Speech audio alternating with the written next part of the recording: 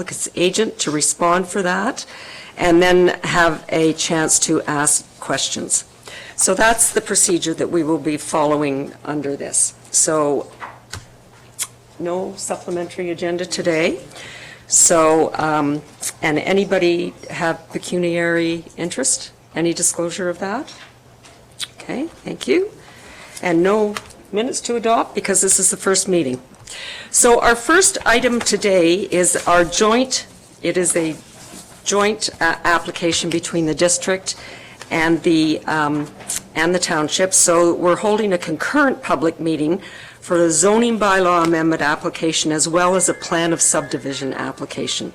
These applications have been submitted by Planscape Inc. on behalf of the Ross family in order to facilitate a residential development proposal.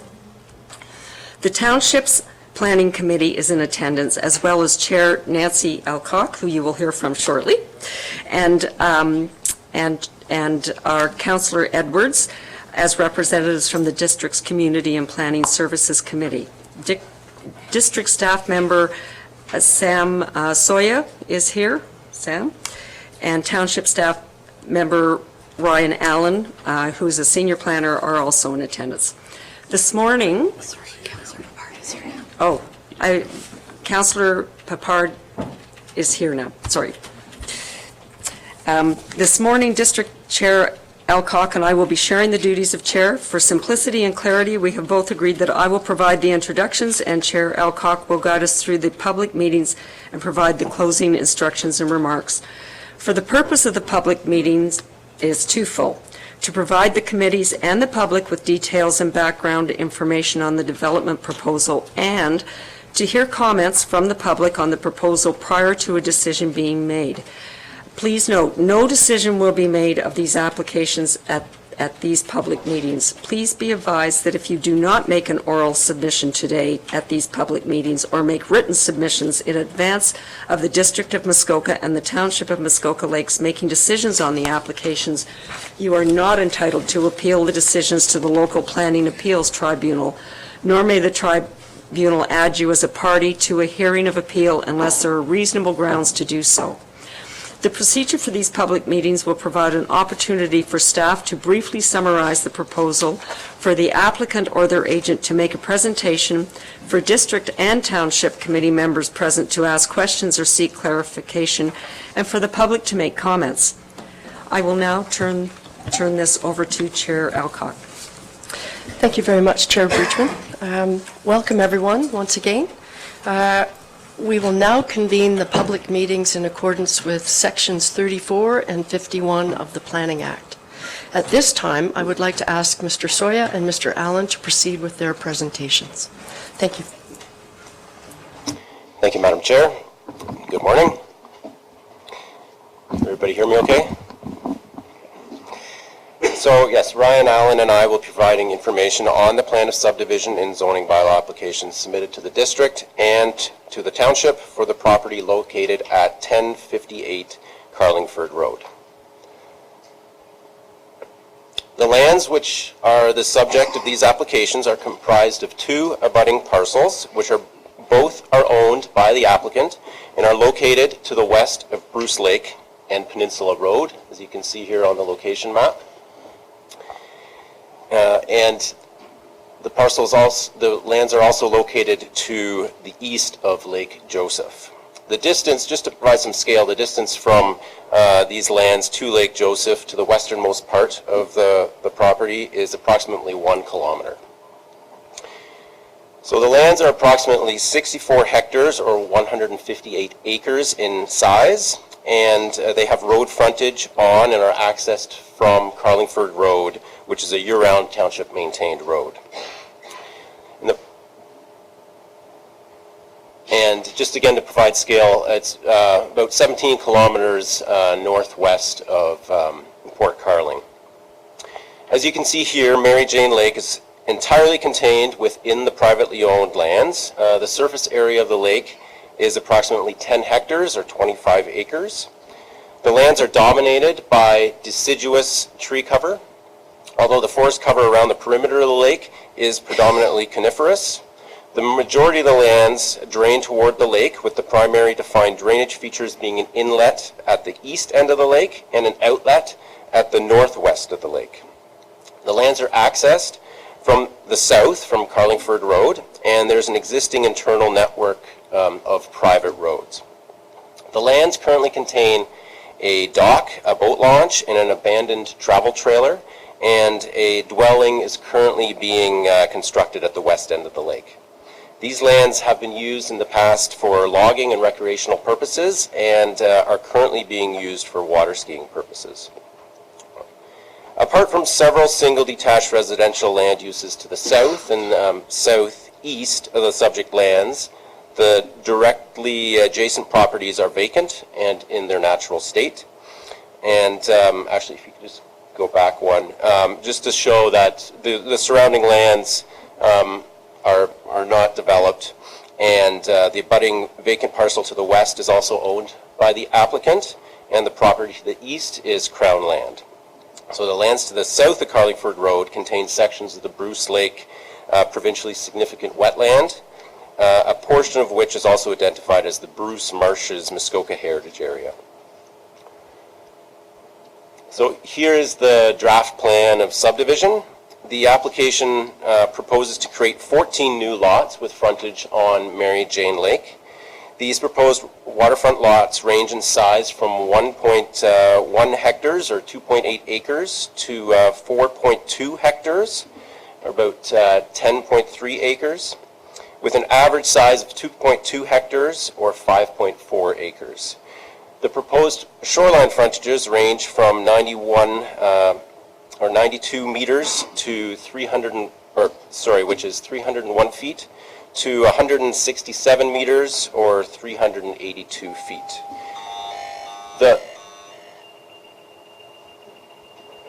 The remaining, I thought it was a fire alarm. The remaining lands to the south, identified on the draft plan as Block 15, are 33 hectares in size or 82 acres. So for reference, the draft plan also shows the locations of the proposed internal private road network, which is to be upgraded and expanded from its existing condition to provide vehicular access to each of the lots. It's proposed that each of the proposed lots be serviced with private individual on-site septic systems and potable water by providing be provided by either wells or surface water from Mary Jane Lake.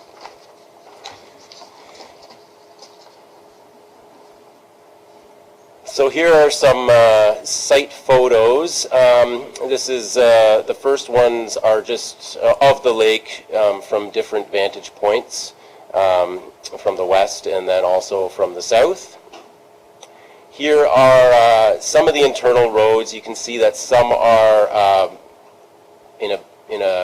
built to a higher standard than other ones, and that's why upgrades are required. And here is on the left is a picture of the current boat launch area and the dock that exists on the lake.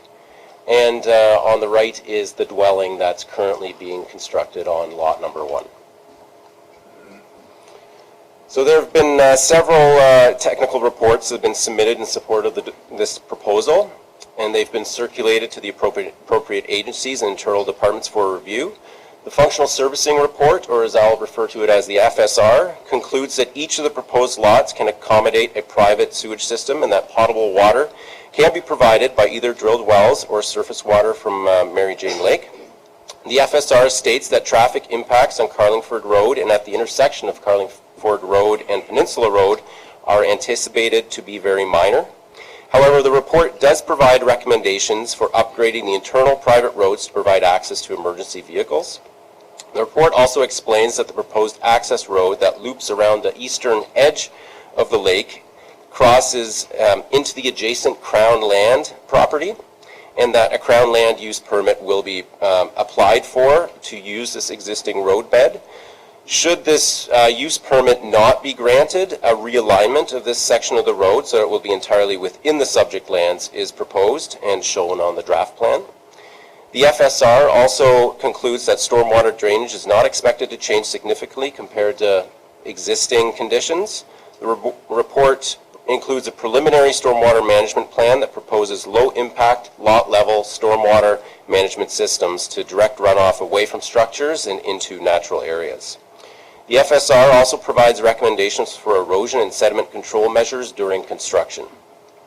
An addendum with additional clarification related to upgrades along the access roads and the provision of water supply for firefighting was recently provided. The addendum also includes a revised site plan that takes into account the constraint areas identified in the environmental impact study. So the environmental impact study, or I'll refer to it as the EIS, was completed by Riverstone Environmental.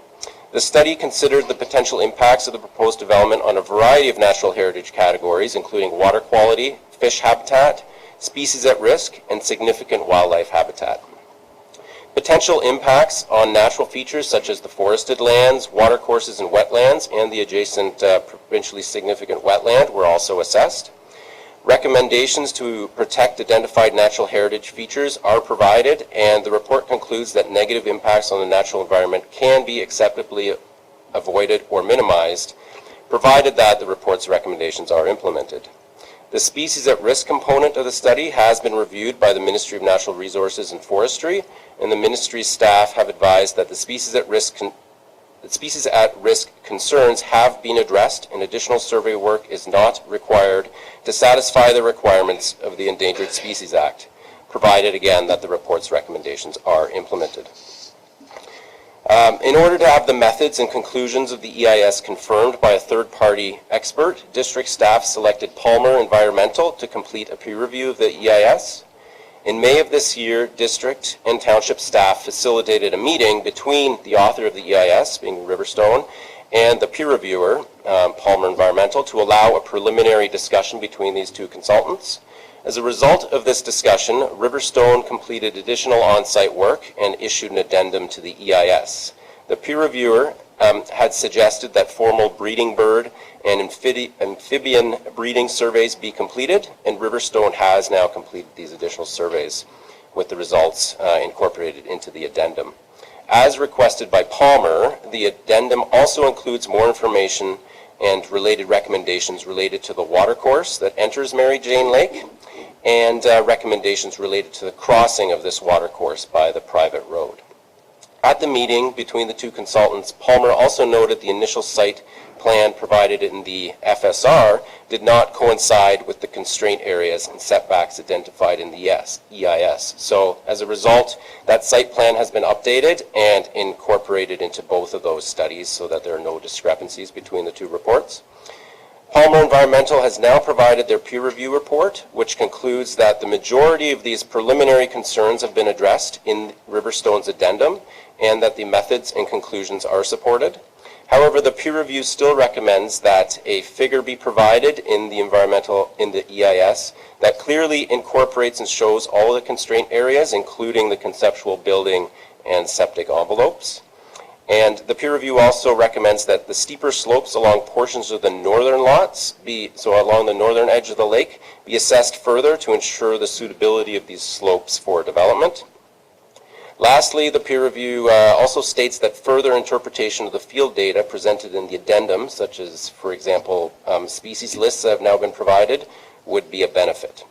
So to address these remaining concerns, a further addendum from Riverstone is anticipated.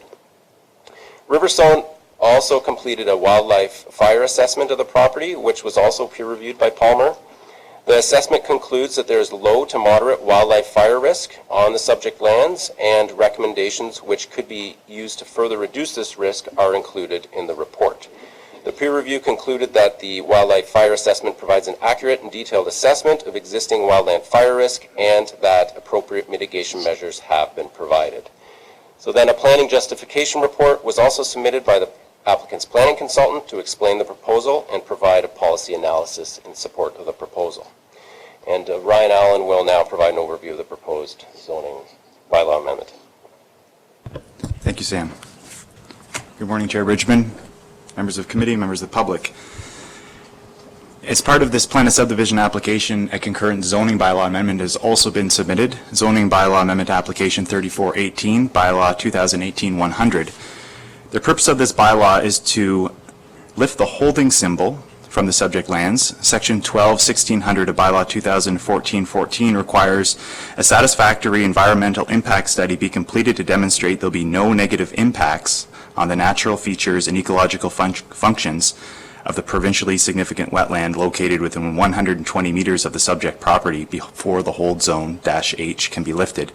An environmental impact has been completed, and the applicant is requesting that the holding symbol be lifted from the lands. The purpose of this bylaw is also to rezone a portion of the subject lands from rural RU2 and rural scenic corridor RU2-S to to waterfront residential WR8-7, also from rural RU2 to open space OS2, from waterfront residential WR8-7 to environmental protection EP1, and from rural RU2 to environmental protection EP1. A note on the screen, there's, apologize for a small map, but there is mapping attached to Council's agenda that clearly shows the proposed zone changes and the areas that are proposed to be rezoned. In addition, this amendment also includes specific recommendation or specific components related to the use. Waterfront residential zone permits the following main uses: residential dwelling unit and the following accessory uses: bed and breakfast, home-based business, sleeping cabin, and accessory structures. The open space OS2 zone permits the following main uses: agricultural uses, conservation, forestry operation, hunt camp, museum, open space recreation, and wayside pit or quarry. The environmental protection EP1 zone permits the following main uses: the production of cranberries, excluding buildings and structures, flood control, erosion control, and provisions for pedestrian access, such as a boardwalk, but not including shoreline structures. The purpose of this bylaw is also to amend Section 417 of Bylaw 2014, being the permitted location of docks on a Category 3 lake, Mary Jane Lake. The applicant proposes to prohibit docks located within Type 1 significant fish habitat. The purpose of this bylaw is also to provide an exemption to Section 411 of Bylaw 2014, being the permitted main uses in the waterfront residential zone. The applicant proposes to permit a boat launch ramp located on proposed lot number 3 to be the only boat launch ramp permitted on Mary Jane Lake. The proposed bylaw amendment will have the effect of lifting the holding symbol from the lands, rezoning a portion of the subject lands from rural RU2 and rural scenic corridor RU2-S to waterfront residential WR8-7, from rural RU2 to open space OS2, from rural residential WR8-7 to environmental protection EP1, and from rural RU2 to environmental protection EP1, prohibiting docks to be located in Type 1 significant fish habitat, and permitting a boat launch ramp to be the only located on proposed lot number 3. Summarize a bit of the background for the public notification. All property owners within 800 feet of the subject lands were provided notice. Notice was also posted on the property adjacent to Carlingford Road. In addition to that, the application was circulated to all of the required municipal departments, and several written comments have been received. We have received comments from the District of Muskoka related to the zoning bylaw amendment. I'll summarize the district comments. District staff would not recommend that a decision on the above noted zoning bylaw amendment be made and the application be deferred until the peer review process associated with the environmental impact study and the wildland fire assessment have been finalized. Comments received from agencies and members of the public have been reviewed and considered, and council is satisfied that the recommendations of all technical studies and plans will be implemented through the appropriate development control techniques. And those comments are signed from Planner Sam Soya. This application was circulated to internal township departments. The Development Services Department has reviewed the application and has no concerns from building code objections. The Public Works Department has reviewed this application and has raised concerns about the proposed access to a public roadway, Carlingford Road, and notes that the intersection must be at a 90-degree angle and the current design is unsafe. It was also noted that if any roads internal to the proposal become public roads, they must be built to an applicable standard. They note the gravel base of a certain depth and a speed limit. Emergency services provided comments related to this application, and they identify 3 concerns specifically related to 1, water supply, 2, firefighting apparatus support on roadways, and 3, four-season access to all structures. And I'll elaborate briefly. The proposed subdivision poses challenges to gain access to adequate water supply for immediate firefighting operations. Emergency Services has offered several options to address this concern. 1, installing sprinklers in each of the proposed buildings. 2, provided a dedicated roadway leading to a lake with a dry hydrant installed for immediate water access. They also note that firefighting apparatus must be supported on the roadway, which is critical to fire department access to gain to properties in the event of an emergency. To address this concern, it is recommended that access routes within the property are designed to access route design section of the Ontario Building Code. And lastly, road access to all properties within the proposed subdivision will be required during all 4 seasons to ensure adequate fire protection can be provided. We've received some letters from the members of public. The first one is from Tom and Lori Campbell at 1071 Campbell's Road. They note specific concerns with the application. They're surprised at the density of number of lots on such a small lake, and they additionally have concerns about runoff from the lake which flows through their property and out into Little Joe Lake. We have received a letter of concern from Lisa Grogan Green. Township Council specifically has been forwarded some copies of studies that were completed, specifically a luminological report and a report from Anthony Usher, planning consultant, as well as a peer review of the EIS completed by North-South Environmental. For the benefit of the people in the room that didn't receive copies of these studies or haven't had a chance to read them, I'll summarize the contents of these letters if council or the committee is okay with that. Anthony Escher, planning consultant, notes that development of a small lake, there's development of a small lake proposed, and there's specific policies referenced in the official plan that should be addressed.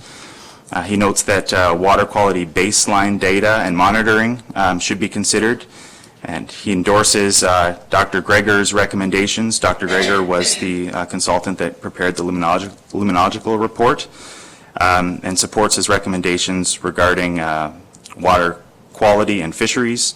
Mr. Escher also recommends that a boating impact study is required as per township official plan policies.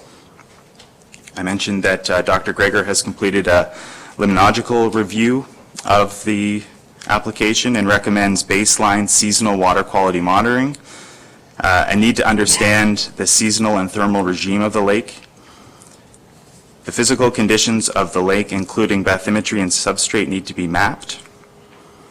If this application is approved, ongoing impact assessment, monitoring of water quality during and post-construction should be required.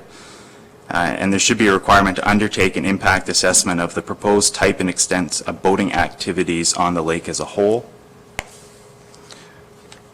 We've also received, as I mentioned, a peer review of the environmental impact study. This is in addition to the Palmer peer review that the district had commissioned. This was completed by North-South Environmental, Inc. Sarah Menge was the author of this application. I note that Ms. Menge is here to make a presentation, short of trying to summarize her detailed report. If committee would be satisfied to leave it up to hear from Ms. Menge, I will skip over those details. Those are all of the public submissions that have been received related to this application.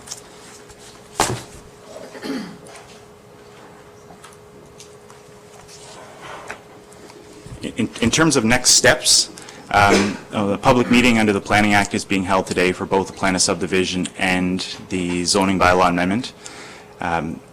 Consideration of public and agency comments. Would you like to complete this piece? Okay. We're going to hand off again. Sorry, just to stick with the plan. But I just wanted to mention, I think we had received a few other letters as well, but they were mainly just asking for notice of the meetings and that type of thing, and reiterating the concerns that were on the previous slide. with regards, as shown on the previous slide.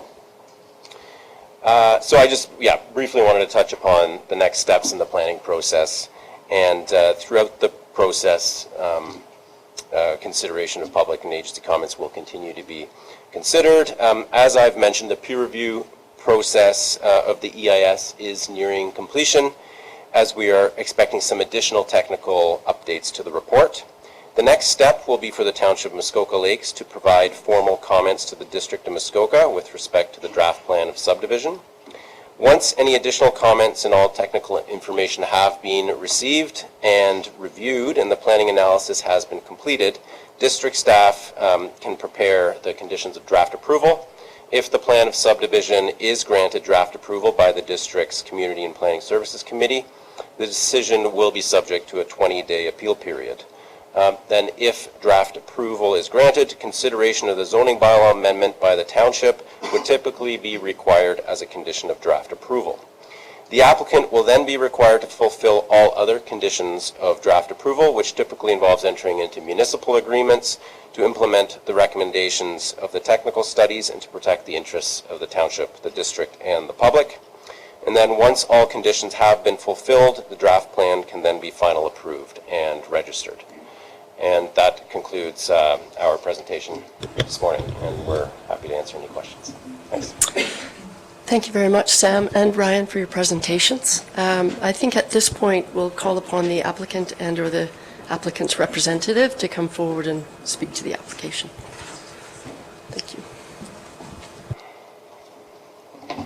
Thank you, Madam Chair. My name is Rick Hunter with Planscape, 104 Kimberley Avenue in Bracebridge, postal code P1L1Z8. We're here to provide our presentation in support of the applications that are before you. I will actually be very, very brief because I'd like to thank the district and township staff for having done an extensive review of the planning components of the application. So I think my portion of the presentation will be fairly short.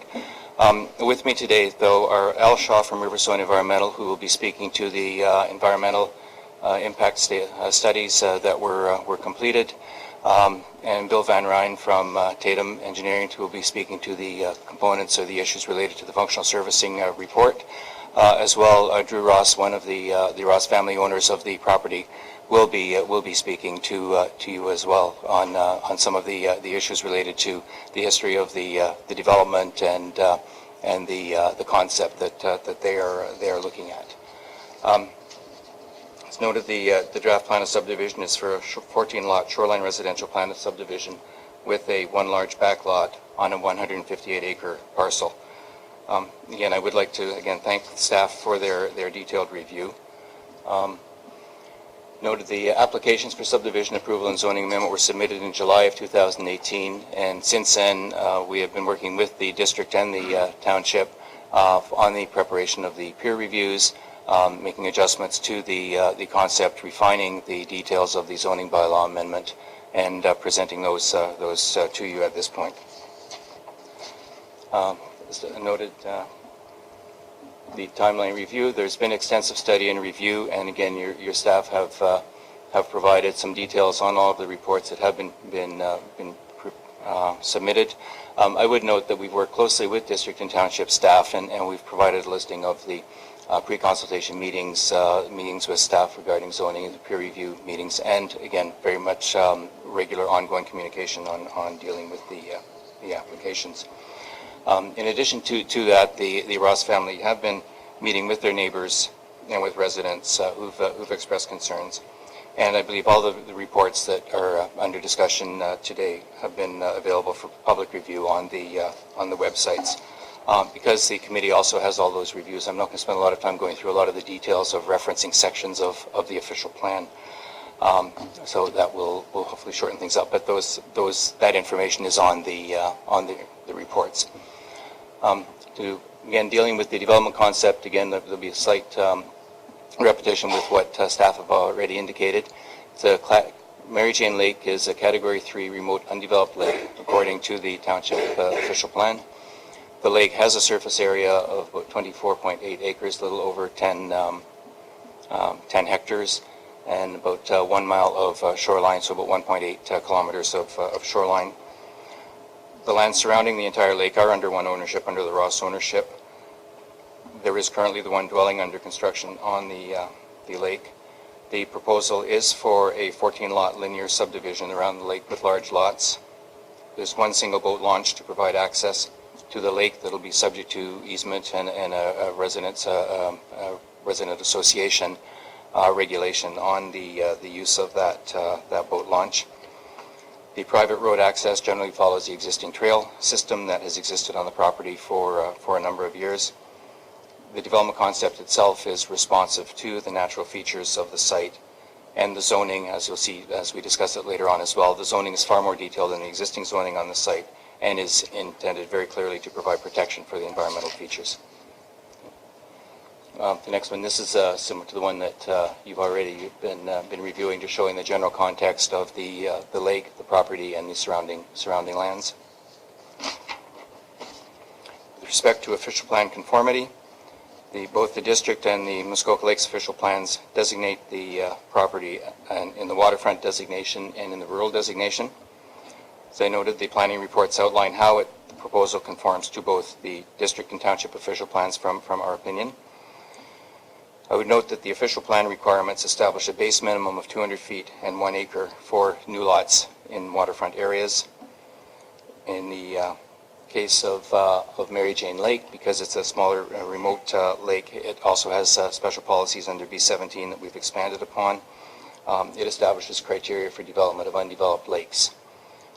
Again, that these lakes development be subject to site plan control, that limited shoreline structures will be permitted, that the development potential is reduced to maintain the remote cottaging experience, an expectation that lot sizes and frontages would generally be larger, and the only permitted shoreline structure is a single dock on each lot. I would note that in response to that, the development is subject to site plan control, and the restrictions on development potential and standards are already reflected in the WR8 requirements and are also enhanced with the current zoning proposal that's before you. So that in my opinion, the proposal conforms to both the Muskoka official plan and the Muskoka Lakes zoning bylaw, and the township official plan as well. With respect to the existing zoning, the property, Mary Jane Lake, at the present time is zoned WRH-7 around the entire perimeter of the lake, as noted on the sketch, with the balance of the property zoned rural RU2. Again, the small portion on the northeast corner that is within the scenic corridor area of Peninsula Road, and at the south end, the RU2, the holding zone, that is, again, within the 120 meters of the Bruce Lake wetland complex. So, again, as noted, the property is zoned, currently zoned WR8. Madam Chairman, the WR8 or R8 zone sets out the minimum lot standards that reflects the official plan policy direction that's in policy B17 that's been referred to. It requires a minimum 300-foot frontage, a minimum 2-acre lot area, a reduced lot coverage of 5%, and does not permit boathouses. So these are standard restrictions in the WR8 zone that exceed the standards from the WR1 zone, the usual waterfront zone. These proposed lots, as well the 14 lots that are proposed on the lake, are considerably larger than the already enhanced WRH standard. The frontage varies from 301 feet to 546 feet or 550 feet, with an average of 381 feet. The area varies from 2.8 acres to 10.3 acres. The average for the lots is 5.4 acres. So again, the standards are quite a bit larger than the already enhanced standards that are in the WR8 zone. And Madam Chair, with that respect to section B17 of the official plan, I believe that from a zoning perspective that the application will comply with those provisions. Again, a little more detail on the zoning itself. The WRH zone is being enlarged to reflect the proposed lot boundaries. The proposal will rezone natural features and buffers to the Environmental Protection 1. The open space buffer zone will be added as a buffer to deal with the township concerns of potential for backlot development within the vicinity of the lake. And as well as a separate schedule, there will be the identification of fish habitat areas where docks are permitted. With respect to subdivision approval, staff have already commented on the next steps, and what information will be in the subdivision material, so I won't go into any further detail on that. Madam Chair, I'll just ask Mr. Shaw to now present on the environmental features. Great, thank you very much. Thanks, Rick. Madam Chairs.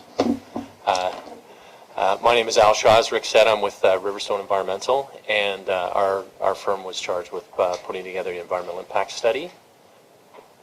Thanks, Ryan. I'm going to go through a little bit, just a little bit about the process of doing an EIS and the information that was collected on site, and really the final results of all of that are maps that show where natural features are that require protection, the buffers that go around them, and how the development as proposed now fits into those constraints, as well as a little bit of the as mentioned before, the study was peer reviewed and the results of that. This is right from our report, so I'm not going to go through all the wording, but basically what we do when we go out to do an environmental impact study is do our homework, do our background research, get information from the agencies that have natural features information. And at the time we were doing this, it was primarily the Ministry of Natural Resources and Forestry, although some of that has changed with the new government. But really that sets the stage then for directing us in the field of what we have to do to fill any gaps of information that isn't there, and expand and confirm on the information that is available. That ends up going on maps and ends up being reviewed for the potential for impacts and what that potential is, putting on the appropriate buffers for those features that need protection, that require protection through either municipal, provincial, or federal policies and law, and then finally putting together a plan to avoid impacts to those features and mitigate them where that's appropriate. This is also from the report. It basically lays out the time and the different individual studies that were done on the property. I think it totals almost 65 or a little bit more hours spent out on the site at different times looking at different components of the natural environment. And that includes at the bottom there, I mentioned, and it was mentioned before by Mr. Soya, that the peer review process had suggested that a bit of additional information be collected, mostly related to breeding birds and amphibians, and so additional studies were done to cross those off the list and make sure that nothing was missed. Thanks, Ryan. A little difficult to see here, but this is the first figure in the report that is specifically about turtle habitat, and as noted by Mr. Soya earlier too, that Blanding's turtle was of chief concern. It's a threatened species in the area, and we wanted to make sure that if the lake functioned as habitat for Blanding's turtle, that it was appropriately protected. So the green dots are basically where we went out and stood and looked for Blanding turtle during the appropriate time and following protocols set out by the MNR. Basically, we never saw the Blanding's turtle we saw painted turtles, but we never saw any Blanding's turtles in the lake itself. The two sort of pink areas with the red hatching around them with the buffer in the corners of the northwest and the southeast corner. We did look in those areas. We did not look in the southeast corner. No development is proposed anywhere near it. So we went with the idea that we sort of assume that they're there, put on a buffer, stay away from it. In the northwest, we did have a station up there looking for the Blandings. Didn't see it, but the wetland does go off the property and continues on. So as in an abundance of caution, we still assumed that they could possibly be there and put a protection and buffer area around it. And as Mr. Soya said, that because it is a species listed under the Endangered Species Act, the agency responsible for that act at the time, the MNRF, had reviewed our work on species at risk and Blanding's turtle in general, and agreed that agreed in our findings. Thanks, Ryan. Again, it's a little bit tough to see on there, but this really overlays all the rest of the information that we collected on the site related to the different vegetation communities. Those are the sort of thin yellow lines that are on there. Tough to see in the shoreline area of the lake. There's red hatching that relates to fish habitat. We did actually, oh, thanks, Ryan, that's good. We did actually get out and collect fish on the lake as well with a method that uses electricity actually to stun fish. And we went around the entire lake, up and down the middle, on the shoreline, everywhere, and we found one species of fish, and it's a small minnow, northern red-bellied dace. It's extremely common in Muskoka, and you can find it anywhere from small lakes, larger lakes along the shoreline. They predominantly use the shoreline area, and beaver dams, beaver dam ponds. If there's a fish in there, it's generally a northern red-bellied dace. You can also see some of the other symbols there related to our stations for collecting amphibian breeding information and breeding bird surveys as well. And this is really the final result of what we do, is putting on the map those parts of the natural environment that have policy legislation that mandates their protection and buffers around it. One thing I'll talk about is the vernal pools, which are sort of the pinky area with the red buffer around it. That was one of the suggestions of the peer review. To be honest, it's one of those things, the amphibian breeding, everybody hears the peepers calling and things like that. I find it's one of those things that, although it's part of the provincial policy statement, significant wildlife habitat it can be, it's one of those items that's really a lot more common up here, where we have a largely forested landscape compared to other areas further south.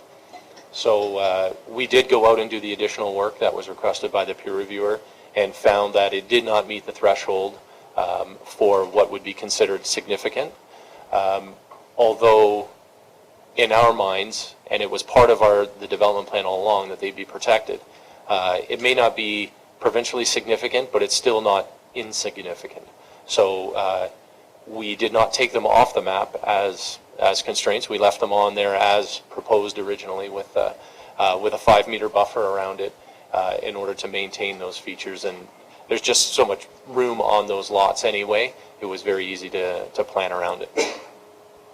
Really, I think that as far as constraints go, the biggest thing that helped shape where lot lines happened, and as Mr. Hunter said, the frontages and the sizes had to be bigger than the minimum in that sort of small rural lake zone, was fish habitat. There were little pockets of vegetation all along, particularly around the southern side, that really necessitated moving those lot lines a little further around in order to accommodate those, because we had to make sure that there was no docks being proposed in those areas.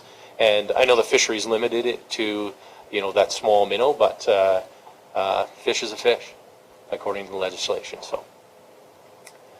And with that, I'm going to pass it on to Bill Van Ryan from Tathan Engineering to talk about the functional servicing.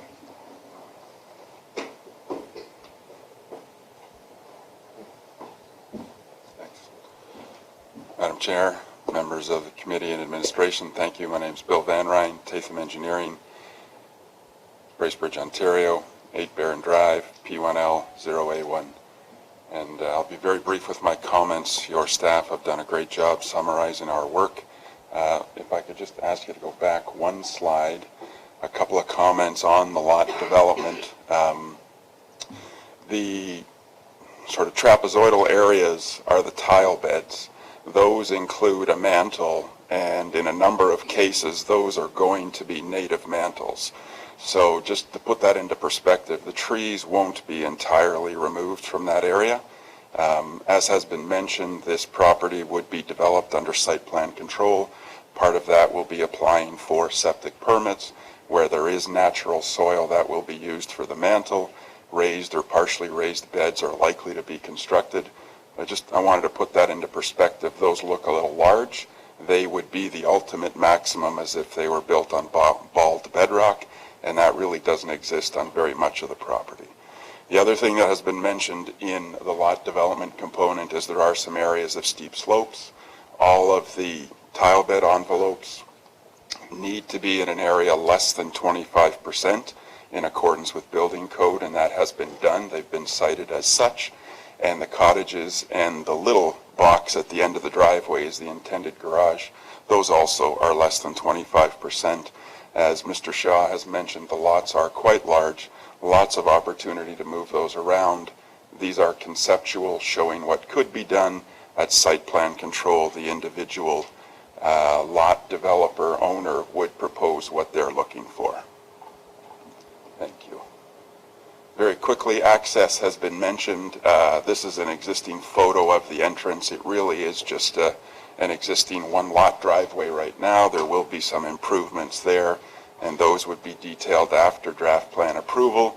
The driveways on site will be private. There is no intention for those to be maintained by the township, and important to note that they really do follow the existing logging trails. So there will be limited tree removal required. A number of the driveways have been upgraded already. That work is essentially done. It's really when you get to the east and the north side of the property that there's a bit more work to be done. As has been mentioned in your staff reports, the existing driveway goes around the east side of Mary Jane Lake, the little sketch at the bottom. Thank you. The need for a work permit is really only to upgrade the culvert. Crown land allows for you to upgrade the driveway with gravel and to do some limited regrading. As soon as you deal with drainage, with replacing a culvert, you need to apply for a permit. That application is together and ready to be submitted. We were waiting until we got a little further in the process. If that is not approved, we have the ability to realign the driveway on the Ross property, and we've got a little sketch that we can show you how we would do that. Thank you. Fire supply has been mentioned. One thing that I would like to note, Riverstone have prepared the wildland fire assessment that ranked the property as the lowest risk category. That's primarily related to more deciduous, less coniferous. Part of our recommendations for developing the lots are not to use cedar shakes on the roof or wood siding, that type of thing, that dead wood be pruned and removed from around the developed areas. The grass is cut, and obviously keep the brush back from the built structure. There will be a dry hydrant proposed and installed at the existing boat launch, and there will be a turnaround constructed there which would allow the fire truck to get in and access that. And just, it's essentially working that way right now. A full-size pickup with a 20 or a 22-foot boat on a trailer behind it can turn around and back in there right now. So it's essentially there based on existing conditions. Needs a little bit of gravel and a little bit of tune-up.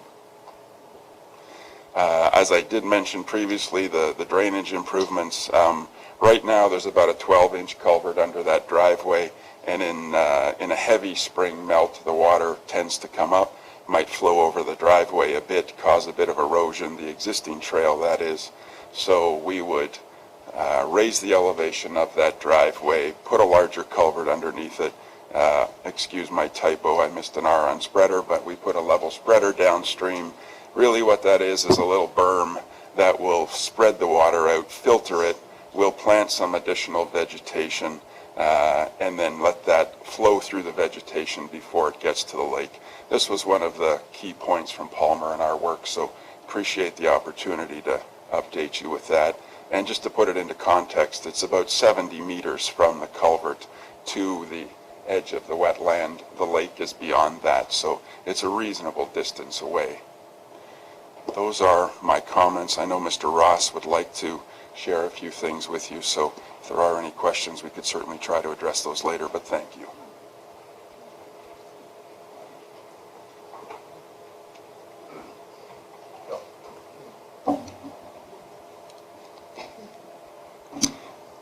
Chairs, Mr. Mayor, councillors, members of staff from the township and the district, as well as members of the public, thank you for hearing us today.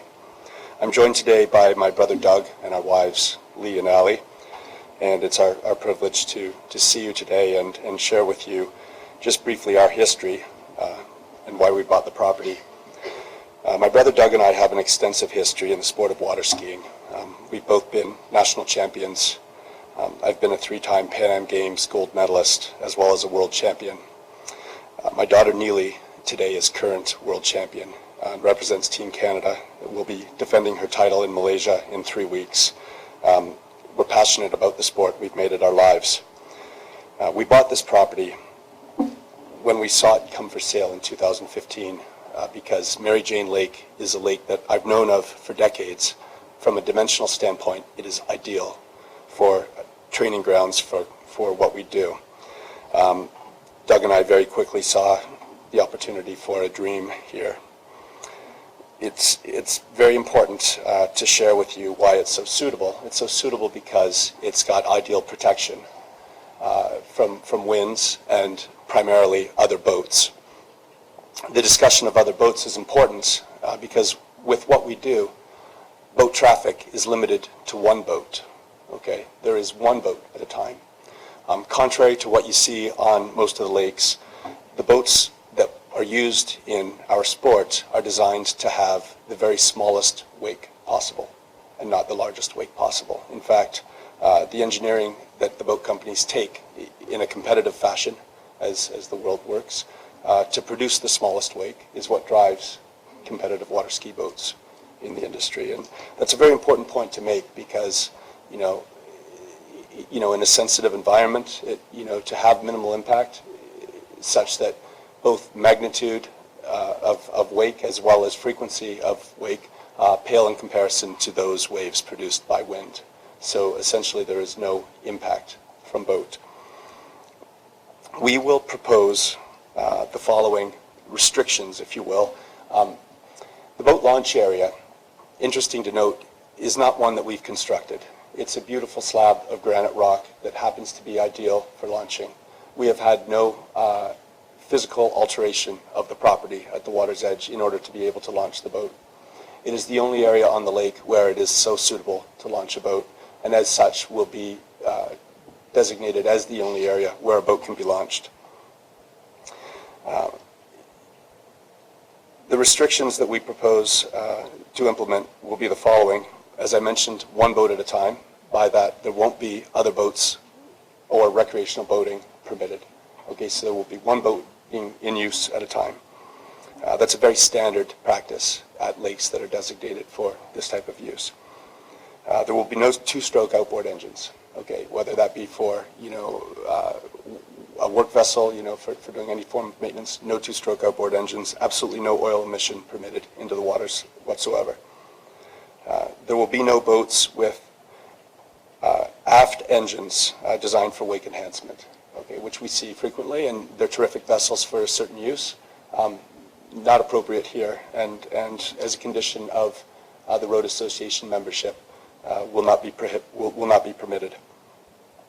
Finally, as you'll see, and as has been mentioned, our proposed lot sizes are huge. They range, again, from 3 to 10 acres and between 300 and 550 feet of linear water frontage.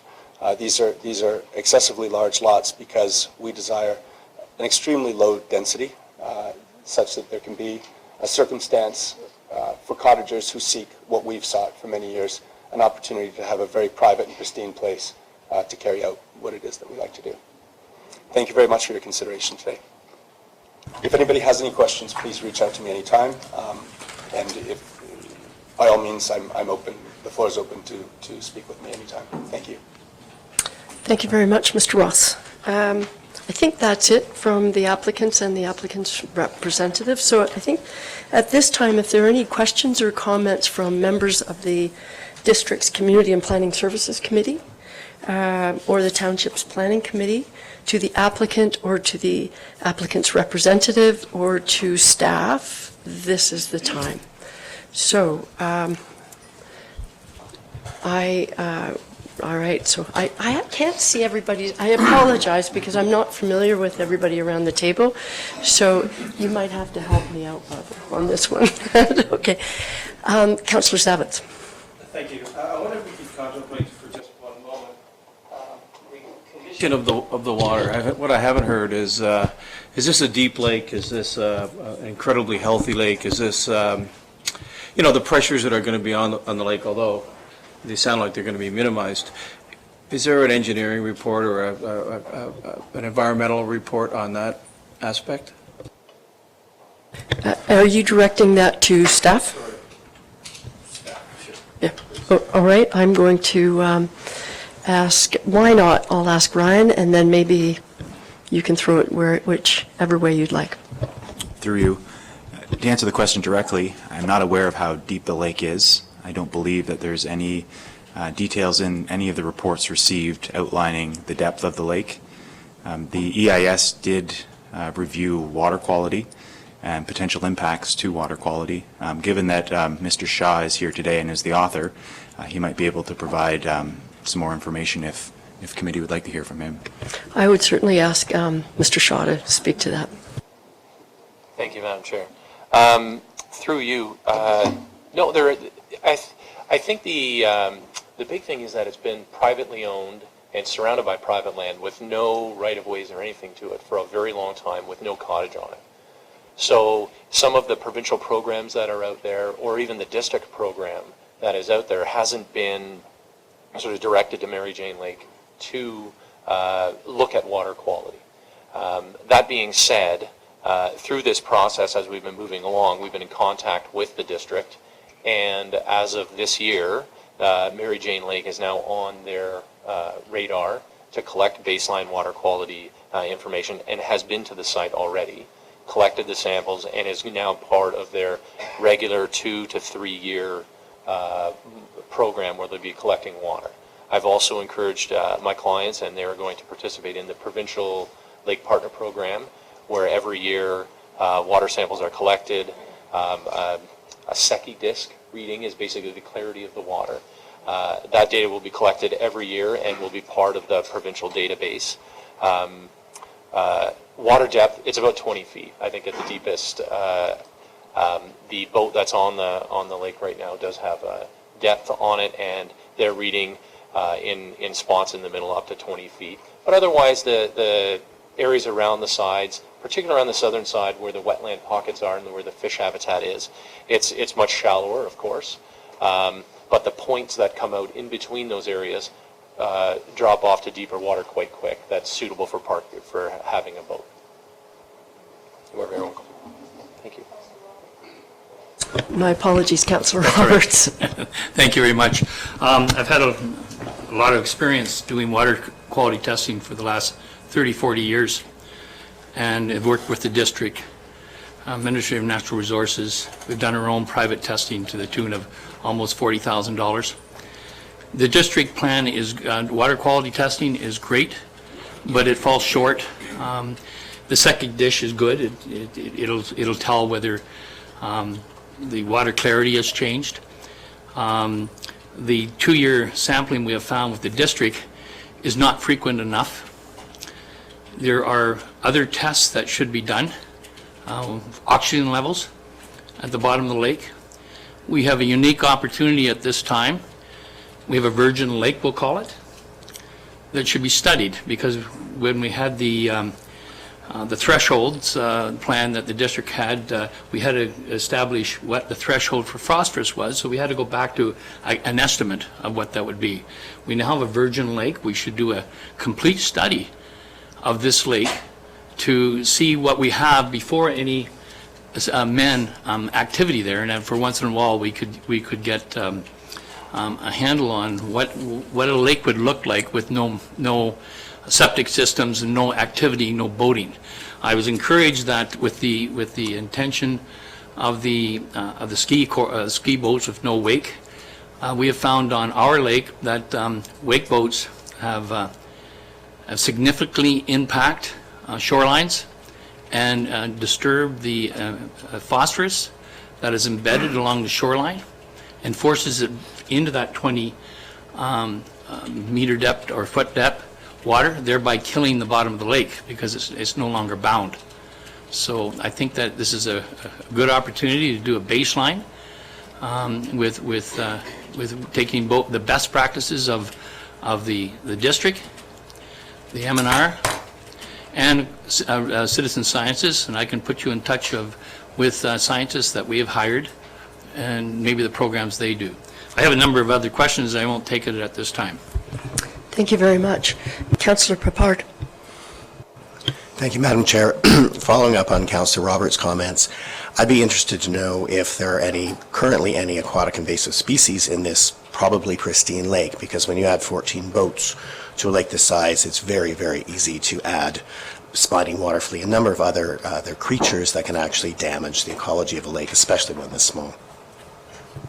So would you like to ask that question in the sense of, has there been any work in that? Or Of Al Shaw, yeah, definitely.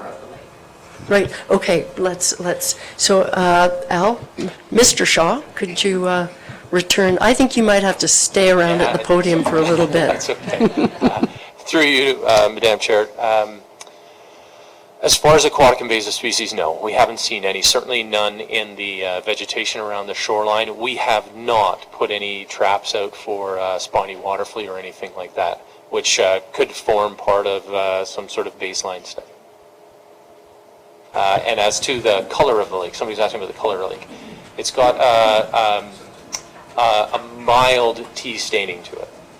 It's not incredibly tea stained like you'd see in, say, a brandy lake that has a considerable amount of wetland in the upper watershed.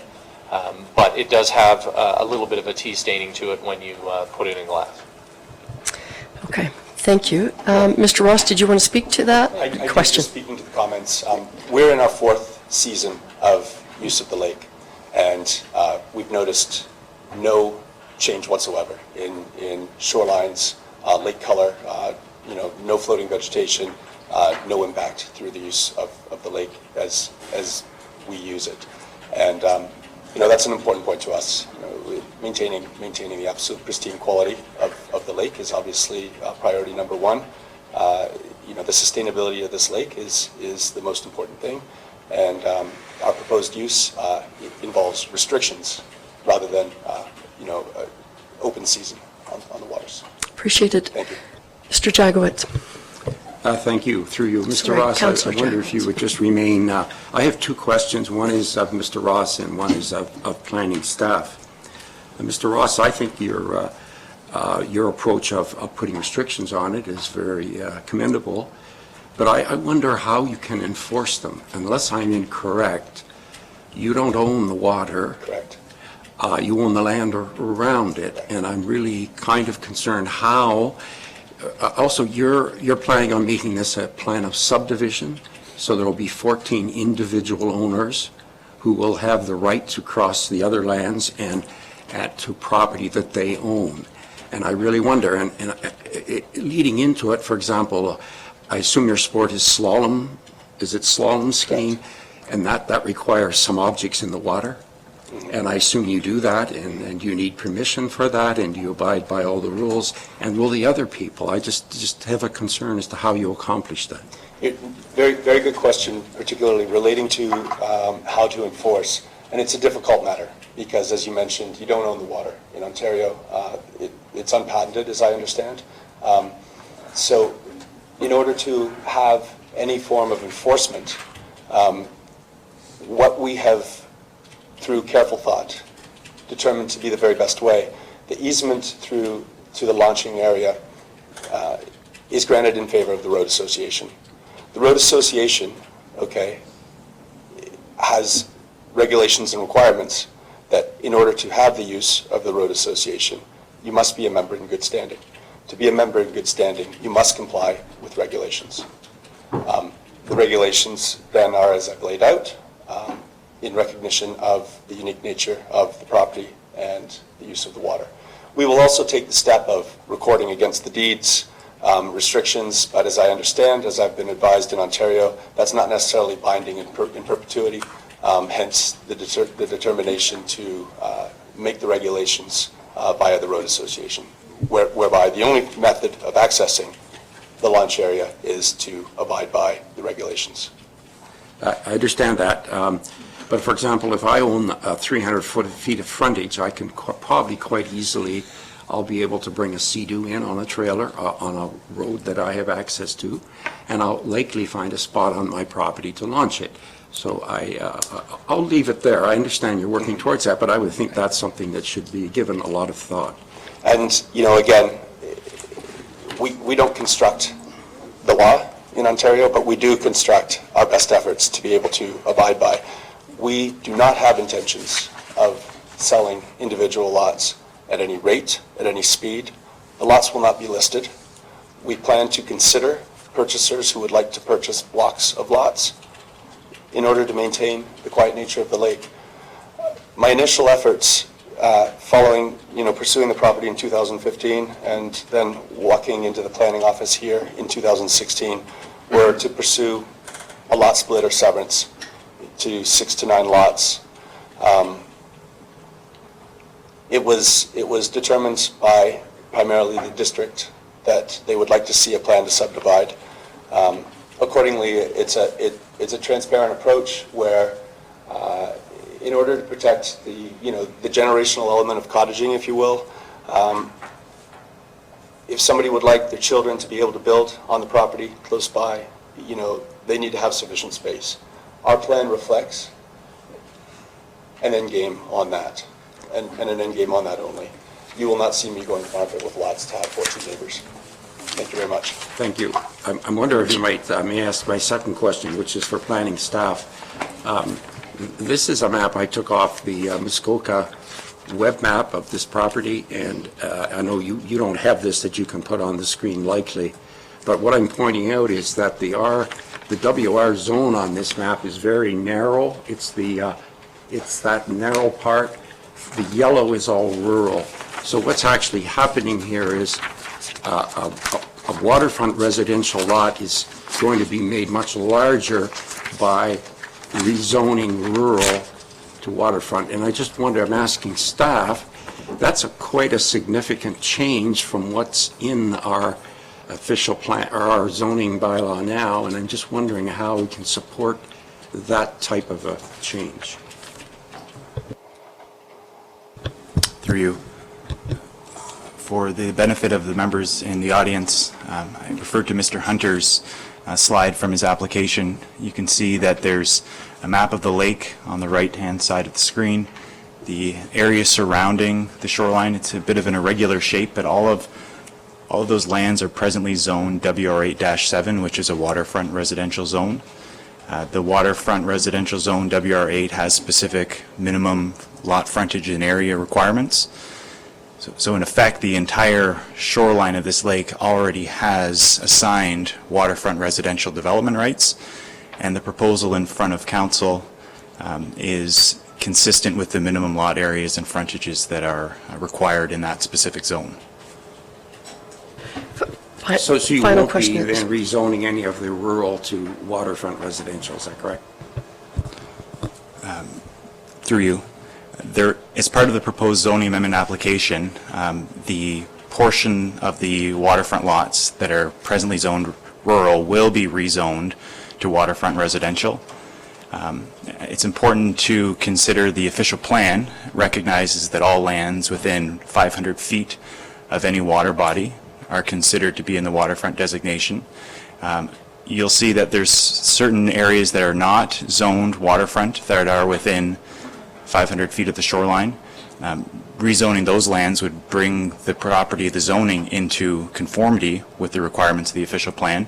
The official plan also notes for lots that are deeper than 500 feet, so there's lands beyond 500 feet of the shoreline, that if the lots are functionally related, if all of the lands are functionally related to the waterfront residential use, then it's appropriate to assign the waterfront residential zoning to all of those lands. Councillor Nishikawa. Thank you. Just for everyone, I'm really struggling with this particular application. I happen to live on a lake similar to this. My morning wakes up spectacular. My going to sleep at night is spectacular. The activities that happen, and I'm only one owner, there's no other habitants on the property other than so much wildlife and so many of those peepers. Even, earlier in June, for instance, I had a phone call with my son in Halifax and held the phone out because it was something he was missing. I don't know that anyone is living on the property right now, but if you're not, you're missing something spectacular. I But am sleeping there. Well, I just want to say, though, that when there are other people that come into the lake, which they have the ability to because we're part of a Crown situation,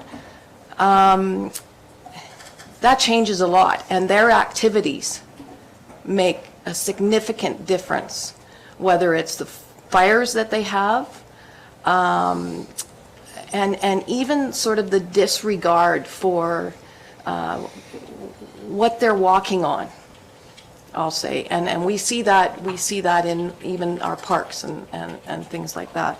So I'm really struggling, for instance, with the turtle situation. Again, our turtles are a month behind, I will say. There's a biologist in the room will tell me different, but we have, watched for many, many years and actually help out. We are also part of the turtle program that when they happen to lay eggs, we'll call if they're in a location that it's going to be difficult. So often they will just come up into the driveway. I believe that there's a lot more in your lake going on than what I've heard today. Is what I will say. And from what I see in the plan, there is no plan for the habitants of the natural habitants in the area. And so I'm really, really struggling with a lot of this. I question even we have seen over the years, I happen to be across from Hardy Lake Park, and we have seen when there's been storms in Port Carling and the tracking of the storm, so it may bypass Bala, for instance, but it'll hit us in a different way in the Torrance area. And in one particular storm, we lost over 200 trees. There's so much of that needs to be considered from my perspective of all of those other effects of what, I don't see any tracking or any notification, nothing of some of the events that have happened over the last, say, 10 years. And we've had some pretty good storms. The other thing I would say is my concern is I have seen our lake level rise, especially this year, and I'll say it's from rain. Nothing more than just rain. And all of a sudden, where you think that you built 200 or 300 feet back away from the lake, that's come back quite a bit. We know, for instance, we've lost about 5 acres in the last 15 years. Of our property where the lake is growing, which some would say that's great. But I'm just suggesting that there's so much more going on in this lake than what you can put on paper today. And that's where I'm wondering, I'd like to hear from the public more. I'd also, I think that the whole impact about even, not even just developing and I have a construction company too, so I get that we're not always nice, careful people when we're on the land with our equipment and stuff. And so I just don't see that all of those things will be considered. Yes, if someone is going to stand there, and I don't know who that person would be, to say, yeah, you're doing this right, because certainly we don't have the staff ability to do that. And if we do, should there be an extra cost? I don't know. Like, this is pretty significant for me, and it actually breaks my heart that you would be developing this. I'm just sorry to say that, but. Thank you very much, Councillor Nishikawa, and you certainly will have an opportunity to hear from members of the public. But I believe Councillor Roberts has another question, Just- and Yes, and I'd be very quick. very quick, because I think there are other members who would also. Okay, I understand your dream. My goodness, it's a great dream to be able to do your sport in an area such as this lake. I looked down through on the one page on the planning of the subdivision, the 14 lots for a total of 2,694 feet. I observed that there's 5 lots that can be subdivided, making the lake a possible 19 lots. And that raises a concern because we know we want people to come in. They're going to come in right away, want it like on the 420, it can be divided into 2 lots, correct? Am I correct, staff? A 420-foot lot? I don't believe that's correct because my understanding is 300 feet minimum. I'm not an expert. I'm sorry, I think you were directing that to Ryan? Yes, is it 300 feet then? The WR8 zone requires 300 feet of Oh, that's frontage. so. Okay. So So then 600 so I feet would be withdraw it, required. so my mistake, sorry. Okay. That makes me, okay, thank you. I think, I can't tell if I missed Mayor Harding or Councillor Bridgman or Councillor Kelly. It's a toss-up, so I think I'll go with his worship. Thank you, and appreciate everyone who's chimed in and sent emails and comments on this, and we're going to hear some more of that from the public, and I agree with Councilor Nishikawa. It's nice to hear from the public. I take a slightly different view, and I appreciate, I've never water skied on the lake, but I've been to the lake. For those who know my background, it is water skiing. 50 years ago or 80 years ago when Blue Mountain was developed, it was a forested hill, and they cut swaths of trees for people to be able to participate in a sport. We built golf courses, removed trees. We're not doing those anymore, obviously, near water's edge, but so that people can have some kind of a sport. There is no doubt the Ross family is the most decorated water ski family in Canada. And I've seen developments similar down in Hamilton region, Safari Lake, if I'm not mistaken, is a very similar kind of a concept. That it's a community, it's a private ski club. 14 lots, no one's buying on this lake to just get a small little boat and boot around in a sea-doo where you could barely get on plane to go across. And again, if you're only allowed one boat on the lake at one time, why would I do that? I might have a paddle boat. I might have a little pontoon boat to go for a sunset cruise, if you will. And I certainly wouldn't buy there with an activity of people water skiing in front of my dock every day unless I wanted to participate and was that water ski enthusiast. We all look at Bush's water sports. They've got ski jumps, they've got kicker ramps for wakeboarding. It's a full-blown water sport complex that is driving part of an economy. This is a private lake. The only person who owns the property around it is the Ross family. And I agree 100% that we need some baseline data. But we don't need to wait 10 years to see where that baseline goes in 10 years. We'll start monitoring and ensure that we move forward with that. We want to make sure, and again, I'm looking at environmental study and peer review of the peer review, and we're putting people through a lot of stuff to protect the environment, and 100% I agree with that. There's an opportunity, though, to create something very unique. Muskoka happens to be, and I've talked to the owner of Summer Water Sports about this at one point, we really are Canada's water ski capital. Our ski shows, this is what people love doing here. I don't think there's a person in this audience who's got a place on a big lake that hasn't been behind a boat to water ski. And we're going to create an elite training sports center? I think that's really cool. Assuming everything we can do and all the checks and balances are in place to protect an environment.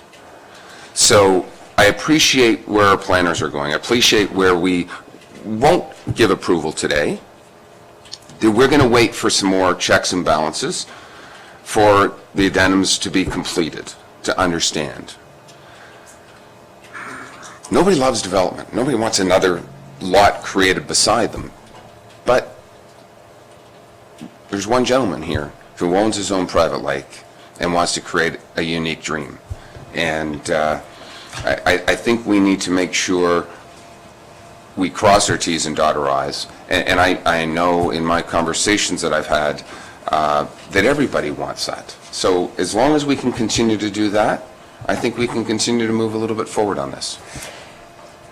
Thank you, Mayor Harding. And before I get to you, Councillor Kelly and Chair Bridgman, I have a quick question because it's very much related to what the Mayor said, and Mr. Ross is right there. So hearing what the Mayor just spoke to with respect to your family history and your illustrious career, what was the motivation to go from you owning one or two the whole property to 14 lots? Because that's the part I guess I'm sort of struggling with, because I understand your motivation.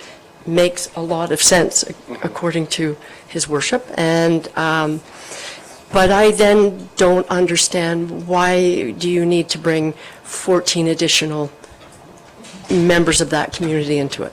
I skied in Townsend Bay with my cousin Felicia in the early 80s and mid-80s.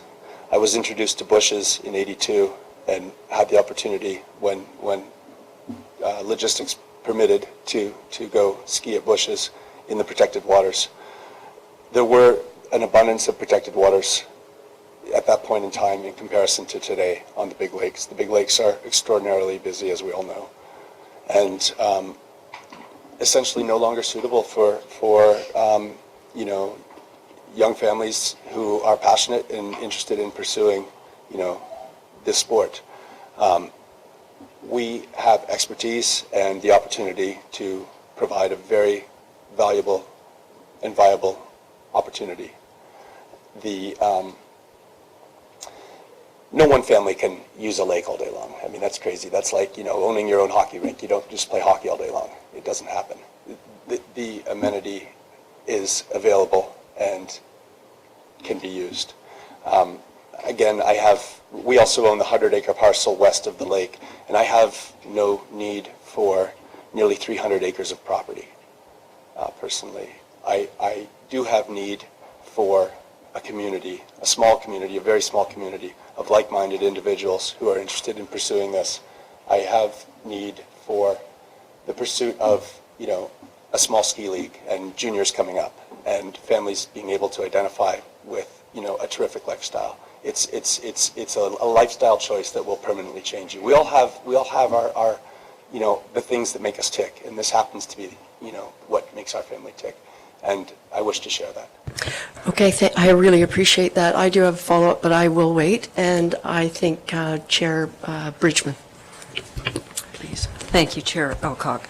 I think I have a comment more than anything else, and it's a question in terms of how would we protect this going forward? Because one of the things I've learned in my short time on council is things that are forever all of a sudden aren't forever, and people come back for zoning changes, et cetera, et cetera. So I think your dream is wonderful, and I get that, but what in the future, we have 14 owners who are not part of a water ski community, and we have 14 boats on this lake. How do we protect against that in terms of granting, if we were to grant this? So I guess that's my question. And so I would like to direct that to our planners. Right. Yeah. Through you, it's a difficult question. We're not permitted to zone people, and as we've heard, we can't control the use of the lake, number of boats, those types of things. The applicant can enter into private agreements, private arrangements with landowners on the lake as they see fit, and enforce those restrictions themselves. I would look to Mr. Pink, the Director of Planning, if he has any additional insight that he could provide I know that there, in large plans of subdivision in the city, restrictive covenants can be placed on a lot. Those are typically enforced by the developer or the owner of the subdivision or the parties to the subdivision. It's definitely a difficult question going forward, how you maintain a particular use or restriction on a lot that is enforced by a private individual.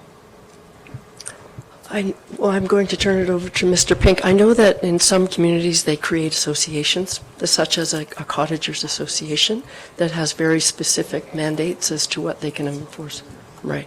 Through your roads corporation, Correct. right? Okay. Correct. So I apologize, Mr. Pink. If I might, in a different jurisdiction, we have built a community with precisely this, and the community was developed in 1996, and to this day it operates and functions specifically and exactly as it was intended with the identical requirements. That jurisdiction is Florida.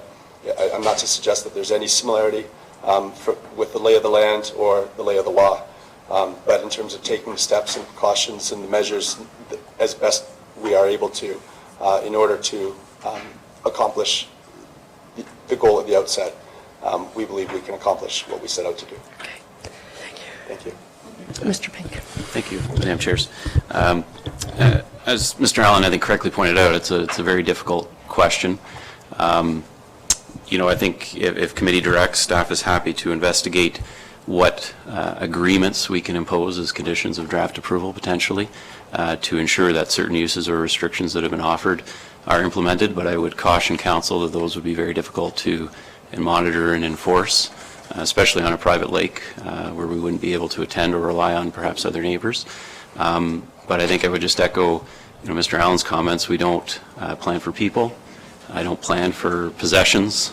We don't look at minor variance applications based on one's boat or their needs. I think as planners do, we look at appropriate official plan policies and provincial plans and policies, and we ensure that any development, regardless of promises that are made verbally, are appropriate. The lots are sized appropriately.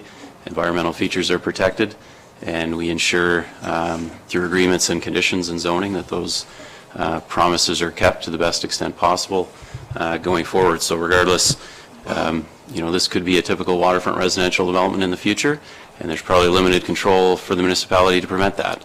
So I think we need to make sure at this stage that the lots are appropriate and the appropriate restrictions are put in place, regardless of what use is being touted today. It would be my advice. Thank you for that. Councillor Kelly, you've been waiting patiently. Thank you, and through you. I need some clarification, because I've heard now Mr. Shaw, Mr. Ross, Mr. Pink, and Mayor Harding suggest that this is a private lake. I don't think it's a private lake. I actually think it belongs to 37 million people. I think you may well own the land around the lake, but the lake itself deserves some recognition and protection. I have not visited the lake. I can see it on the map. I can't get a sense of a scale of it. So let me ask whoever can help me. If I chose to leave here right now and take a kayak or canoe, can I get access through a water course into that lake? I don't believe so. Because it's me, or because I'm stronger than I look.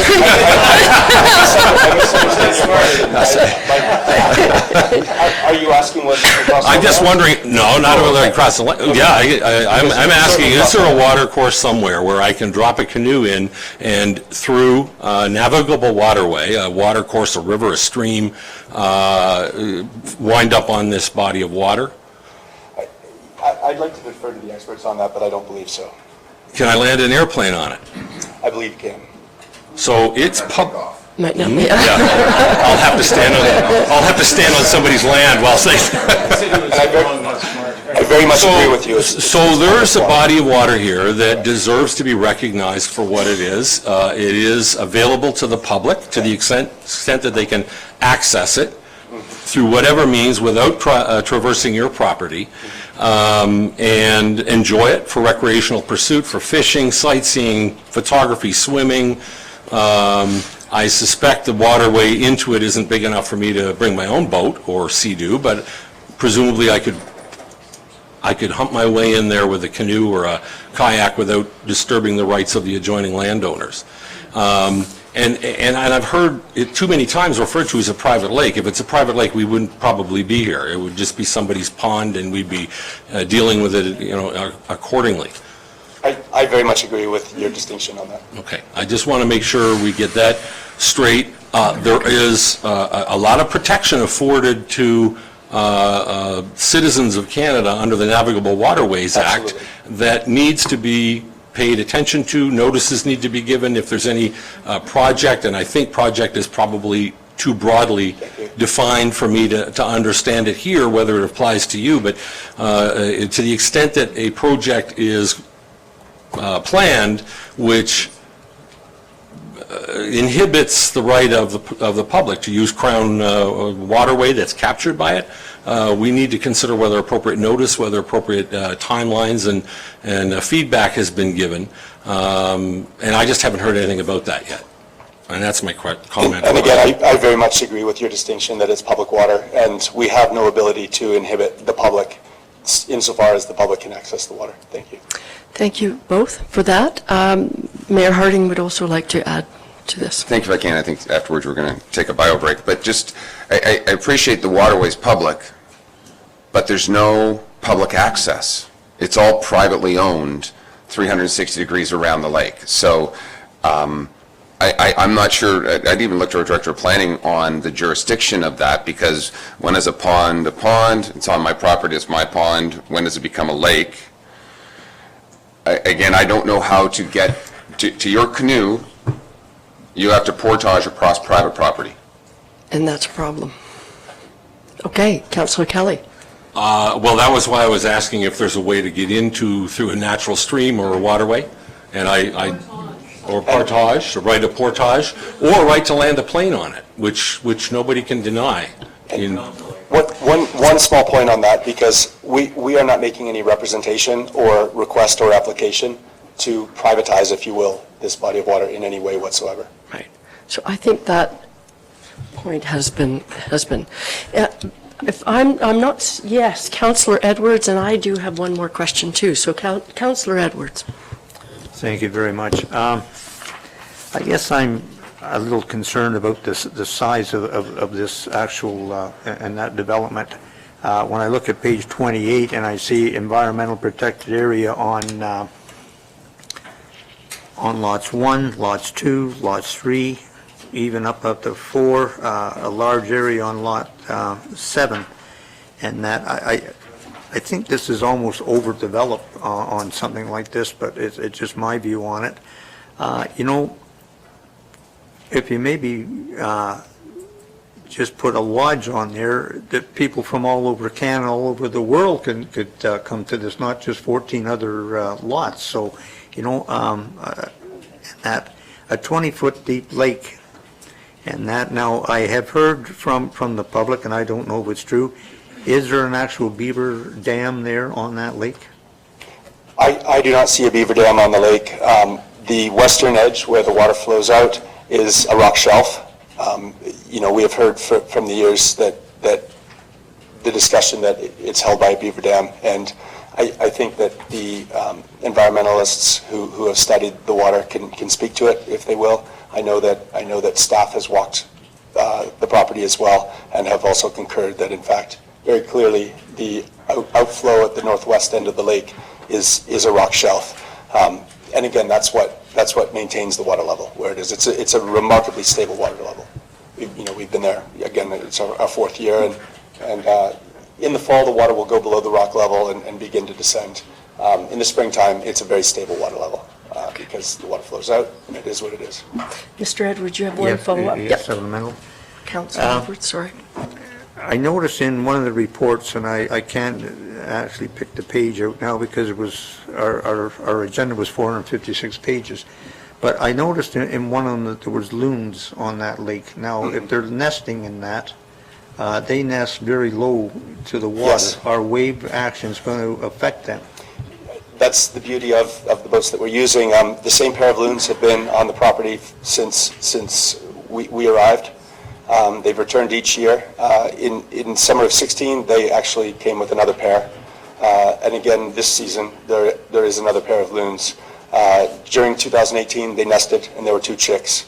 The chicks then spent the summer, learning their way. And from my reading, they don't return to their native area until roughly 26 months following, if they do. So we don't see the chicks there this season, but the same original pair that were there when we began using the lake in 2016 are there today. Okay, thank you. Councillor Jagowitz. Thank you. I'd just like to follow up. Mr. Ross mentioned, I'm not asking a question actually, but you mentioned that you used to ski in Townsend Bay. Well, Townsend Bay is where I reside, and so I know it quite well. I'm a newcomer. I've only been there for 30 years. I've probably seen you ski there, possibly. What occurs in our bay? In our bay, I believe Townsend Bay is about 25% bigger than Mary Jane Lake. That would be my estimate. And what the water skiers that train there do is they bring their water ski boat in and they go down to the farthest end of the lake, and they start up and charge straight down the lake and drop at the next end. Okay, and we have a very protected bay. The north part of that bay is a very protected area with a lot of species, and they ski right dead into it and take off right from it, and that's just the nature to get the run. So I would assume that's what will happen on this lake. The boat will start up, proceed, stop, and do that all day long. So it's just a perspective, and A comment, okay. Thank you. If I may, I have one more question, and I'd like to ask Mr. Shaw, if I could. We will. Wait, I think what I'm thinking, Councillor Nishikawa, is we're close probably to finishing questions from committee. Am I correct? No, we have many more from committee? I would like to be able to hear from people and then have comments. But that's what I was going to suggest, that if we're close to finish, if committee is finished asking questions, then we can have a break, and then we'll come back and listen to the public. Is that all right? Or we can break now if you'd like. I have one more question. Does anyone else have another question? So if you can bear with me on my one question, then we'll have our break. Okay, thank you. I would like to ask Mr. Shaw one quick question, and that is, you made recommendation to have 12 single docks, or not 12, 14 docks. Yes. And no boathouses. And I guess when you were looking at that, there was a reason why you made the assessment to docks only, no boathouses. And I'm wondering, in your impact assessment, if you were looking at the impact of putting an additional 14 docks, and each dock having the potential of a motorboat that can pull water skiers, as to the capacity of what that lake can handle. Right, very good question. The dock locations were chosen so that they were outside of fish habitat. That's the number one. It was only expected to have a small finger dock on each lot, just because of the size of the lake, and to have a boat sitting at all of those docks all the way around the lake. That was what seemed reasonable. I don't know, and I can, maybe Mr. Ross can confirm, but I don't expect that you're going to see. But it's the expectation, for example, in our family, we will continue to own a good many lots, and, we will use one dock. And, with the price of the competitive ski boats, typically you see sharing or essentially quasi-club formation for the use of the boats. It's a very expensive asset, much, perhaps 500% the price of a runabout. And you see, it's really a work tool. It's used as a tractor. It's essentially like it's a tool, not something that somebody takes. Right, so they're very specialized. Very specialized. Right. And you certainly wouldn't expect You to see wouldn't see all 14 owners owning one. I would expect to see perhaps 4 or 5. Yeah. 4 or 5 though. 4 or 5 in total. If the property was fully developed, if I were to throw a dart, I would expect to see 4 or 5 boats, and there would be common ownership, between families and things. Right, okay, thank you. All right, thank you both. At this point, I think we finished with the committee questions, and we'll take a 10-minute biological break. Thank you.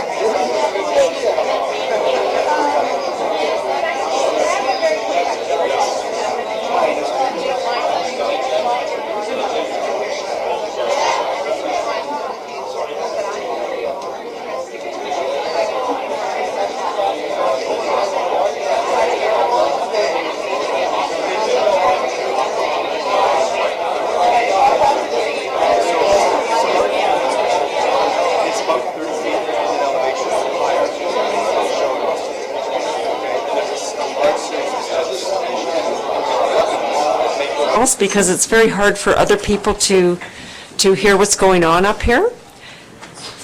Okay, thank you, and I'll turn it back to you, Chair Alcock.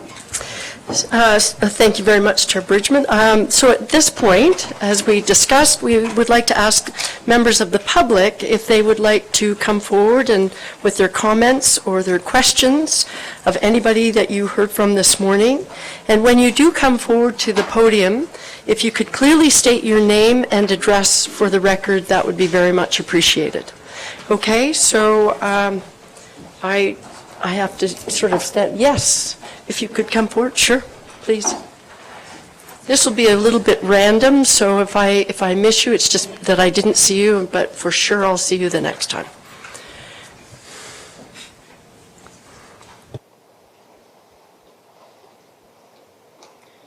Madam Chairs, council members, and staff, thank you very much for the opportunity to be able to give our comments about this subdivision. If you wouldn't mind stating your name. My name is Lisa Grogan Green, and I reside at 1119-1 Campbell's Road. I am also speaking on behalf of several cottagers who are directly affected by the development because we reside along the eastern shoreline of Little Lake Joe. And I would like to mention those people. It's Jeff Loudon and Colleen Coman. They're at 1119 Campbell's Road, Unit 2. Sorry. A bit nervous, and I'm having trouble getting my breath. Sorry. That's all right. Please don't be nervous. Leslie Gratwick Wheeler, 1101 Campbell's Road. Dr. Ken Moffat, 1051 Campbell's Road, Unit 8. Brenda and Keith Ottaway, 1051 Campbell's Road, Unit 7. Hillary and John Brave, Craggy Lee Road, also accessed off Carlingford. The rest of us access it from Campbell's. We're concerned about this tiny undeveloped lake's main discharge point, noted as the western outlet on the maps, because it flows through a wetland, which is held up on, I believe, I agree that there's a rock shelf at the outlet point, but the wetland itself is held up, again, by a beaver dam and a cliff. It's possible there's a rock shelf underneath that too. There's definitely, quite obviously, a very large beaver dam. So the only amelioration of that water is through that wetland, and then it's straight down on a fairly vertical incline to an outlet point on Ken Moffat's property. It's the only source of water in that bay, and depending on the prevailing winds, we are all drinking and swimming in that water. We care about that, and the photos of the western outlet and the wetland taken by the township planners, I think, is on page 34 of the agenda package. I have a photo, too, of the beaver dam, and it's a fairly large one, and I'm happy to provide it later. Our group is equally concerned about the over-intensification of human activity around and on this small, pristine, undeveloped lake, both on land and water, with 14 new cottages proposed and the lake exposed essentially to what I would call a change of use, to repetitive training of competitive elite skiers behind fast-moving nautique boats who will cut through wakes or lift off for jumps and tricks all day long. While the impact of one slalom skier or trick skier behind a single boat may seem minimal and perhaps less impactful than a wakeboarder, the repetitiveness and cumulative nature of the activity will undoubtedly degrade shorelines over time, and the constant roar of the engine will displace wildlife, birds, and waterfowl. In fact, the lake is so small, at just 10 hectares, that I would estimate it takes less than 40 seconds to slalom across it. I actually know this to be a fact because with our environmental consultant, Sarah Main Guy from North South, I was able to hike through the crown land to the back of the property, not crossing over because we weren't invited to. We asked if we could get on the property and were denied access. However, as we approached, we heard a very loud roar, and I thought actually it was the construction equipment for his house that's being built, but it turned out it was his boat. So we listened, and he did exactly what you were saying, Frank, forward and back, and I timed it, and it was about 37 to 39 seconds. Ironically, where the boats take off from and where they stop are the very places on the map labeled EP1. And because there's wetlands on either side, it's the eastern outlet and the eastern inlet, western outlet. And we just found out today that the depth is 20 feet.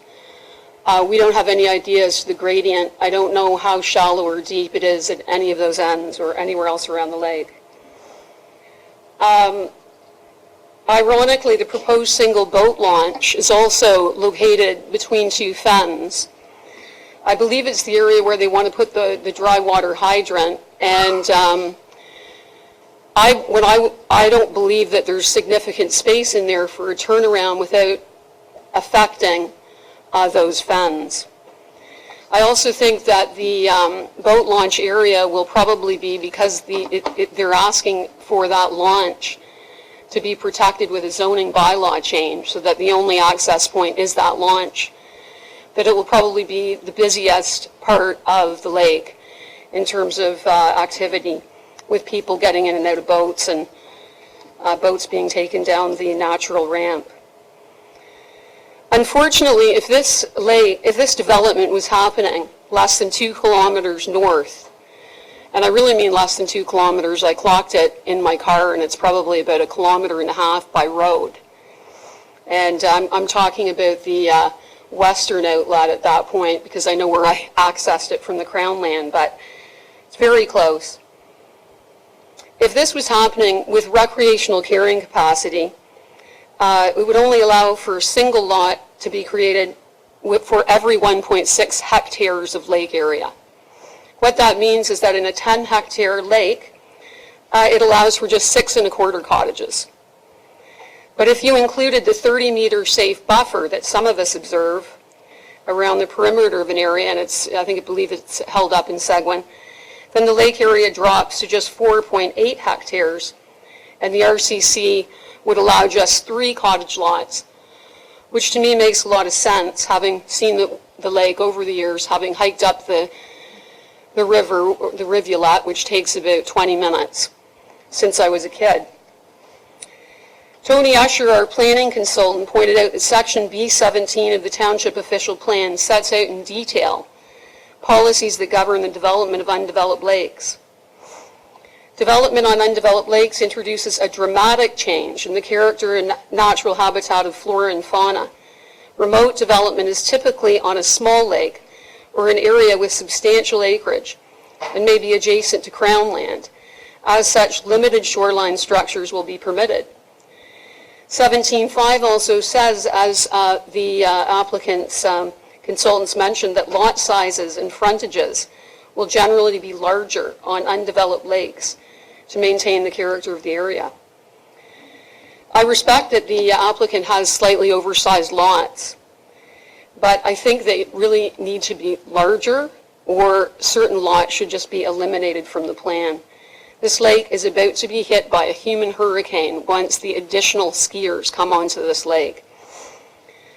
Among other shortcomings identified in the report, Usher suggested that the applicant's planners explain in greater detail how Section 17 has been respected and provide evidence for it.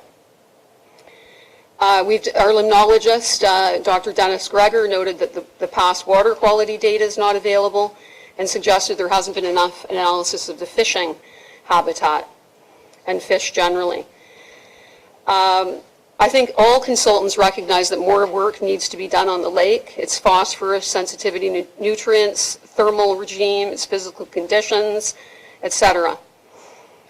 Moreover, our environmental consultant, Sarah, also concluded in her peer review that this development is too intensive for this small lake and its sensitive shoreline. She will be speaking after me at some point. She emphatically disagreed with the applicant's environmental consultant that there was no evidence of significant wildlife habitat or species at risk. I question whether this hold on the piece of property that abuts Carlingford Road should be lifted, because Blanding's turtles are sighted on that road from time to time, and there's no question that turtles are not afraid to cross a road.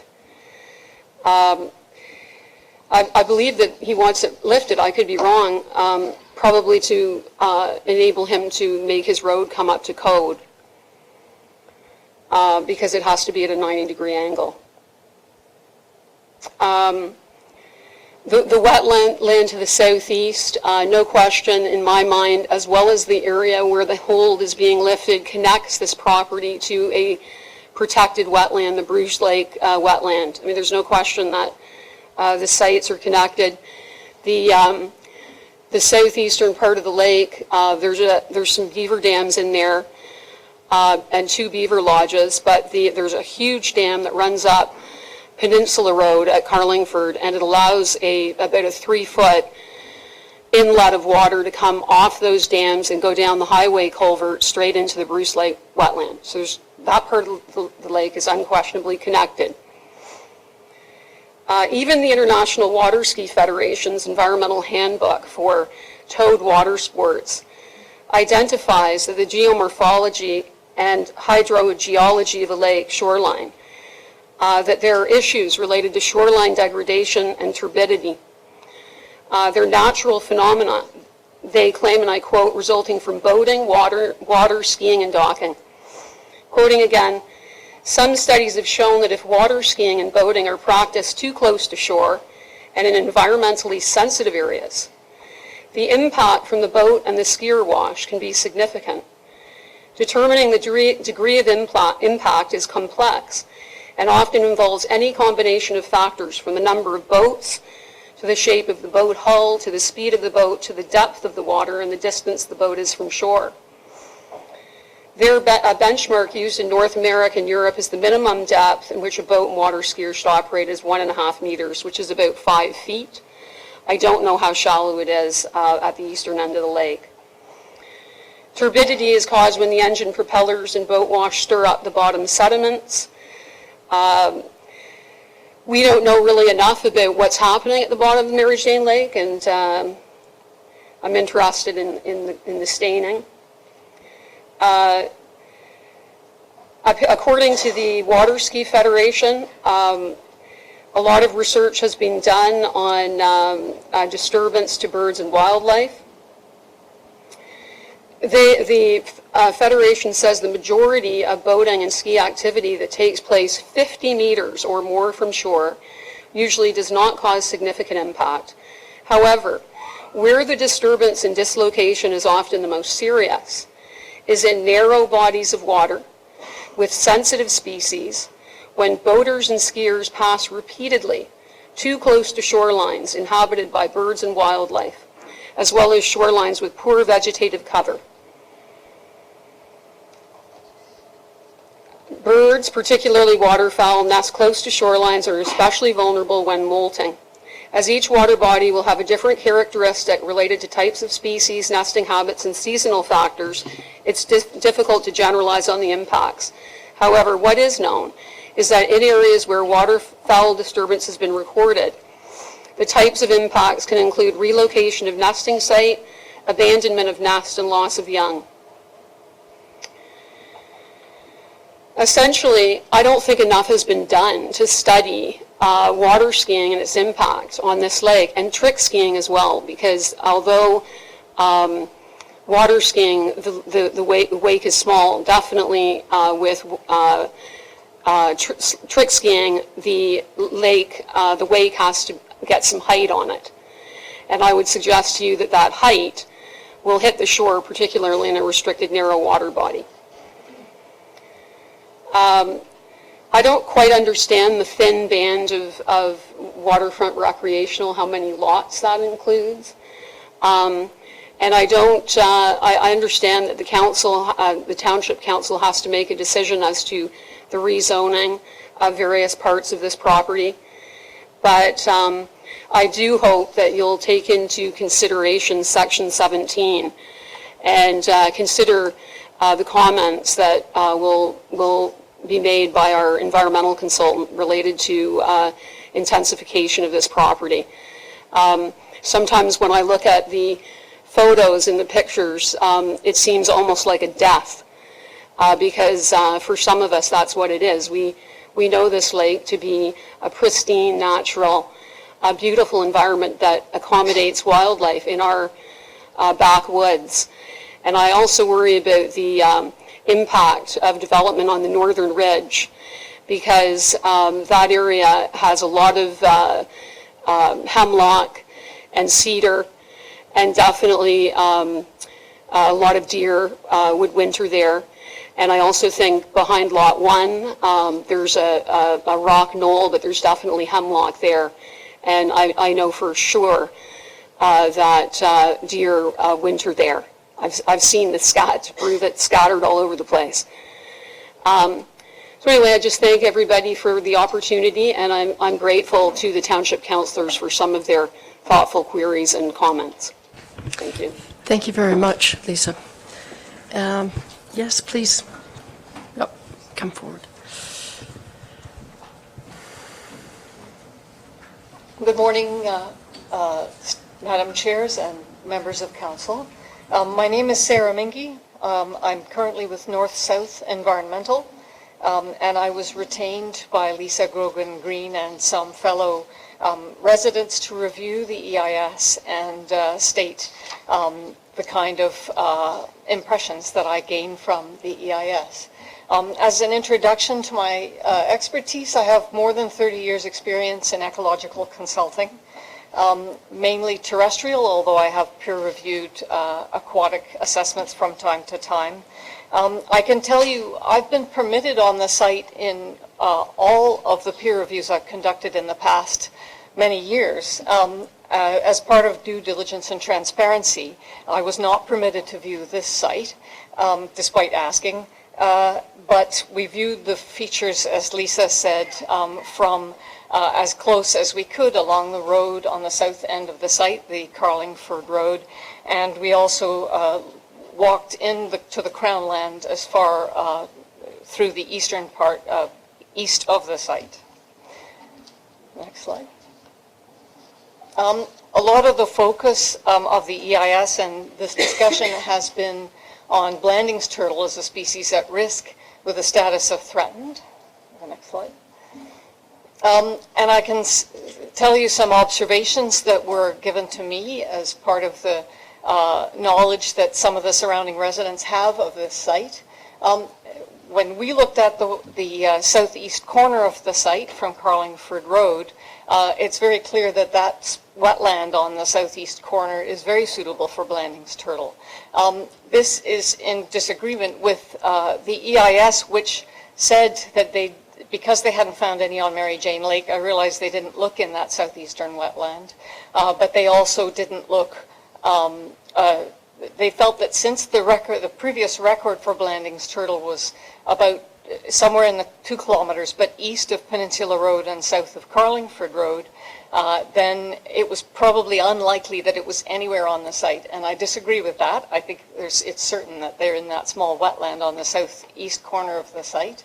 A neighboring resident, John Brave, has recorded Blanding's turtles. This picture is from a film clip that he sent me of a video recording of a Blanding's turtle, just to show that he knew what a Blanding's turtle looked like. He says they're frequently seen on that Carlingford Road along the south boundary of the site, near that small wetland. 2 of the surveys that were conducted by Riverstone for the species were in mid-June. And it's a time when Blanding's turtle basks infrequently. Surveys should be done for Blanding's turtles. There were 5 surveys done, which is according to the M&R protocols for this species, but they should be done immediately after ice out and concentrated in that period after ice out. 2018, the ice out was on May 4th, so they should have really been concentrated in through May. The protocols actually note that Blanding's turtle has begun to bask much less frequently by mid-June. The turtle moves a long distance across land and seeks alternative wetland and pond sites, sometimes at a long distance from their site. They're one of the most terrestrial turtles in Ontario. I don't think the conclusion that the site is not likely Blanding's turtle habitat is supported. I think it is not supported. The significance of that is that habitat for Blanding's turtles protected under the Endangered Species Act in Ontario, and the sightings immediately adjacent increase the certainty that Mary Jane Lake may be Type 2 habitat. I think that there's quite a good possibility that Blanding's turtles would use Mary Jane Lake. And because all suitable wetlands or water bodies within 500 meters of a known sighting are considered regulated habitat. Mary Jane Lake is within 500 meters of the sightings and within that wetland on the southeast corner. 2 of the areas have been flagged as Blanding's turtle habitat. That northwest corner of the lake, the wetland just on the west side of the lake, and that wetland on the southeast corner. And those areas, but they have been surrounded by lots. The next slide, please. There are several other species that were identified as potential species at risk on the site. One of them was a small plant called Branch Bartonia. We've done surveys, our company, at O'Donnell Point for Branch Bartonia. It has to be searched for in September, and the searches that Riverstone conducted were in July. It's extremely inconspicuous. The habitat on the left shows that it was there. The picture on the right actually shows a picture of the plant. You can't see it very well, but it's that purplish stem in the center with the small blob on the top, which is the bloom. I don't think they would have seen it. This is a species of fens, and I don't think that the fens would have been searched appropriately for this species. In my opinion, whippoorwill, which is a threatened species, and common nighthawk, which is a special concern species, could also occur on the site. They are both species at risk. The searches have to be conducted at night, and no searches were conducted for these species. As far as amphibian breeding habitat goes, the ponds within the woodlands on the site were checked for frogs, but they weren't examined for salamander breeding. And the significant wildlife habitat ecoregion schedules that tell you what the criteria are for significant wildlife habitat for breeding amphibians note that salamanders are one of the species that would qualify a pond as significant wildlife habitat. I don't think the buffers of 5 meters that are proposed for the ponds are sufficient to preserve the hydrology. If you cleared land up to the edge of those ponds, the exposure to wind and drying sunlight would be too great, and you would probably get the ponds drying up sooner than they had to, or sooner than they would have originally, which degrades their ability to support amphibian larvae until they transform. Next slide, please. My conclusions were that the significance of the site has been downplayed without sufficient evidence to show that it's that insignificant. The development, I think, is too intense, given the site's significant features. And one of the most sensitive parts of the site are these fens that form the fish habitat and are the wetland vegetation at the edge of the lake. The fens are by definition very sensitive habitat. Their presence on the site indicates how little disturbance they've received, because they're dependent on groundwater discharge. They're a plant community that's based on being separated from surface water and its nutrients. It's a community that occurs on very nutrient-poor water, or with few organic nutrients. We've had bitter experience that preservation of vegetation within a property line is very difficult. Landowners tend to regard their property as their property, and they would like, if they want to remove vegetation for one reason or another, it has been our experience that they go and do that. So I don't think that keeping the sensitive vegetation and habitat in property lines is an appropriate way of protecting this vegetation.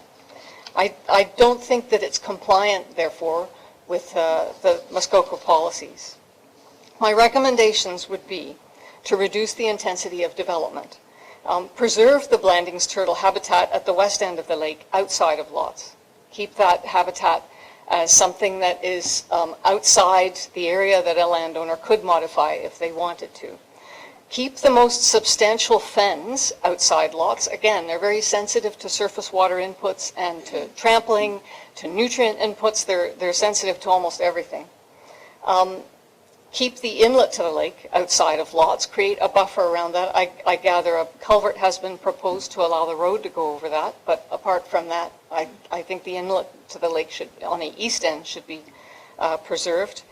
I think branched Bartonia should be searched for at the right time of year, and if it's found that the lots with, or the fens with those species in it should be protected, and that goes for the other potential species at risk on the site as well. And I think that surveys for salamanders in those vernal pools should be conducted as well. I think reducing intensity is a first step in achieving the goal of preserving the vegetation on this rather pristine lake. Thank you. Thank you very much, Ms. Minke. Thanks. Please.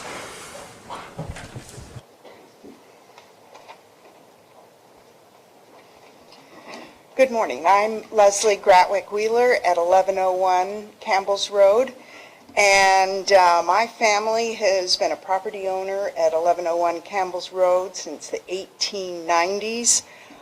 Mary Jane Creek from Mary Jane Lake goes down the creek, and that is now our property line between us and Ken Moffat's property line.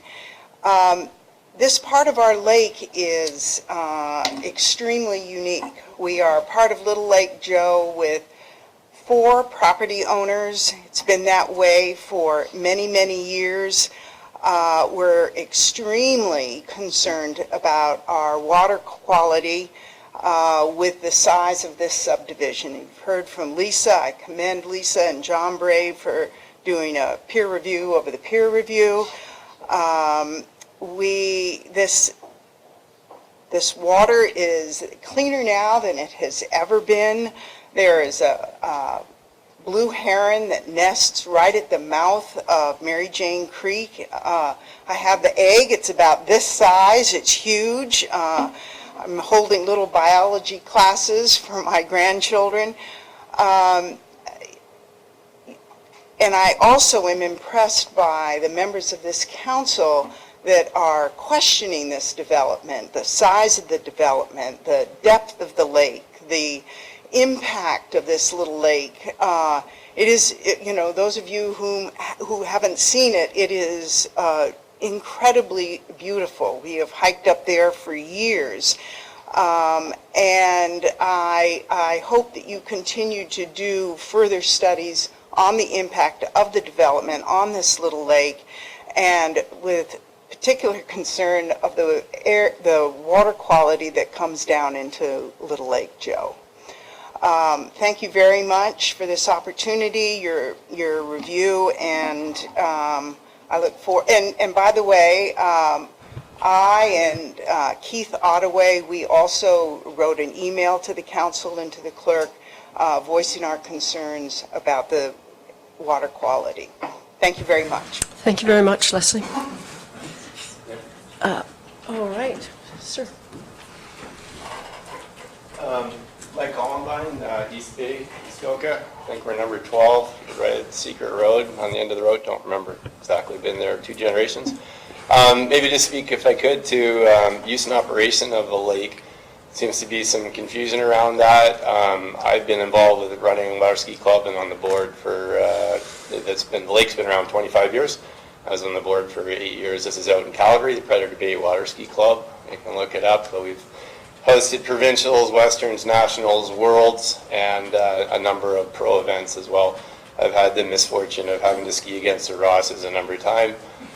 I'm really excited for you and your community that they've decided to come back and be part of this and expand their water skiing legacy here in this part of the world. And as I say, to the use of the lake, our lake's 2,100 feet long. It's 250 feet wide at the widest. It's only 5 feet deep. It's stream fed on one end, groundwater table, flows out into the beautiful fly fishing world of the Bow River. And it's been there 25 years. We've got geese, muskrat, we've got deer, we've got moose, we've got pike, much bigger than we'd like, to be honest. I wasn't trying to rhyme there, but they're, 4-footers. And it ended one guy's season, actually, for a little while.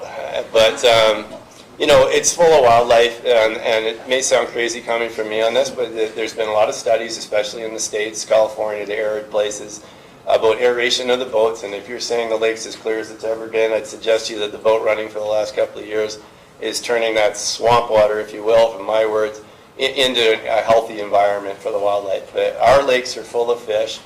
We've got pheasant, geese, and moose walking around, and it's been there a while. It's established. You can look it up. I think you've got a great opportunity here, and enjoy it. One boat, one lake. We've got the busiest club going, arguably in North America, certainly in Canada, and it's an easy operation with rules to abide by. There's just not safe. It's just not room for more than one boat to be running at a time. Point of all that, the design of the lakes and the natural, 20 feet is more than sufficient to run a boat, is the point. There's some discussion on what you need. We run no more than 5 feet deep. So that's what it takes. If you have any questions about it, I've been involved with designing and some of this lake design and what it takes to run it. And I've been to water ski lakes all over the world. From a density and standpoint, with these guys, we've seen homes on ski lakes all around the world, and much more high density than this. This is 14 sites, is pristine cottage living with your ski friends. And you can't ski by yourself. It takes a community to do it, and everybody will have to take turns, and maybe they'll all go in clockwise directions. They can figure that out for themselves. But I'm sure there are lots of friends on the dock, and it's just water skiing and enjoy it. So. Mike, before you go away, sorry, you made reference to your lake, and I just missed the name of your lake. It's called the Predator Bay Water Ski Club. Operates on private land. We formed a club. We're 86 members, actually operating 2 lakes now. They expanded a second lake, 1 boat per lake. And the name of the lakes? It's Cast in Stone Lakes. Cast in Stone. Yeah. Okay, that's great. It's Thanks. on 120 acres. So we're actually running. I just. So this is far in excess of what we're on. Okay. In terms of area as well. Thank you. Yep. Thanks. All right. I think I had another person over here. Yep. Thank you. I'm John Brave, number 12, Craggy Lee Road, and I've been going up to this lake for 25 years, so I know it fairly well. My concern relates to the water quality. One question that hasn't been asked is, how do you fuel your boats? Are you going to have a big gas tank there? Is it going to be fueled in the water? What are you doing to mitigate any risks in terms of a fuel spill in the lake? So maybe you could address that. If you'd like me to answer. Sure, that'd be great. So the water quality is one. John, you do have to direct your sorry. speak to us, and rather than carrying on the conversation here, it just becomes a bit discombobulated. All right. Yeah. So, the water quality of the lake is very important. I know the lake intimately. I've been going up there for 25 years. I've canoed it numerous times. I'm surprised that they're allowing for, or applying for 14 lots. I think that, less would be better in this case. I like the idea of having a water ski club, a private club like that, that's really controlled. And, Mr. Ross is very well known in water ski circles, so that's good. In terms of the environmental side, I think there's some shortcomings in the environmental review by Shaw, including species at risk, not just the turtles, but the whole amphibian side, whether it's the salamanders or other types of amphibians. I don't think they've done enough work on that side. There's definitely a lot of deer up there in winter. There are herds on the north side of the lake, and they go all around the point, Craggy Lee Point. So it is a wintering area, which was not noted in his report. I'd like to see a little more work done there. But I think all these things are potentially being able to be mitigated with a review of how the number of lots are on the lake, and also the change in some of the designation from rural to environmental protection. So I think we can spend a little more time on those, because some of the areas, for instance, not shown here, you're changing the far left side, which I think you said is 100 acres, which isn't in this chart. I don't know why that's being changed, but there's a very large beaver swamp there, and that beaver swamp has a lot of wildlife in it. Waterfowl in spring and fall land on both these lakes. There's a tremendous amount of turtles on the swamp that's not shown on this map. I think, let's keep that very well protected. Thank you. Thank you very much. And you did have a couple of questions. So at this point, I would ask Mr. Ross, if you wouldn't mind just responding to how you fuel your boats. That would be, I think that was a question, if I'm right? We are in the water daily, so we share the concerns of the sensitivity of fueling boats. And right now we're transporting fuel to the dock and then utilizing a hose, a manual hose to ensure no spill. No different than the practice of boating requires extreme attention to fuel boats. We will not be locating a large tank on the property. I don't believe it would be consistent with zoning bylaws to be able to locate a large fuel tank on a residential lot, though I don't know the answer to that question. But we transport gas in cans and then utilize a hose with a safety device on one end that creates siphon in order to avoid spillage. Again, my children are in the lake daily. Nothing can really grate my nerves worse than seeing gasoline on top of lake water. Thank you very much for that. Okay. Sure.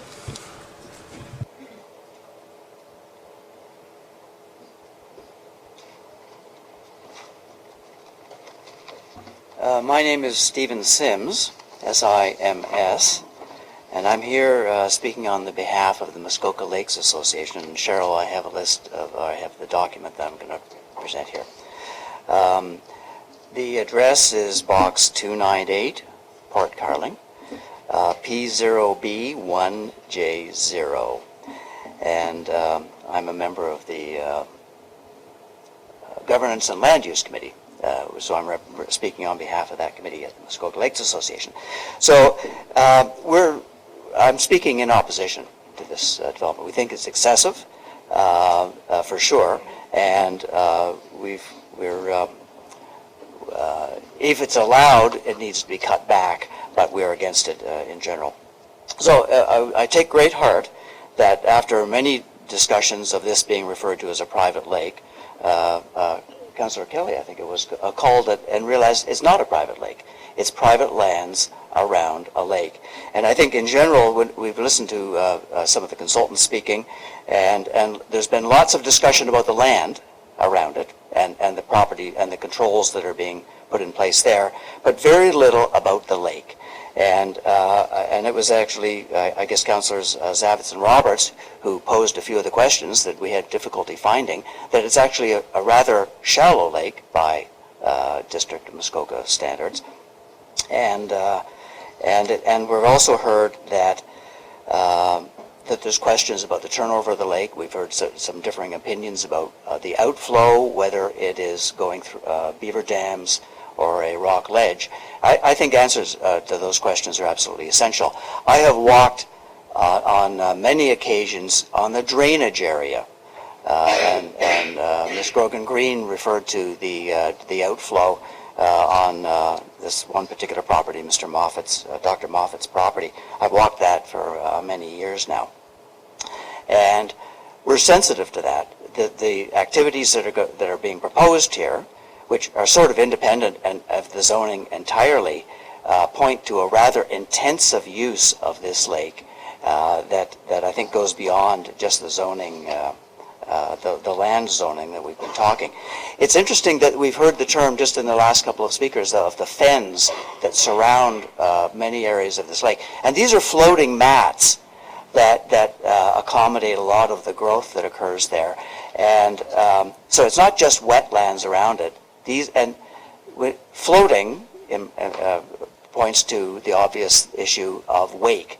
And I'm a year-round habitant of Lake Muskoka. Water, the wake that we all experience, any waterfront owner experiences, is an issue, a serious issue. And if I could just relate that issue of increased wake use to the concept that we heard from the planner about lifting this holding symbol that's on the lake. And the summary of what lifting the holding symbol meant was that there's no negative impact. And you know what? I don't see any way that we could address no negative impact at all. So in any case, the question really is how many lots are suitable on this. There's one that's being developed now, we've heard about. And it's really at the heart of the question that we're facing all through Muskoka, not just on Mary Jane Lake, is how can development occur and maintain the character of the lakes and the neighborhoods that we all enjoy and value. I'm speaking on behalf of the Muskoka Lakes Association, maintains that the application is simply too much for this lake and for the sensitive environment that is rather unique here. And we think, if you think that it's appropriate, I think that there has to be ways of reducing the impact. One thought that occurs to me, we've talked about some of the neighborhood plans, the community plans that would go into place, but in fact there's options like lake plans that are actually embedded into the official plan, which would then offer continuity and public discourse on how those can be applied. We've heard about the notion of generational planning for this, and I'm just going to take a slightly different approach to some that we've heard, some of the comments we've heard, is that the use of, I've water skied, my family has water skied, and there's a waxing and a waning. That there are times when there's heavy usage, and then there are entire years, many years, decades, where very little usage. And so thinking of establishing a property and a business, if you will, here, that is going to maintain this year-round, all the time, I find absolutely distressing. I think it's just incredibly damaging to try and maintain that. And I think that concludes my comments. Thank you. Thank you very much, Mr. Simpson. I'm just going to bring these to Cheryl. Okay, absolutely. Is there anyone else who would like to, sir?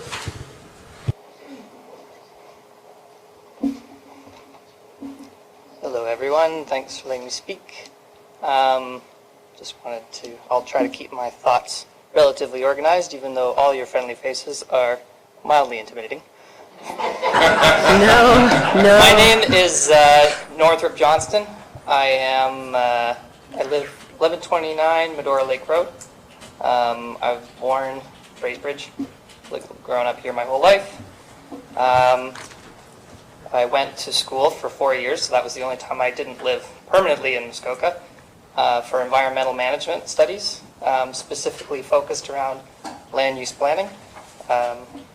And after that, it opened up an opportunity for me to work as a forest technician, and which gave me the opportunity to see a whole lot of really cool forested properties, both with lakes much like this. One of the things that I learned in my time at university and on the road, and with my experience as third generation, I'm working towards becoming, now currently working towards third generation farmer at Muskoka Lakes Farm and Winery, and proprietor, land steward.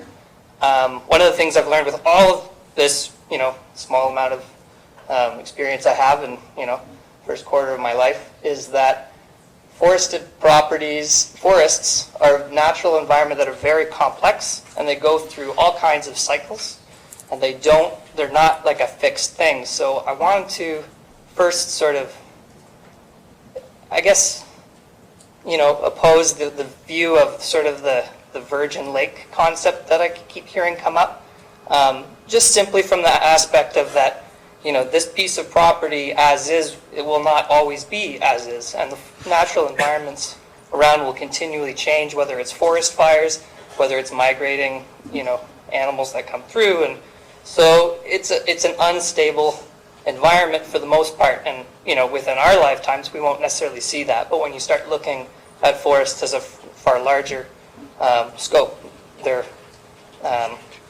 not quite as stable. So to add to that, as a land steward at Muskoka Lakes Farm and Winery, one of the interesting things we've observed is that, we manage for a multitude of objectives. We are used for recreational use, so we have tourists, we, agriculture, we grow cranberries, as well as the aesthetic values, again, back to sort of the recreational use. We're very, and not to mention the species and sort of the biodiversity side of it, all of these things are very important to us, and we've worked diligently to try to maintain that. One of the things that we've actually managed to observe is, certain species that, manage to thrive in such a stable environment because none of these changes are naturally occurring. We've managed to sort of, with very light-handed land steward practices, sort of manage the environment to create something that's quite stable. And what we start noticing is things like Blanding's turtles that just come and chill out and bask in the sun right beside where we're, spreading fertilizer on the fields. We start seeing all kinds of other like indicator species. You start noticing obviously you get great blue herons everywhere. They're pretty common spread, but specifically the sandhill crane. That's something that, again, when my dad was young, he didn't remember seeing, but suddenly we start seeing these species. Rattlesnakes, same thing. My dad, when he was younger, and my grandfather, when he was first planting the acreage, there's certain species that we just didn't see in the area, but then as we maintained the property and managed to, stabilize the habitat, you start seeing all of these things. So I guess where I'm ultimately trying to come to with this is that this opens up an opportunity to invite a very specific set of land stewards into the environment who are very conscious around the habitat and because of some of the values that they see from it. So one of the things that's really important, again, the other thing I didn't mention is I'm an avid water skier. But water level stability is critically important for the sport of water skiing. As the water level gets too high, it can become tricky because the rollers, the way they bounce off the rocks, it just makes it really difficult to ski. So by maintaining a steady level, it also creates a training environment where every day you get the same conditions. The shorefront is a very important feature to the arena of water skiing. So in fact, you'll actually notice places where, they would have barren shorefront that would allow for rollback from the shores from the waves. They've actually done their part to try to plant vegetation to try to maintain that greenery around the areas because it allows for, again, these still cool waters that, again, Mary Jane Lake is currently naturally, showing these things. So, and then the final thing is obviously the aesthetic values and the conservation values of this. I guess what I want to really stress is that, the Drew family is not looking to sort of, blow this up and sort of let this go out to any individual. He's looking to handpick specific people who will uphold these values and share those values. And I think the way he's structuring it is also going to dissuade people who are outside of the circle, who don't share those values, from, being even interested. If there's a slalom course ripping up and down your lake, but you really just, want to see the sunrise in the morning at 6 o'clock, you don't have any interest in water skiing, it's not a piece of property you're going to be overly interested in. So I just feel that, that to create a really amazing, stable environment from an environmental standpoint, it will create this really amazing place. And I mean, it's the final piece that I feel like has been mentioned a couple times, but there's some serious national pride behind these individuals. Drew is, frankly, like an idol of mine, and his whole family is just decorated. And I watch the webcasts, and I sort of do everything I can. And the idea of having, these internationally recognized competitors training in Muskoka year-round, or not year-round, in the summer months. Can't really ski when it's frozen. But it's just amazing to me. So anyways, I just felt I wanted to express my my concerns and my support for Drew and his project. Thank you for your time. Thank you very much, Mr. Johnson. Much appreciated. Yes.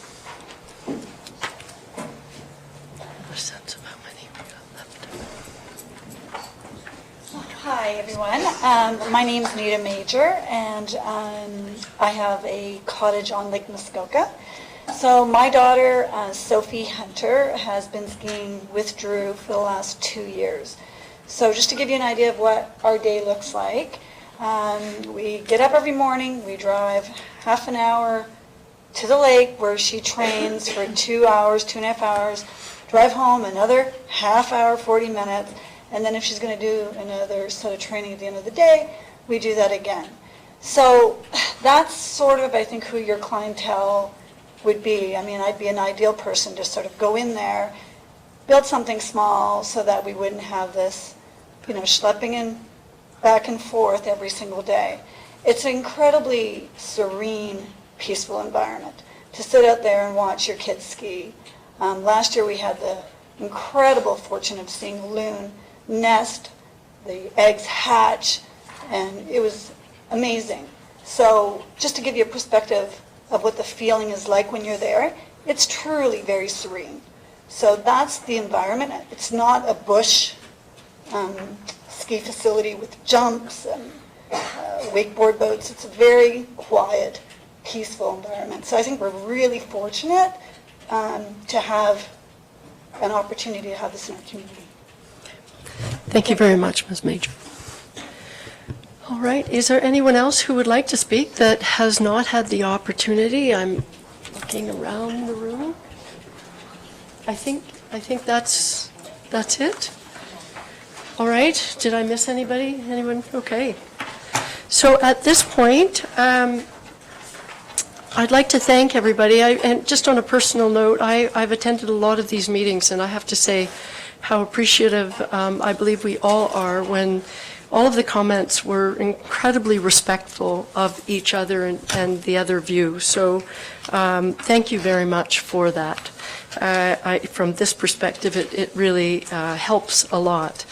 So thank you again for participating in the public meetings. The district's Community Services and Planning Committee and Town's Planning Committee will be considering all of the comments that were made today, and certainly prior to making decisions on the proposed plan of subdivision and the zoning bylaw amendment.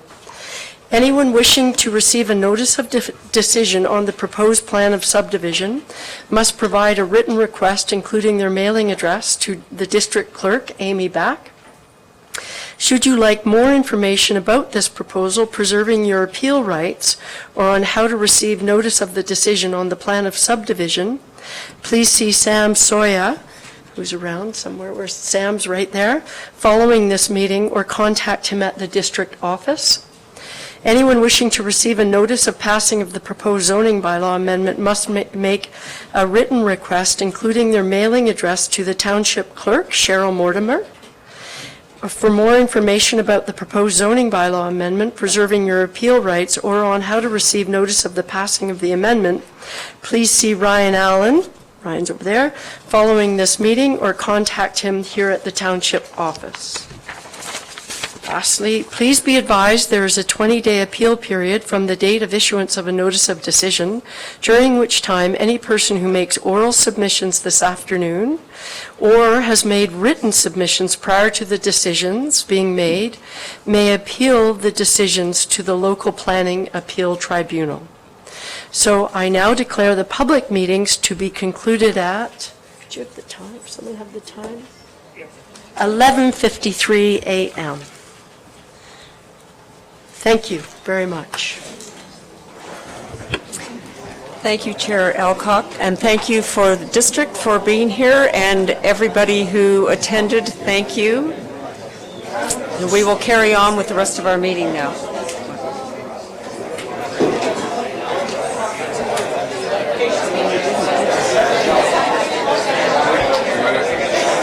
We didn't have it.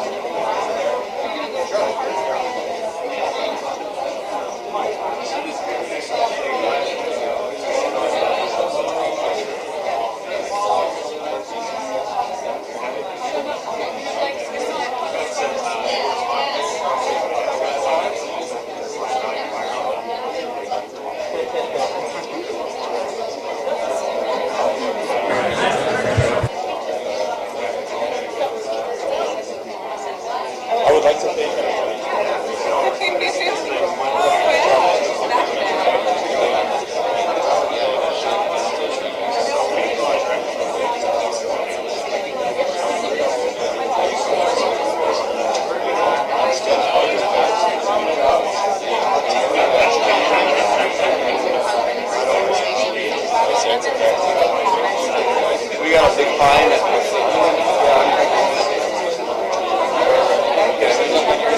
Are you?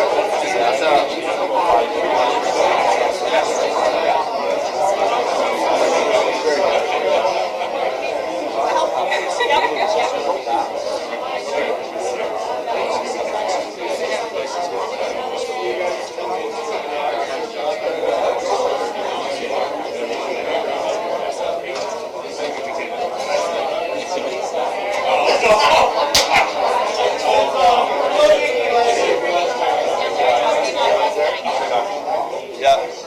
Why not? This is really weird. Is it? Yeah. Are you ready?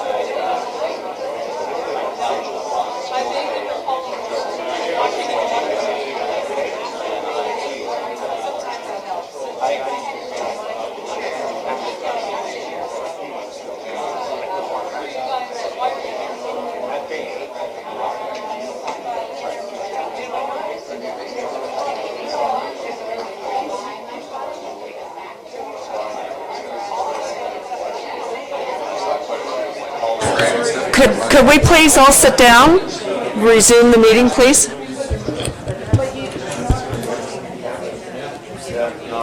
Well, so I would see if the committee wants to do these first. So committee, I just wonder if we'd like to have, we've got two invited delegations here for 11 o'clock and 11:30. If we'd like to have those present, and then we'll have our lunch break. Is that, everybody in agreement with that? Sound good? Just from a timing perspective, I appreciate our consultants here for the OP. I mean, are we going to get through those two delegations in the next hour? Would be my only question. And I know a lot of people here for 9 o'clock. Didn't expect this to go, obviously, for 3 hours. Trying to just work our way through this with appropriate staff times and breaks.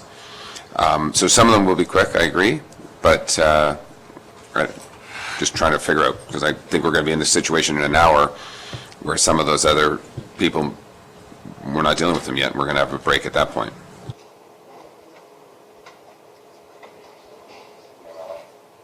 So perhaps what we'll do then is just the first delegation, the MLA, and then we'll break for lunch. So Mr. Cragg, Ms. Cragg, Mr. Cragg? Not sure with Chris? Yeah. Yes, just Chris. Yep. Good morning. I'm Chris Cragg. I'm the Environment Chair for the Muskoka Lakes Association. And Madam Chair, council members, staff, thank you so much for the invitation to delegate to this meeting.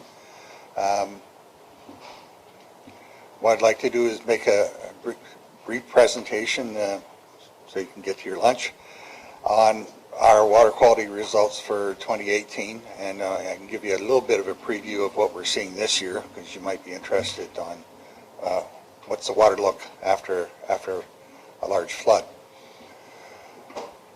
The MLA has had a hand in water quality since it was founded 125 years ago. In fact, environmental protection was one of its founding principles, though in those days they were a little bit more flowery about it. They called preserving the scenic beauty and healthful sanitation of the lakes. This was a health cure to come to Muskoka. So we looked after environmental issues going back to helping council have septic inspectors way back, septic disposal from boats, and especially the tour boats. We find that that's improved greatly over the years, and we're not doing quite so much of that. But the thing that I'm going to report on is the work that has really been formalized in a specific program since 2001, and that program was first designed by Neil Hutchison when he was working for an outfit called Gardner Lee Associates. So this is an ongoing work, and these are the results from 2018. We had 190 sites for which we sampled 4 times a year after the spring breakup in May, then June, July, August. And we test these particular sites for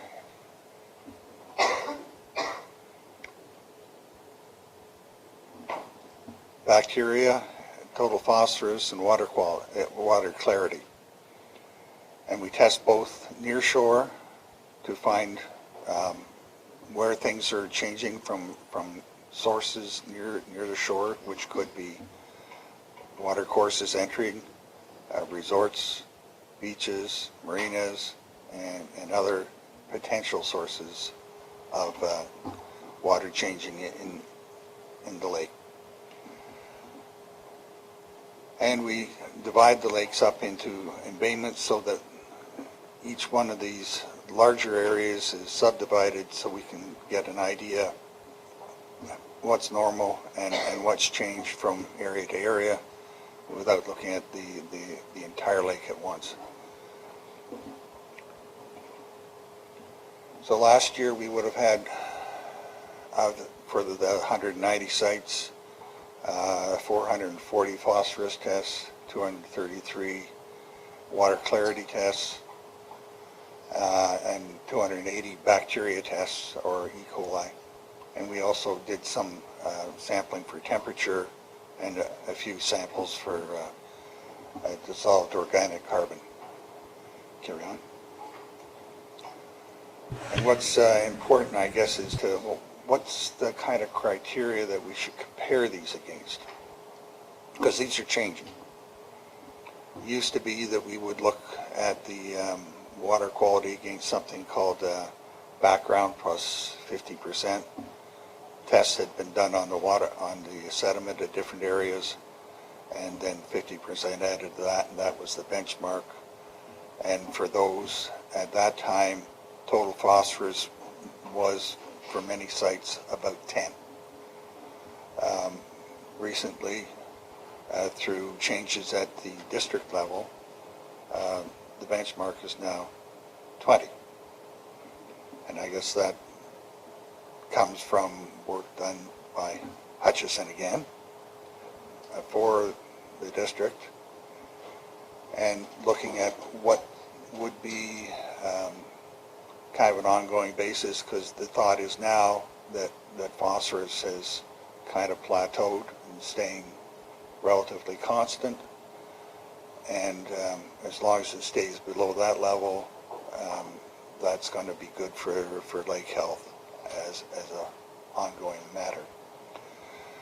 And so we're kind of looking, anything less than 20 is good. It becomes yellow if you're getting 20 or above on a 3-year average, and if you're getting 5-year average above 20, we're starting to get really excited about it. But, bacteria, we have a program where we resample any reading that we get above 50. That's coliform forming units per 100 milliliters. But the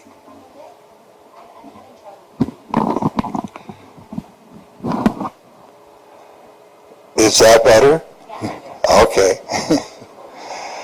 It's always the trick. Stand closer to the mic. Bacteria now has been changed at the district health level. It used to be 100 was the measure that they used for posting beaches, but last year they changed that to 200. So we still identify okay sites as less than 30, yellow as 31 to 199, and to be consistent with the district health, over 200 would be a red. So, next. So I'm going to kind of quickly run through what we've seen for the different lakes. This is last year. The left-hand bars on each one of those areas is the deep water, and the ones next to those are the shallow or near shore. And you can see here, next, that we had somewhat elevated results for Foots Bay and Gordon Bay, and one site at Hamer Bay. And that's compared with the lake average of 4. Next. And similarly for Lake Rosseau, where the lake average has been 7. Next. We have elevated readings. Which areas Rossau's been? Yeah, the right-hand side is Windermere, and the elevated readings there tend to be more to do with the Dee River, which comes in from 3 Mile Lake, and the bay immediately after that, and also Rosseau North. We have some high readings, and a little bit at Manette. We're finding more of these slightly elevated readings are coming from water courses coming in than for just about any other reason. I'm sorry, but this is a presentation. Thank you. Yeah, so we'll go on to Lake Muskoka, and elevated readings are some spots near Beaumars, and those are water courses coming in. The water course coming in from Brandy Lake, the Sucker Creek coming in.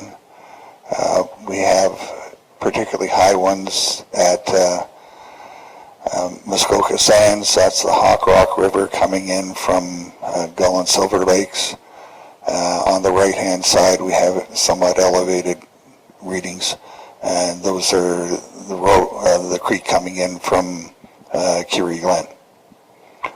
Willow Beach also has the Touchstone Resort near it, but these aren't particularly right next to the Touchstone Resort. Next.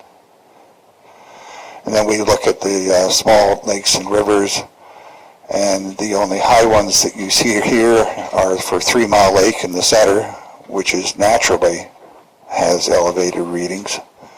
And slightly to the left of that, there's Gullwing Lake. Next. Next. And then we get into bacteria results, and we only have a couple of sites here. First of all, Minette, near the resorts, and also on the right-hand side we've got Muskoka River and a little bit on the Indian River. Next. As you can see with the circles. So we're done. Then on small lakes, the only spot where we have elevated readings as far as bacteria go is Star Lake. And thinking to your previous presentations here, Star Lake is distinguished by having beaver dams next to it that on high water areas, the dams overflow into the lake and cause higher bacteria readings on a kind of a rotating basis whenever there's flooding. So it's something to think about for your other consideration. Next.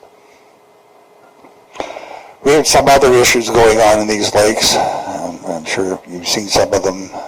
Algae blooms last year, we had 4 blooms.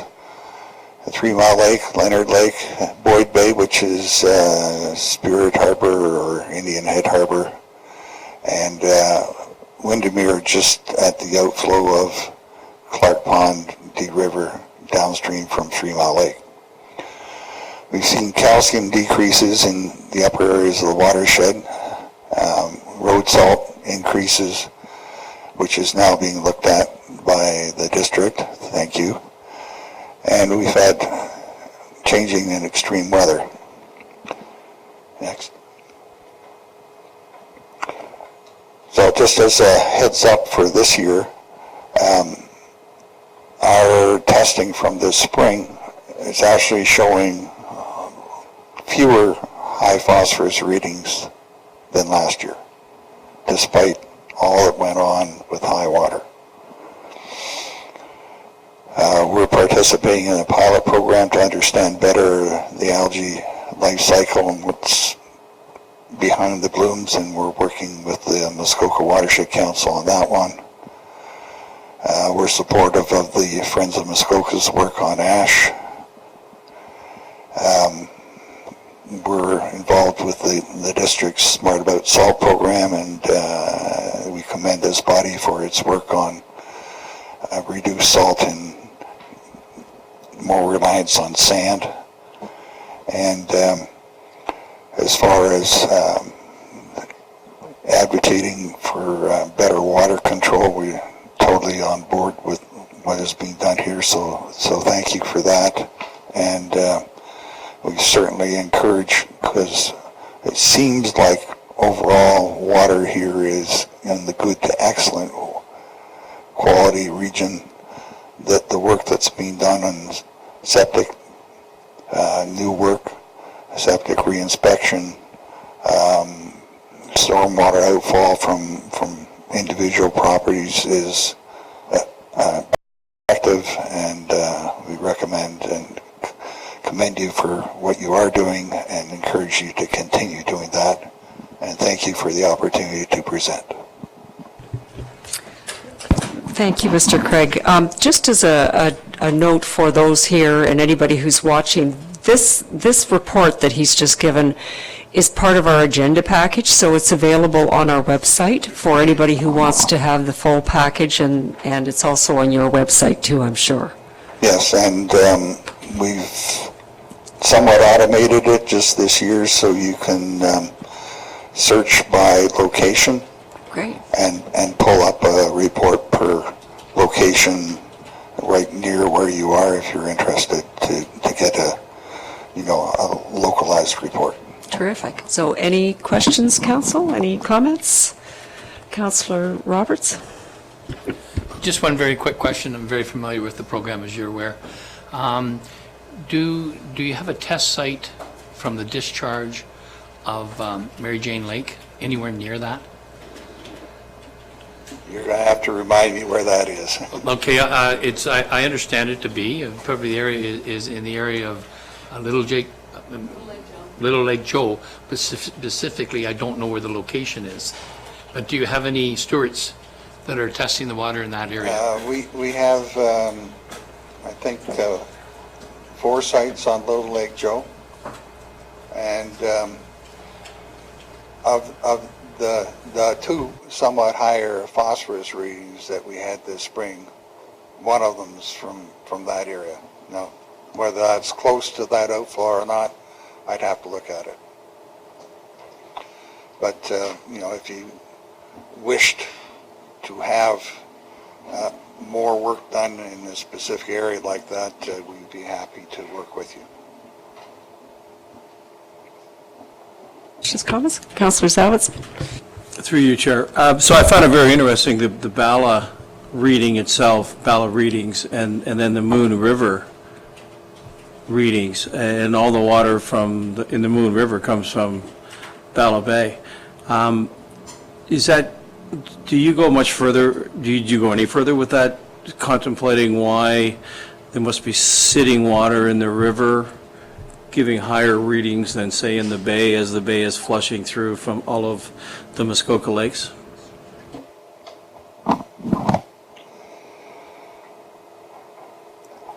We kind of try and look at sources near shore.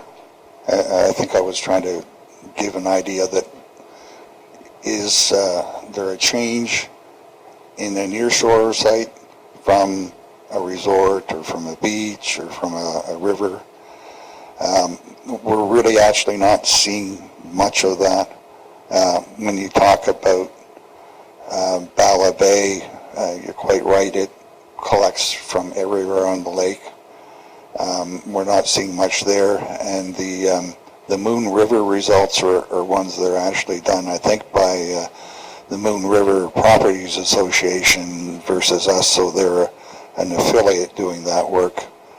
And I think if you look at their report, you'll find that they've also looked at some different elements, mercury and lead, as well as the ones that we regularly look at. But I don't think there's been any particular cause for concern at those sites. And they do a lot. They do 11 or 12 sites right in the Bala Reach area. Any other comments, questions? Thank you, Mr. Cragg, for your report. Glad we're keeping our waters clean here. So we're going to take a lunch break right now, and 45 minutes, good enough time for everybody? Okay, back at 1. Everyone, thank you.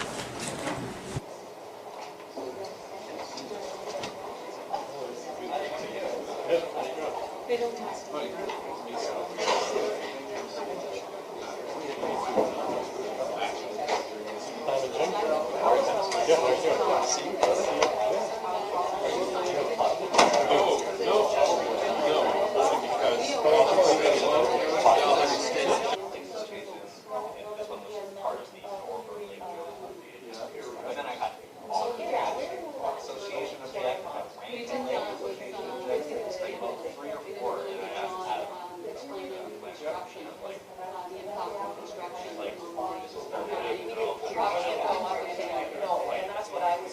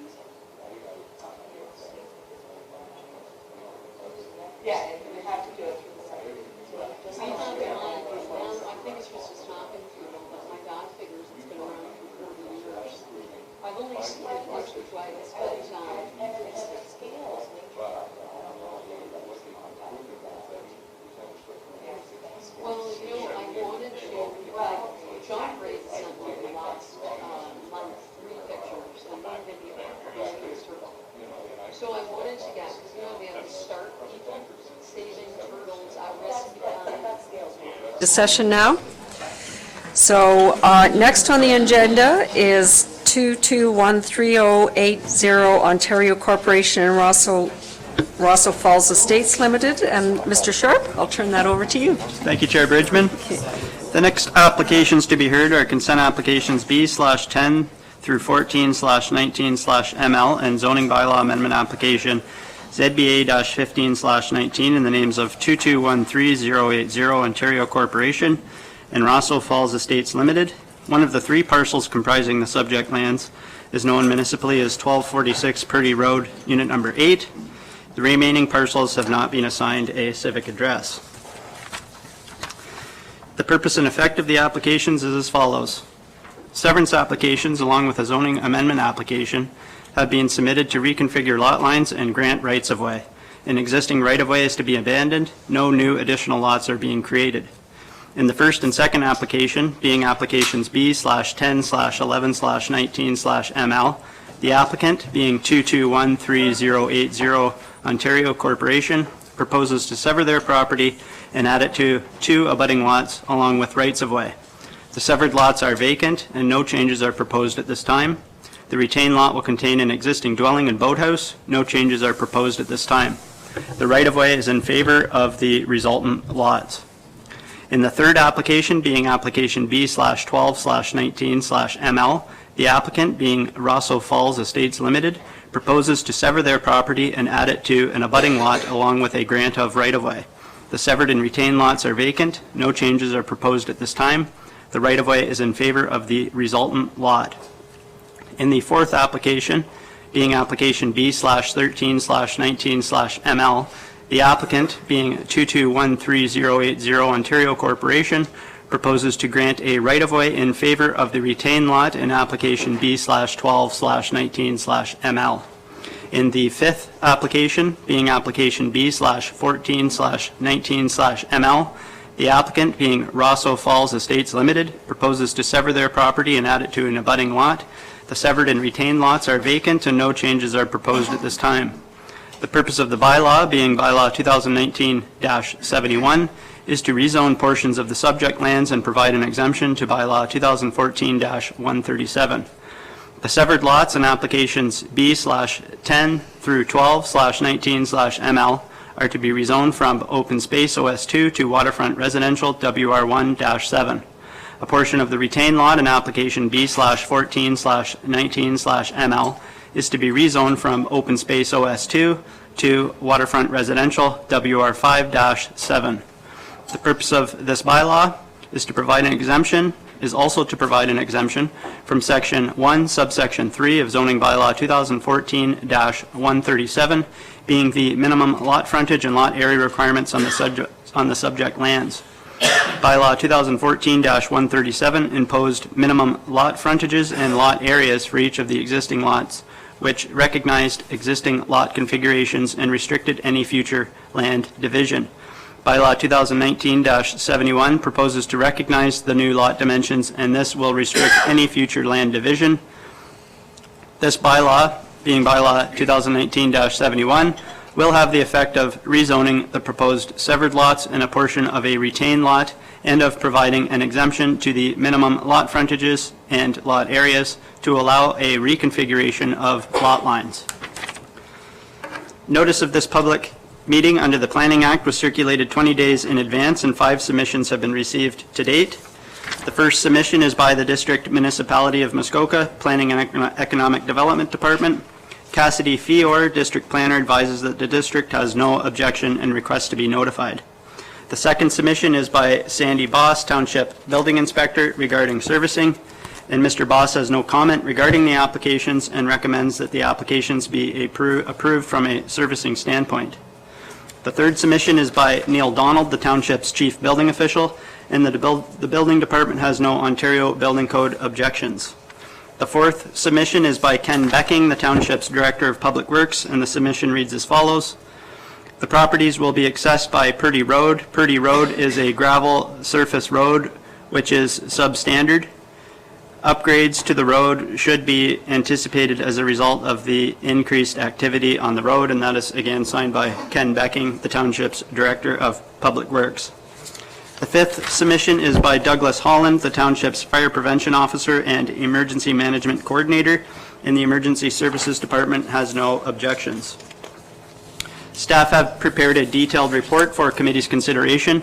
If committee is considering recommending approval of the applications, staff have recommended a number of standard conditions of consent.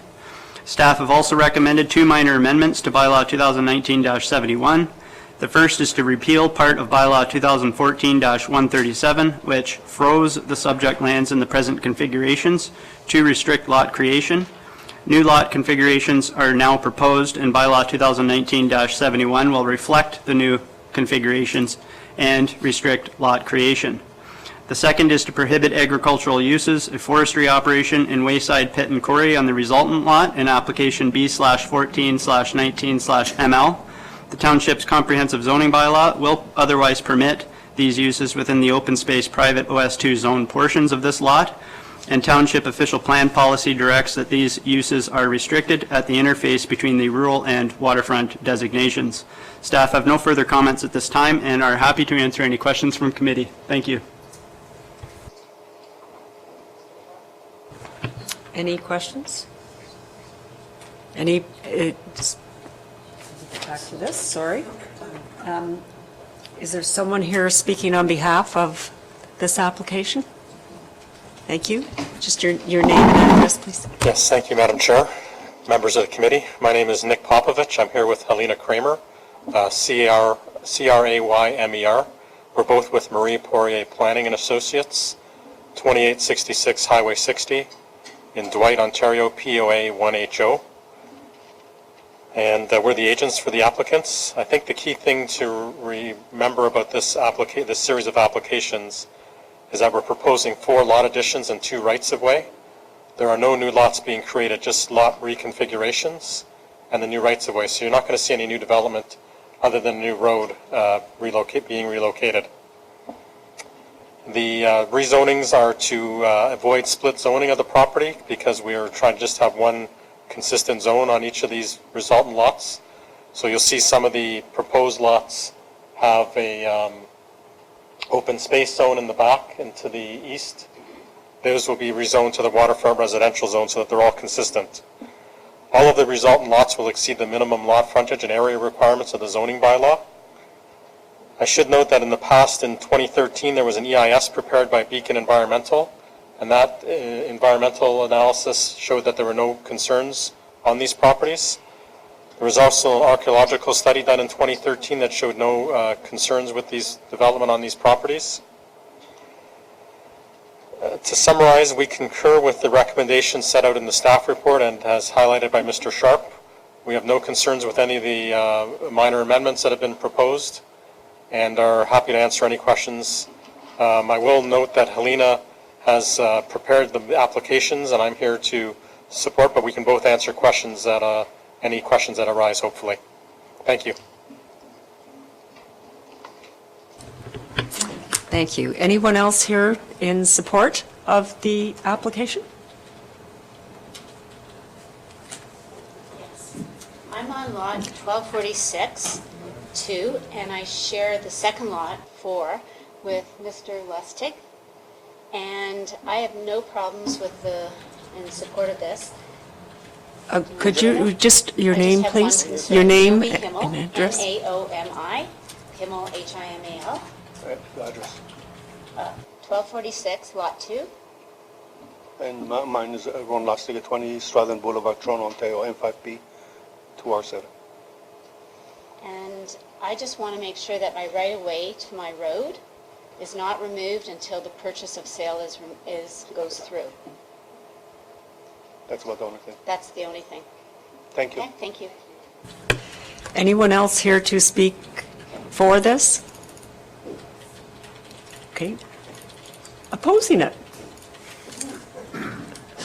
Hi, my name is Ann Purdy. I live at 1218 Purdy Road, Windermere POB 1PO.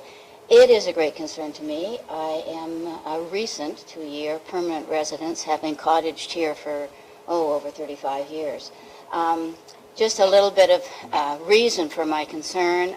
Purdy Road is a seasonal road, not looked after by the township, as you perhaps all know. Any more traffic, any more building sites, anything impacting the road is crucial. The road is in horrible condition.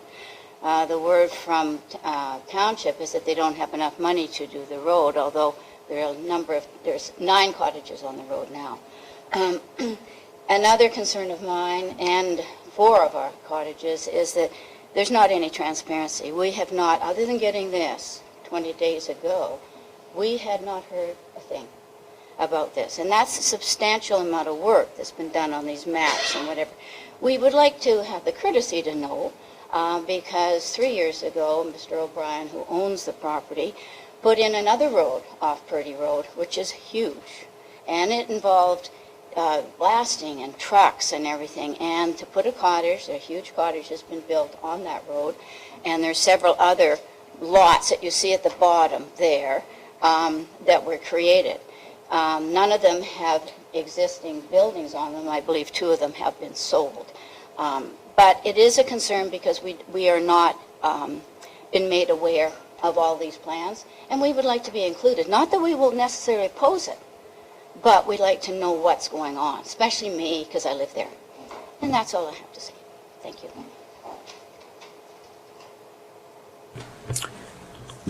Anyone else care to speak against this? Okay, questions, comments from anyone on council? Councillor Roberts?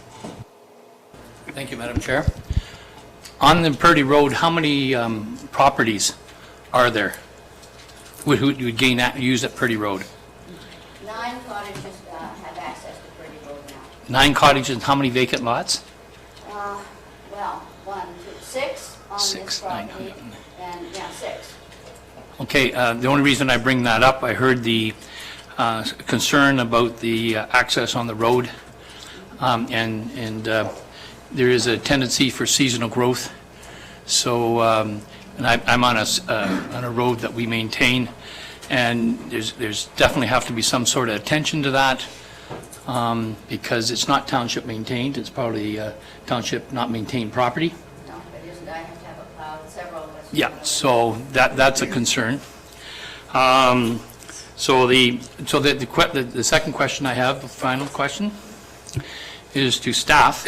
So we've developed these 4 new property lines, and so I anticipate that in the near future we'll be receiving a request to build on those. No, there's no building. There's no building now. No, and there's no building. So so what my question is, what will we face in the future if there were building applications? Would there have to be amendments to the bylaws for people to build, or can they be built? Yes, Through you, Madam Chair. Just in response to that question, I think it's important to realize that there are 3 existing land parcels today, and there will be 3 parcels of land if committee recommends approval of this application. One of the 3 parcels involved is currently developed, two are vacant with development rights today. They could be developed as of right today. So no new lots are being created through this application. Frontages aren't changing. So I think it's important to recognize the fact that the vacant lots as they exist today could be developed with a dwelling and associated accessory structures as of right. They could be developed, I fully understand that, but would there have to be any amendments to allow them to develop the lot size is fine, the waterfront is fine, perfect? Yep, there would be, if they're developing in compliance with the township's zoning bylaw, there would be no amendments required.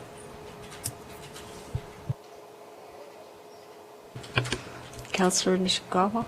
I recall in staff's report that our Director of Public Works had concerns about the road. And I just want to confirm that whether this is a seasonally maintained road and/or the understanding of all property owners that whatever road issues, they would be a private matter, not a matter of the township. I'm just asking to have that confirmed. I can try to help through the chair. I think just so that everyone's clear, Purdy Road, I believe, follows roughly this configuration. That's a seasonally maintained township road. It then becomes private at this location. And the application before you is essentially to take these backlands and make these waterfront lots, existing developed waterfront lots, larger. And the right-of-way currently follows relatively close to the lake, and the right-of-way will be relocated back there. That is a private road. And I believe also we heard in the presentations the previous private road that was put in.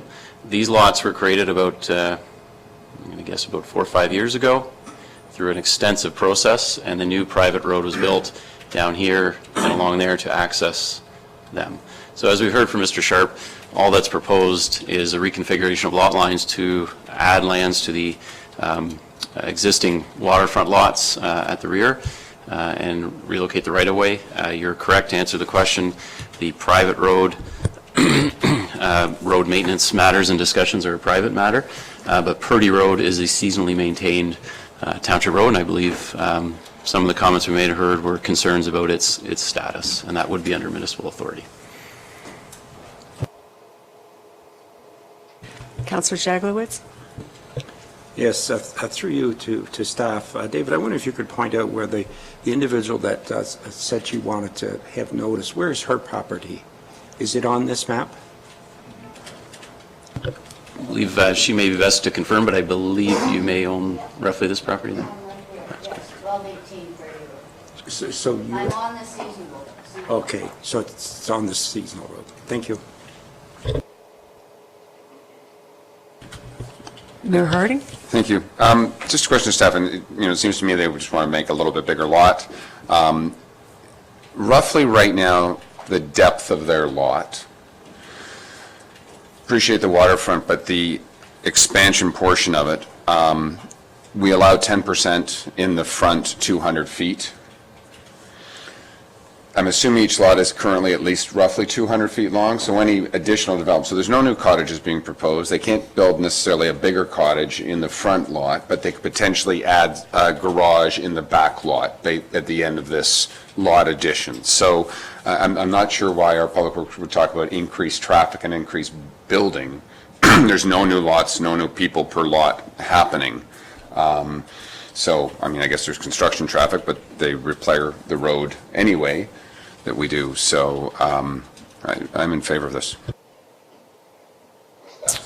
Councillor Edwards?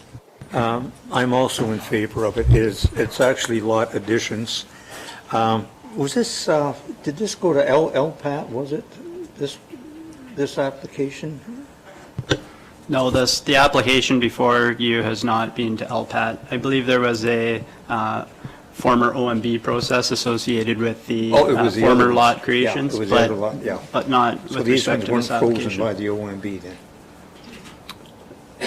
There's a current bylaw in the books that freezes the lots in the current configurations. I think through this process, and that's the minor amendment that staff is recommending, is that portion of the bylaw that's on the books today, that it be repealed, and then the new lot configurations be frozen through this bylaw that's before committee. Okay. So actually, what we're saying is they were originally frozen, now they're being thawed to make them a little bit different. Summertime. Because nothing is forever, it seems. So again, because they're larger lots, I don't have a problem with this and I would support it.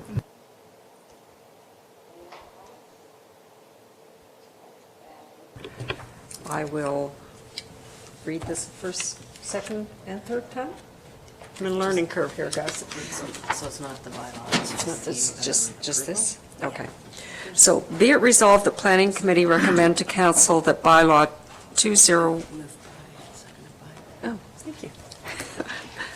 Moved by Councillor Edwards, seconded by Councillor Roberts. Be it resolved that the Planning Committee recommend to Council that bylaw 2019-71 and zoning bylaw amendment ZBA-1519 be approved with minor amendments to repeal Section 1, Subsection 3 of bylaw 2014-137 and to prohibit agricultural uses of forestry operation and wayside pit and quarry on resultant Lot D in application B/14/19/ML, and that consent applications B/10/14/19/ML 2213080 Ontario Corp. And Rosseau Falls Estates Limited be approved subject to the following conditions. 1, that registerable descriptions, deeds, of the severed lots along with any required rights of way be submitted to the Secretary Treasurer of the Committee of Adjustment along with a registered copy of the reference plan. 2, that a legal undertaking be submitted in order to confirm that each severed lot will merge in title to the lots they are being added to upon registration of the transfer /deed, which may include breaking consent. That a zoning bylaw amendment be approved to grant an exemption for minimum lot requirements in bylaw 2014-137 and to recognize the resultant lot dimensions. 4, that a zoning bylaw amendment be approved to rezone the severed lots A, B, and C in applications B/10/11/12/19/ML from open space private OS2 to waterfront residential WR1-7. 5, that a zoning bylaw amendment be approved to rezone a portion of the retained lot B, in application B/14/19/ML from open space private OS2 to waterfront residential WR5-7. Oh, we're not quite finished. 6, that a zoning bylaw amendment be approved to repeal Section 1, Subsection 3 of bylaw 2014-137. That a zoning bylaw amendment be approved that prohibits agricultural uses of forestry operation and wayside pit and quarry on the resultant Lot D, in application B/14/19/ML. Any comments? Any? No? So can I call? And all those in favor? Any opposed? That carries.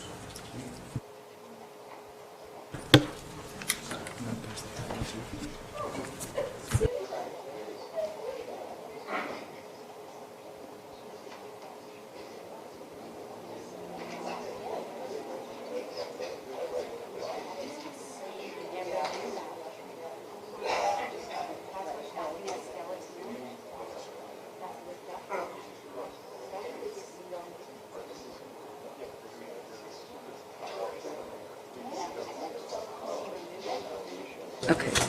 So next on the agenda is the Eden property, and I'm going to ask Mr. Sharp again for explanation, please. Thank you, Chair Bridgman.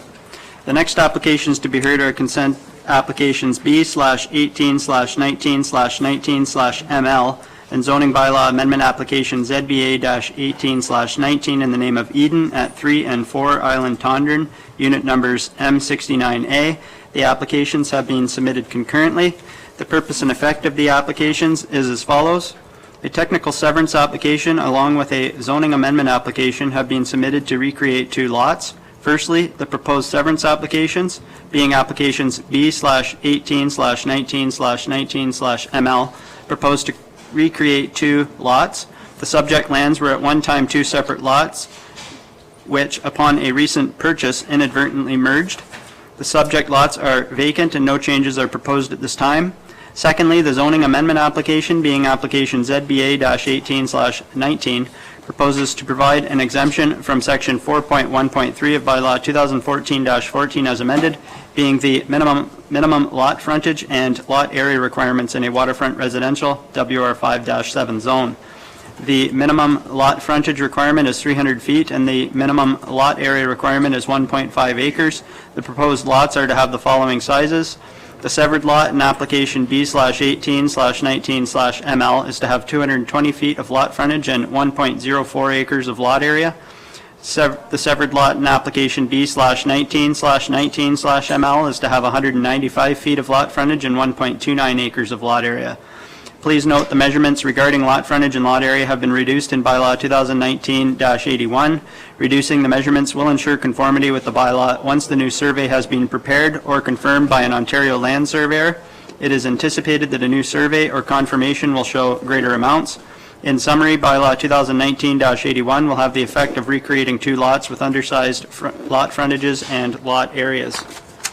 Notice of this public meeting under the Planning Act was circulated 20 days in advance and 5 submissions have been received to date. The first submission is by the District Municipality of Muskoka, Planning and Economic Development Department, and Cassidy Fior, District Planner, advises that the district has no objection and requests to be notified. The second submission is by Sandy Boss, Township Building Inspector, regarding servicing, and the submission is as follows. In regard to the severed lot in application B/18/19/ML, Mr. Boss notes that areas suitable for on-site sewage disposal are marginal on the lot. In regard to the severed lot in application B/19/19/ML, Mr. Boss notes that areas suitable for on-site sewage disposal exist along plateau areas on the lot. However, the sewage system locations may interfere with the proposed development sites. Mr. Boss recommends that the applications be approved, subject to a condition. Mr. Boss notes that due to the marginal or limited suitable areas for on-site sewage disposal, a development plan is requested outlining building sites, access, septic areas, etc. And again, that's signed by Sandy Boss, Township Building Inspector. The third submission is by Neil Donald, the Township's Chief Building Official, and the Building Department has no Ontario Building Code objections. The fourth submission is by Ken Becking, the Township's Director of Public Works, and the Public Works Department has no comments. The fifth submission is by Douglas Holland, the Township's Fire Prevention Officer and Emergency Management Coordinator. The Emergency Services Department has no objections. Staff have prepared a detailed report for committee's consideration. If committee is considering recommending approval of the application, staff have recommended a number of standard conditions of consent, including a condition related to confirmation of servicing requirements as per Mr. Boss's recommendation. Staff have no further comments at this time and are happy to answer any questions from committee. Thank you. Is there anyone here speaking on behalf of the applicant? Yes, good afternoon, Chair Bridgman and members of committee. Stephen Fauner, Northern Vision Planning Limited, 109 Meadow Heights Drive, Bracebridge, Ontario, P1L1A4. I'm here representing Mark Eden, the owner of the property, and his wife Caroline is present today to listen in. As mentioned, it is a recreation of 2 pre-existing lots, and I would like to thank staff for their positive report. I think as usual I have my dog and pony show, and hopefully we can get through that fairly quickly. In terms of the planning framework, there's really no specific policy in the local official plan regarding the recreation of lots. You almost have to defer to the district official plan. And a couple of key things there is that there's evidence of the inadvertent merger, which there has been. We have submitted a legal letter from a lawyer involved with the transaction, and yes, it was an accidental merger. And there's to be no further impairment of water quality. And the township actually allows for the recreation of lots if there's two uses on the property, if they happen to be built on. In fact, the criteria that you would use would be the existing lot of record criteria of 100 feet of frontage and 15,000 square feet. But of course, these properties are vacant. These merged very recently in 2018, and this is, as mentioned, is a technical severance. So there's the lot sizes, and I believe that Bryce had indicated what those sizes were as well. And there's the overall plan, the old plan 35R3100, and we're looking at parts 5 and 6 are the two. And I think the next one shows a blow-up of those two lots. Yeah, those are the two lots there. And in terms of the site, I guess with the lighting in here, it's a little tough to tell, but this is the westerly lot near the water's edge. So it's actually in a bit of a bowl shape. It rises up to the left there, and it also rises sort of in behind where this picture is taken from. But it's a very viable lot. This is the westerly severed lot.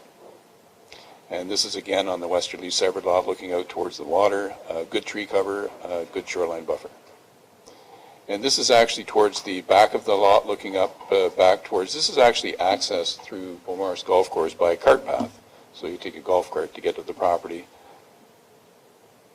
And there's the golf cart in the background, actually. This is the back of the property too. And there are septic locations. Mr. Boss has indicated that it is tight, but there are septic locations. This is looking up to the neighbor to the west. Again, a bit of a bowl, and you can see that the neighbor is on a rise above the subject lands. This is moving to the easterly severed lot. This is right at the northwest corner, and there is obviously rock outcropping, almost a cliff in that location, but this is very isolated. This is above on the flatland, looking out towards the water. And again, this is on the flatland above that area. It actually gets, the slope is less steep off to your right. And in fact, that's where Colson Brothers have indicated they would set up a barge to access this property, would be up off the easterly lot line there, and it's very doable. And this is back in behind, and again, very level land. This is getting back towards the cart path. And this is just a profile shot across that. There are some slopes there, but they're not insurmountable. So in terms of planning analysis, they inadvertently merged, and there is a lawyer letter to that effect. And I did speak about if there was a development on there, and there is a current zoning bylaw exemption application. Steep slopes are very isolated on lot 2, and that steep area is about 50 feet from the shoreline. I put this in, I know it's hard to see, but there are contours on there, and you can see that this is the area of the subject land. It really doesn't pick up those steep slopes because it's so isolated. It's just a small corner of the property. And the lot sizes proposed are similar to those in the area. And there has been a change in the Planning Act so that properties don't merge. But of course, these were properties that were created prior to 1979, so you put them in the same name. Unfortunately, they merge. So in conclusion, I feel that this is good, makes good planning sense. Spring of last year, these were two separate lots. I have in my file, I've got two separate tax bills. I have the parcel register, as there's two separate parcel registers. It shows two separate lots, and unfortunately, they inadvertently merged. There are building sites and septic sites on these properties, a little bit tight. It is subject to site plan control because it is -7, so there will be certainly site plan requirements. So, thank you very much. I'm here to answer any questions. Thank you. Is there anyone here who would like to speak against this application? Oh, is there anybody else in support of this application?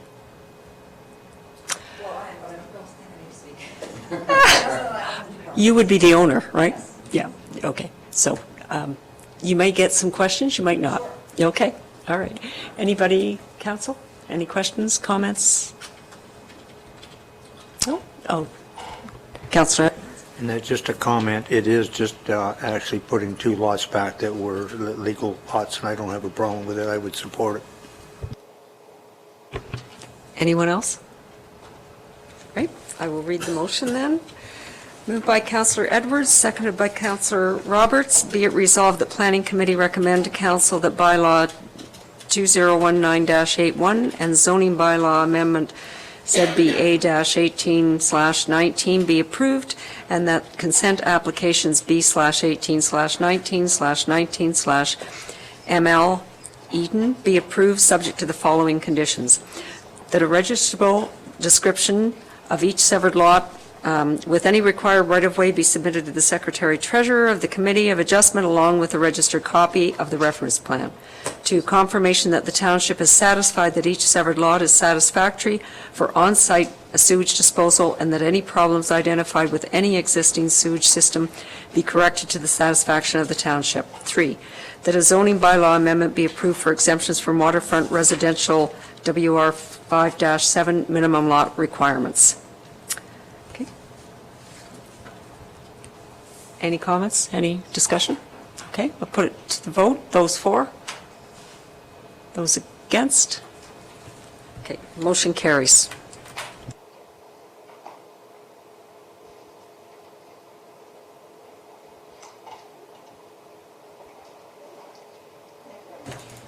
Thank you. Okay, our next one is the Newlands property, and I'm going to call on Mr. Allen for this, please.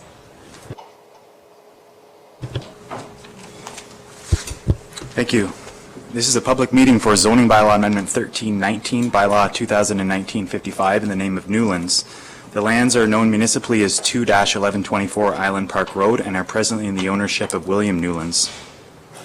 A dwelling, two-story boathouse with sleeping cabin above, an onshore sleeping cabin, sun decks and a dock are presently located on the property. The applicant proposes to enlarge the existing dwelling, an attached sun deck, enlarge the existing two-story boathouse, enlarge the dock associated with the boathouse, and reconfigure the onshore sleeping cabin.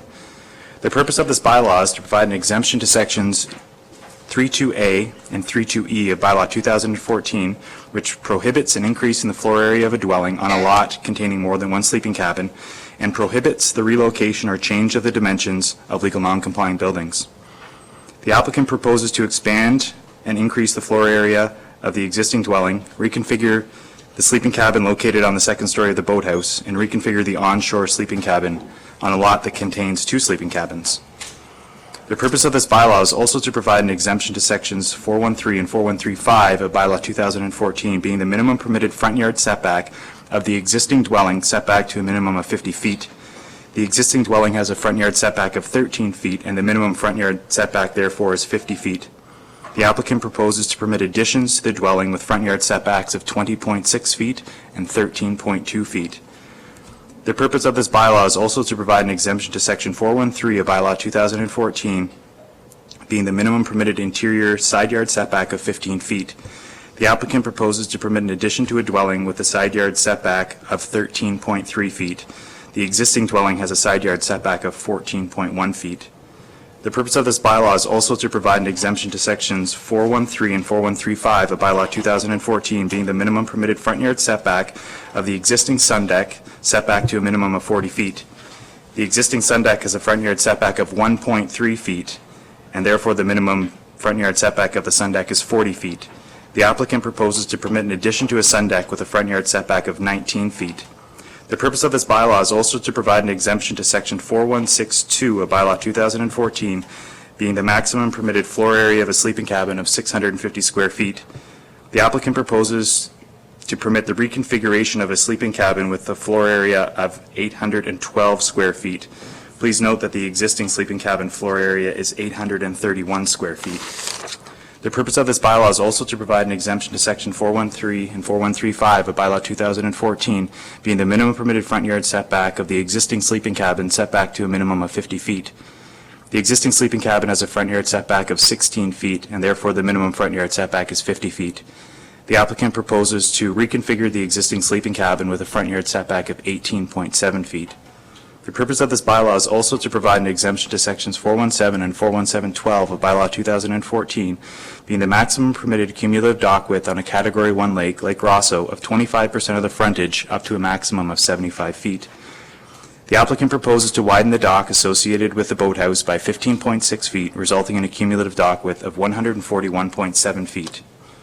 This bylaw will have the effect of permitting the expansion of a dwelling on a lot where more than one sleeping cabin exists, permitting the reconfiguration of two sleeping cabins where two sleeping cabins exist, permitting additions to a dwelling with a front yard setback of 20.6 feet and 13.2 feet, permitting an addition to a dwelling with a side yard setback of 13.3 feet, permitting an addition to a sun deck with a front yard setback of 19 feet, permitting the reconfiguration of a sleeping cabin with 812 square feet of floor area, permitting the reconfiguration of a sleeping cabin with a front yard setback of 18.7 feet, and permitting a cumulative dock width of 141.7 feet. We've received no comments from the public related to this application, but we have received comments from the District of Muskoka. The District Planning and Economic Development Department has no objection to this application. We've also received comments from the Development Services Department, Public Works Department, and Emergency Services Department of the Township Muskoka Lakes, and they have no objection to this application. I would direct your attention to page 371 of the agenda package for the site plan. There's also an extensive number of elevations and floor plans and surveys included in your agenda package, as well as a detailed staff report providing pictures of the property itself. Staff would be happy to answer any questions you have. Thank you, Mr. Allen. Is there anyone here speaking in favor of this application? Thank you. Good afternoon. I was here in the morning at one point, but it took a little while to get to this point. My name is Savis Veratis of Plan Muskoka. I'm here this afternoon to represent the applicants as their agent and as a professional planner. I'll try to keep this presentation fairly brief. I know I have allotted 5 minutes to work with here, so I'm sure everybody kind of wants to get this day over with. So I first state that I've read the planning report that was written by staff, and I concur with their opinion and their recommendation for the approval of this application. Really, when I met with staff originally, we were looking at 3 minor changes to 3 existing structures on this property, and we sort of debated whether or not each one should go forward as a separate minor variance application or should be dealt with comprehensively all at once. And the decision was made that we should be dealing with this all at once, just to lay it all out and make sure that everything was taken care of. So I'll just work from left to right, I guess you could say, across this site plan that you see here on the board, and sort of describe very briefly what is being proposed, because the numbers on paper sound fairly confusing. I had a hard time following exactly what was going on, and I know what's going on. So firstly, the dwelling, as you see on the left side of this property, sort of is positioned in this little peninsula of land that sticks out on the property. It's located fairly close to the shoreline. It's a legal non-complying structure that was, in existence predating the bylaw. The addition that's proposed is to the very far rear of the structure, as you see, in sort of shaded in gray, kind of coming down the back of that property. It's located primarily on top of an existing sun deck that's in that location, and it's a 2-story addition to this dwelling, but it's fairly minor in size, under 400 square feet in size. It's located as far as you could locate anything from the water on this building, and still, because of the way the shoreline wraps around the structure, still results in setback variances required from the zoning bylaw.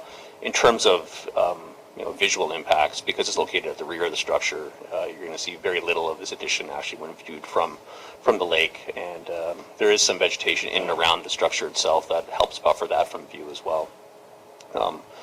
As you move across the shoreline, the next structure you see, sort of rectangular shaped, is a sleeping cabin, and it's located more or less right on top of where the existing sleeping cabin is. If you followed what Ryan was saying, the existing sleeping cabin is 831 square feet in floor area. The proposed sleeping cabin is a slight reduction on that, 812 square feet, and it's located slightly further back from the water than the existing structure is as well.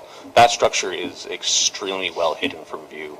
When you look at the property from the lake, there's a very thick, mature natural buffer located all the way around the whole structure that buffers it from view. There really isn't much of a change proposed other than the shape of the building, but as Ryan had already explained in his presentation, anytime when there's 2 sleeping cabins on a property, any change, whether it would have normally complied to the bylaw or not, to a non-complying structure, would trigger the need for a Planning Act approval. That's why we're here then today for that. And then moving along, there is an existing 2-story boathouse on the property located on the far east side. The intent is to reconstruct that building and also add a 3rd slip. The structure itself, in the staff report, cites this as well, would actually comply to the zoning bylaw on its own. It's well under the maximum projection permitted for both the boathouse and the dock. It's under the maximum width permitted on a property if it was sitting by itself there. The structure itself is, I guess, in comparison to what we see on these big lakes, fairly modest in size, even with the additional slip. And the additional slip adds a 15.6 feet of width to that structure. So the only width changed or addition that's being proposed is 15.6 feet of additional width. So, but when you look at the number, 192, I believe, is what staff came to, 192.7. This is, to me, very misleading, I guess, for this property, because realistically there's one dock, as you see sticking out the front there, and there's an existing boathouse that's being widened by 15 feet to a total of 58.8 feet in width. So where's that 192 coming from? First of all, if you look at the way the dock is designed, that kink in the dock, that dock is only 10 feet wide. But that kink in the dock actually measures it to be 43.5 feet wide, simply because of the way the zoning bylaw defines the way width is measured by the bylaw. So would its impact be 43.5 feet? Probably not. I think most people would see that as a 10-foot wide dock when they come by. Then as you move into the shoreline, there's a little cove, and it's really shallow waters in that cove. I would say right at the shoreline, about 18 inches deep, maybe not even. There's a boardwalk that historically had existed there. The photographs you've probably seen in the staff report look like it's newer. I think it's been resurfaced fairly recently. But that boardwalk, because it exists right up to the shoreline and extending over the shoreline, the way that the zoning bylaw defines what a shoreline structure would be anything where the projection of it comes out over the water, in a dock or a vessel, I guess you could say, would be able to be docked to it. So from a technical standpoint, this boardwalk is considered a dock.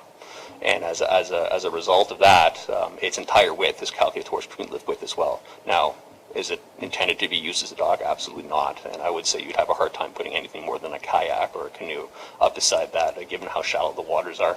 But because of that, it contributes towards cumulative width in this property and results in what I feel a fairly exaggerated number for what we're dealing with. To me, the only two true structures that contribute towards width is that boathouse and that dock on the tip of the land over there. If you were to look at that dock as a 10-foot dock, and if you were to look at that boathouse as the 58.8 feet wide that it actually is, the result would be about 69 feet of width of actual docking structure, which would actually comply with the zoning bylaw. But because of the way the bylaw defines structures and the way that they're oriented towards your shoreline, you resulted in 192, so it's quite a bit different. I still feel the shoreline structure width meets the intent of the official plan for this application, despite the fact that that number is extremely large on paper. But looking at it from an intent of the official plan and how shoreline structures should be measured and built on a property, I believe it still meets the intent of the zoning bylaw. And I guess one last thing to mention is the property as a whole has the potential, the frontage and the area, to be severed to two separate properties. Two separate properties on this from this property could result in two dwellings, two sleeping cabins, two shoreline structures, one on each lot, and as a result would have 20% lot coverage because 10 and 10 added together. This property as a whole, even with the proposed additions that are being made, falls under 5% lot coverage. So you can see that the actual build out of these lands is quite a bit less than what the zoning bylaw would normally permit. That lends itself to the argument of whether or not this property will be overdeveloped, or if it would throw the balance of built form and natural form out, which is a big part of the official plan's vision for how waterfront development should be on these properties. To me, that does not happen with these proposed additions to these buildings or reconfigurations. And finally, through site plan control, staff, I'm sure, will have a close look at the shoreline of this property, whether or not there's any areas that could be revegetated or, I guess, bolstered. Particularly, I'm sure in the area of the boardwalk, staff will probably have some ideas of maybe there could be some tree planting along there that would soften that look a little bit as well. So overall, I believe the intent of the official plan, or I guess the bylaw that's proposed in front of you today, it conforms to the official plan, and I concur with staff's opinion that it should be approved. And I'll be happy to answer any questions you may have. Thank you. Thank you very much. Anyone else speaking for this? Anyone opposed to this? Well, any questions from council? Councillor Jaglowitz? Yes, through you to staff. As I understand your recommendation, you're approving the 192 feet in width. And my concern is that I don't have a concern with the way that dock's configured now, but if you just approve it, if we just approve it that way, in theory, there could be a 66-foot wide long dock go out, where now it's only a very small shoreline width. How do you intend to control that? Mr. Allen? Through you.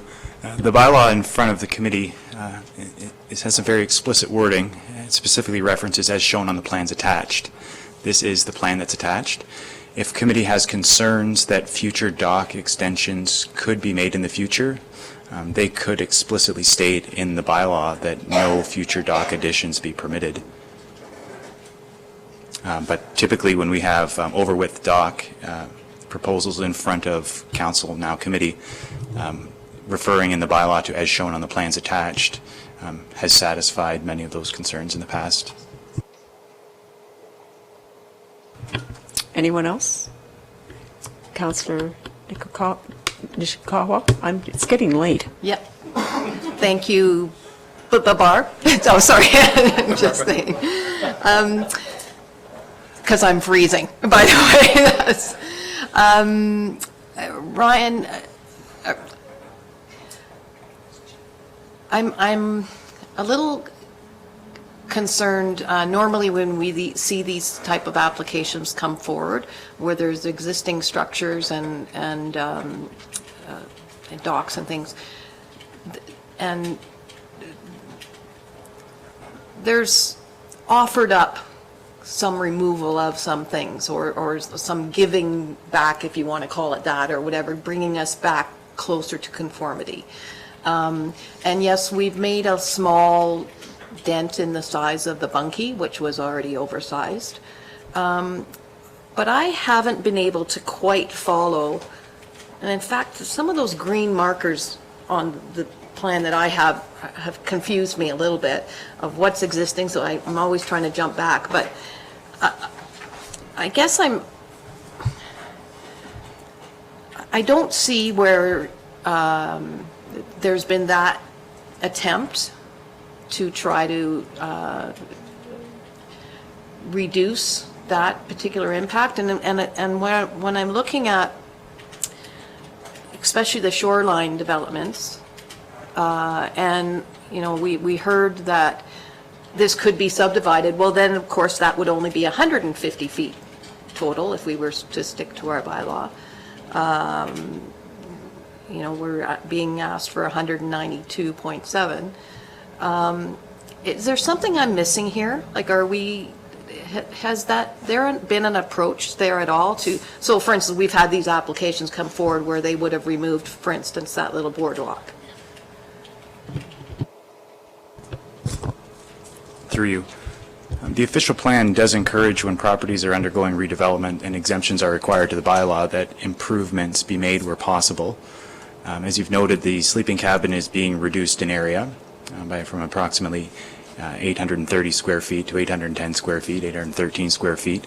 The setback of that sleeping cabin is also being increased, although a marginal amount, about 2.7 feet from the shoreline. There isn't any dock that's proposed to be removed as part of this application. I think Mr. Veratis has pointed out, quite realistically, that the bylaw is a one-size-fits-all type document, and depending how you view a dock, for example, from the shoreline, it may not necessarily have the same appearance as the way the bylaw measures it. There's been no proposal as part of this application to remove any dock. It's before the committee. The applicant's agent is here. If it's the will of the committee to start reducing the dock width, they could consider that. And this application could return to the committee with a revised proposal. You could also amend the bylaw to include a specific dock width if there's a number that you're more satisfied with than others. I guess from my perspective, it's a complicated shoreline, and there's a lot of existing development. All of the development on the site today can be replaced as of right 1-to-1, so they can maintain the two sleeping cabins with the much oversized sleeping cabin at the same setback. So from my perspective, improvements are being made. They may be seen as nominal, but it's not an easy property to redevelop, particularly when the existing structures are so close to the water and there's an existing large amount of cumulative dock width spread across 3 separate locations on the property.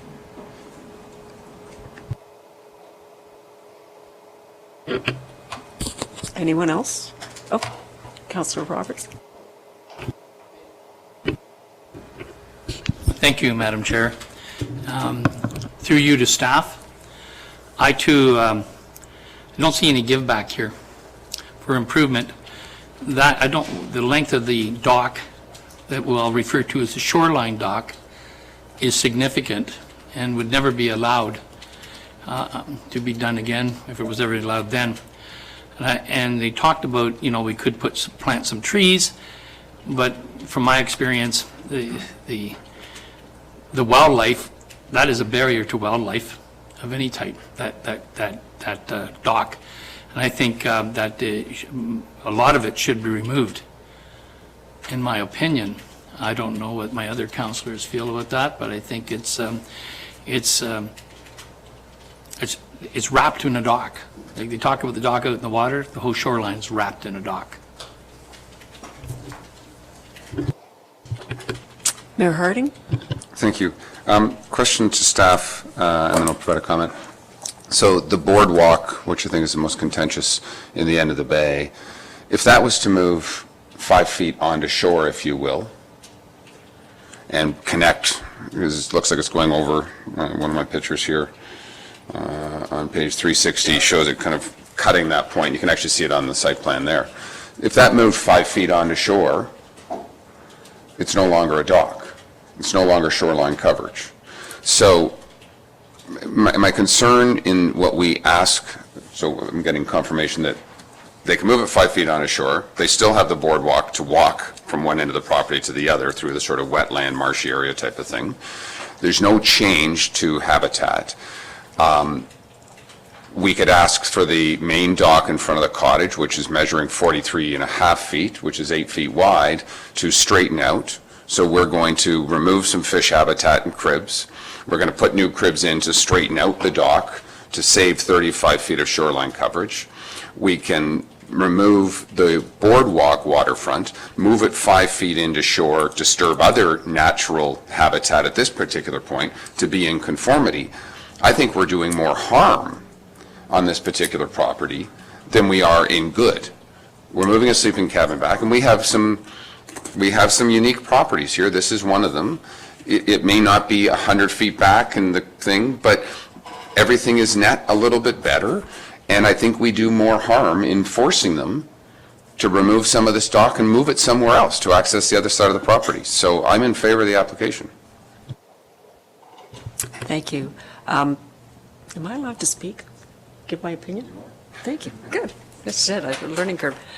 This is, I think, a very unique property, too. It's an old property that's been around for a long, long time.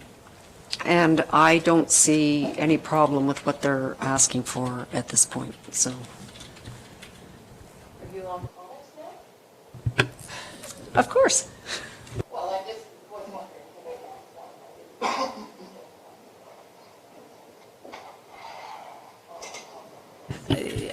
I do have a concern because of when we did 1414, and we had actually identified and spent time on properties like this.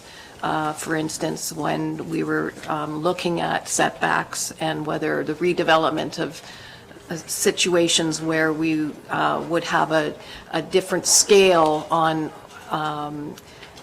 redevelopment of certain parts of the cottage, for instance, and if they were that much closer to the water, they would not be allowed to be able to become a two-story over water and those sort of things. I believe that they're asking to make the boathouse larger. And my concern is that there is no give back, and that in fact, we're only going to add to a situation that would normally not. It was okay way back when, but it's not okay today. And it's certainly not okay going through 1414 and all of the discussions that we had about our waterfront structures and that type of thing. I would have felt more comfortable if there were, as I said, some give back. And, you know, I heard the mayor's comment about moving the boardwalk 5 feet onto shore. Well, in fact, don't forget, that's supposed to be a vegetative buffer zone. I would question if that would, you know, where does that come into play? So I'm really struggling with this because I just feel that I don't see there's an urgency. I don't see that there's you know, some reason at all other than human need that to add to some of the shoreline structure. So I'm really challenged with this, and I'll just leave it at that. Committee Member Edwards? Thank you. In some ways, I do struggle with this, but when you look at page, I think it's 360, from the water, and that, when you see that, it just looks like a deck on shore. You really can't tell. The next one. Down a bit. Just a minute now. It's not the one I want. It's the view from the lake I would like there, Ryan. Oh, 259, sorry. Yeah, that one there. From the water, you're not going to go in that tight by boat, and if you're going by that property, and it just looks like a dock. And I think the mayor is right. If you start taking it out and that, you're going to cause as much problem as changing it. So, in this case, I can support this. Any more comments or questions? Oh, sir, Earhart? Just one more comment. Again, I would hate to see them have to angle the dock straight. Number two, none of the neighbors are opposing this. The immediate neighbor says, fine, let's go ahead and do this, and everybody in the circulation area. I will tell you, I drive by this property by water daily. I actually thought it was a beach at the end, not a boardwalk. From the water, without standing, that picture was obviously taken from the end of the dock. When you drive by this property, it looks like a beach. So I really don't like over and micromanaging. There is some net improvement on the property. It may not be as much as we want, but the neighbors and the people in the area don't seem to have a problem. So I'm in support. Any other comments? I mean, one of the things that could be done is leave the boathouse the size it is and let everything else happen. That would be an option. Just throw that out. So any other comments from anyone? No? Okay, I'm going to read the motion then, because it's here somewhere. Okay, moved by, you've been busy, Councillor Edwards, seconded by Councillor Nishikawa. Be it resolved that Planning Committee recommend to Council that bylaw 2019-82 and zoning bylaw amendment ZBA-13/19, Newlands roll number 5-6-038 be approved. Any discussion? What? Oh, sorry. Just maybe a point of administrative clarification. I have on my record zoning bylaw amendment 1319, bylaw 2019-55. I believe you referred to a bylaw with 2013 number. Maybe it's just a matter of double checking. Bylaw 2019-85? 55? 82, yes, 82, right? It should be 55. 55?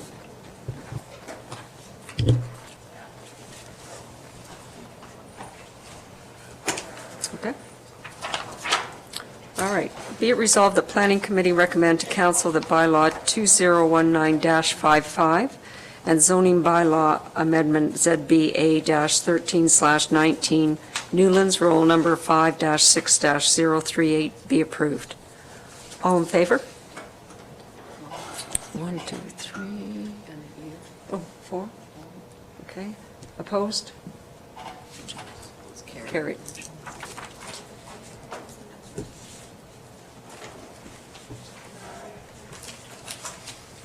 Okay. Great. Okay.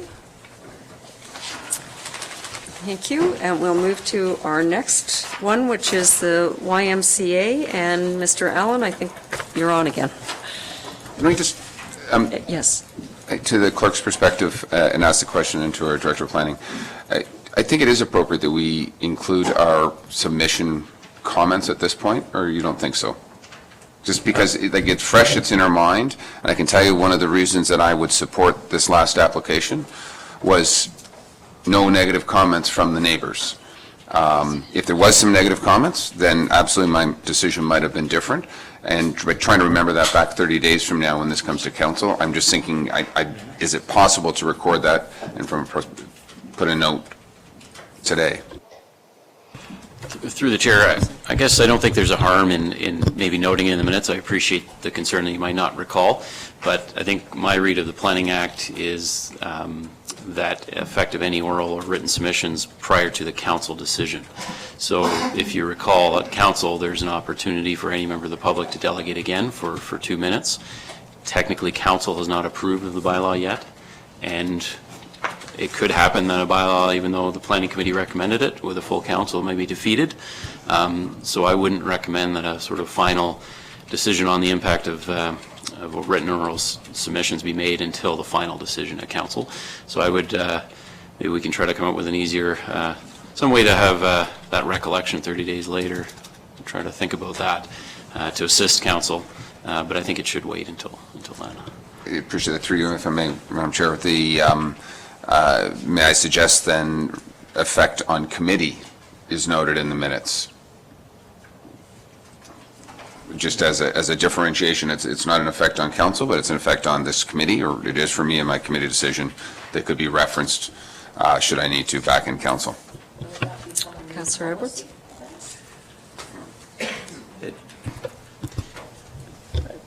Personally, I guess I would look to the clerk. I don't have concerns with noting it in the minutes. My typical preference is usually consistency, and we should do that for all. I guess the clerk would probably say the minutes should be without note or comment.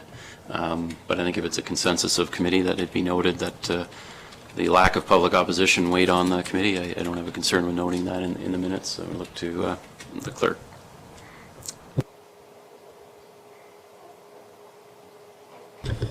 Well, we're supposed to be following the Planning Act, so I would suggest that maybe those notes are taken down and staff include them in the staff report to council. That's what I would suggest.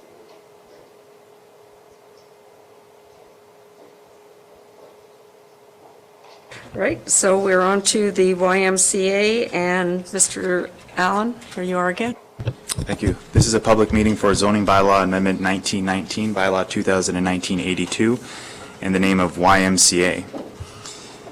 The lands are known municipally as 1090 Galwing Lake Road and are presently in the ownership of the Young Men's Christian Association and are known locally as YMCA Camp Pinecrest. Multiple private camp buildings are located on the property, including camper and staff cabins, activity buildings, dining and kitchen facilities, docks, and other buildings and structures related to the camp. The applicant proposes to construct a sailing center building with an attached sun deck and a dock. The purpose of this bylaw is to amend Section 1.2 of Bylaw 2010-126, being that no new buildings or structures are permitted that are not shown on the Phase 1 development plan. The applicant proposes to construct a dock and a sailing center building with an attached sun deck that are not presently shown on Phase 1 of the development plan. A sailing center gazebo is shown on Phase 1 of the development plan, but the applicant proposes to construct an enclosed building instead of a gazebo. The purpose of this bylaw is also to provide an exemption to Section 2.5 of Bylaw 2010-1 and 26, being the maximum permitted gross floor area of 19,040 square feet in the Phase 1 development plan. The applicant proposes to construct a 399 square foot sailing center building resulting in 19,439 square feet of gross floor area. A sailing gazebo is shown on Phase 1, but was not included in the maximum gross floor area because it is not enclosed. The purpose of this bylaw is also to provide an exemption to Section 423 of Bylaw 2014, being the minimum permitted front yard setback of 66 feet for buildings and structures in the private camp WC 4A1 zone, and Section 27 of Bylaw 2010-126, being that no new buildings that contribute to gross floor area shall be located closer than 30 meters, 100 feet of the high water mark, with the exception of a sailing gazebo, which is permitted to be located within 20 meters, 66 feet of the high water mark. The applicant proposes to construct a sailing center, I'm tongue-tied on that one, a sailing center building that contributes to gross floor area with a front yard setback of 10 meters, 35 feet. The purpose of this bylaw is also to provide an exemption to Section 4253 of Bylaw 2014, being the minimum permitted front yard setback of 50 feet for a sun deck. The applicant proposes to construct a sun deck attached to the sailing center building with a front yard setback of 27 feet.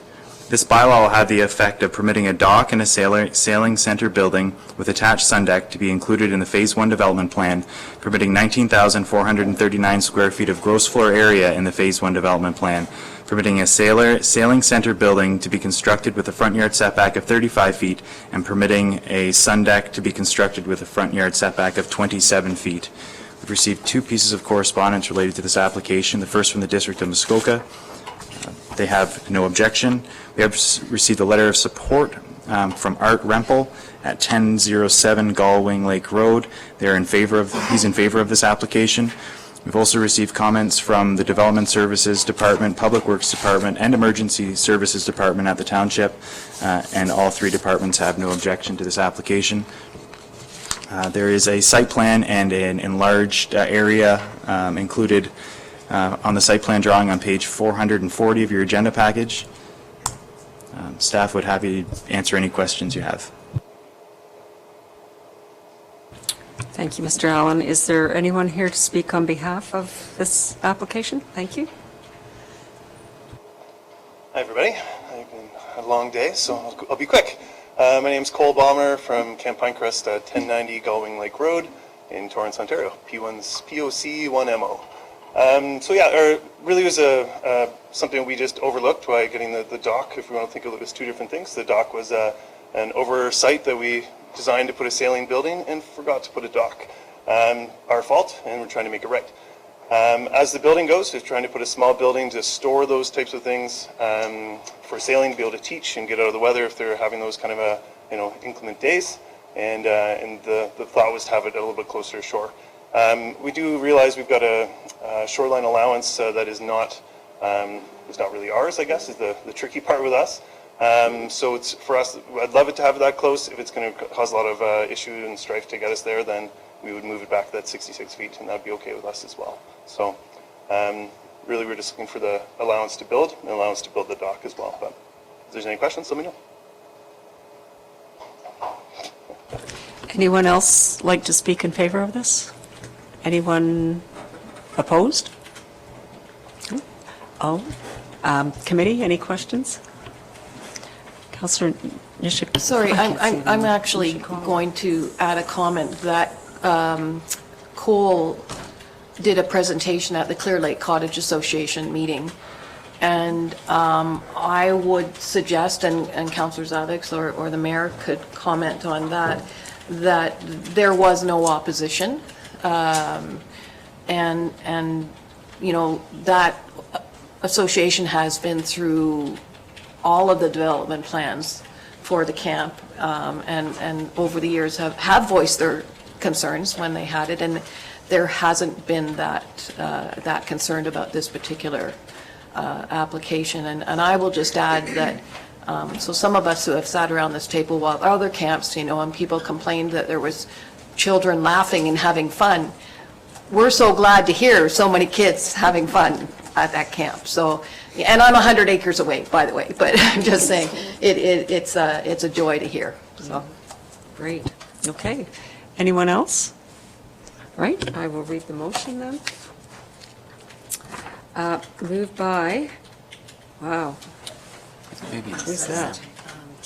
Oh, okay. Maybe if I could just, Which, if I could just oh, sorry, go ahead. Right through the chair. I guess this might be more of a question for the applicant. The draft resolution before Planning Committee, staff has no objections to the proposal either. However, regardless if committee and council were to ultimately approve it, they would not be able to obtain a building permit on a municipally owned shore road allowance. So the recommendation is that the approval be subject to the closure. And I don't know if the camp is able or willing. It's an extensive amount, over, I think, 3,000 feet of frontage of a shore allowance that you'd have to purchase. I heard in your comments that you'd be willing to relocate the structure back to 66 feet. I don't know if that's something Planning Committee wishes to discuss, to amend the resolution, that it be approved subject to a setback of 66 feet as opposed to subject to the closure of an original shore road allowance. But I would look again to the applicant if they have comments, or committee if there's any questions or discussion on that. Yes, please comment on that. Really at this point, I do, really this brought up a lot of concern of the fact of that 66-foot allowance is not ours. So really for me it brings in a lot of fear of whose is it and who's responsible for liability and all the other things that we have on that shoreline. As far as this building goes and for this proposal, we are fine to move it 66 feet back. We can move forward with this in my mind. But I will question that, and I will probably come to you guys next week or sometime down the road when I'm a little less busy, to speak about what we can do with it, and if that's purchasing it or whatever that is. But it's there's lots of buildings on that shoreline. You can see two more in this building that are already there. One's even probably closer than it's actually drawn to the shore, and we have docks, we have kids on the water all the time. For me, it's safety and who's liable if anybody does get injured or those types of things. So yeah, and as a charity, it's the dollar amount's a big component for us of making that happen. We have other concerns on our other lake, on Galwing Lake. It's a bit even more of a concern for people that are neighbors or that are using that lake that are not us, that are using our shoreline and inappropriately. So as far as this application goes, we're entirely fine moving it 66 feet back. It'd probably be more on this drawing, I guess, up to the upper right, kind of just in a natural spot that we had found out when Ryan and I did a site walk. But moving forward, I'd love to talk about how to alleviate that understanding of whose land that is and who's liable for those types of things. Thank you. Mayor Harding? Thank you. Just conversation with the Director of Planning that it could be a combination of 66 feet back or closure of the shore road allowance. So I think he's putting words somewhat to that effect.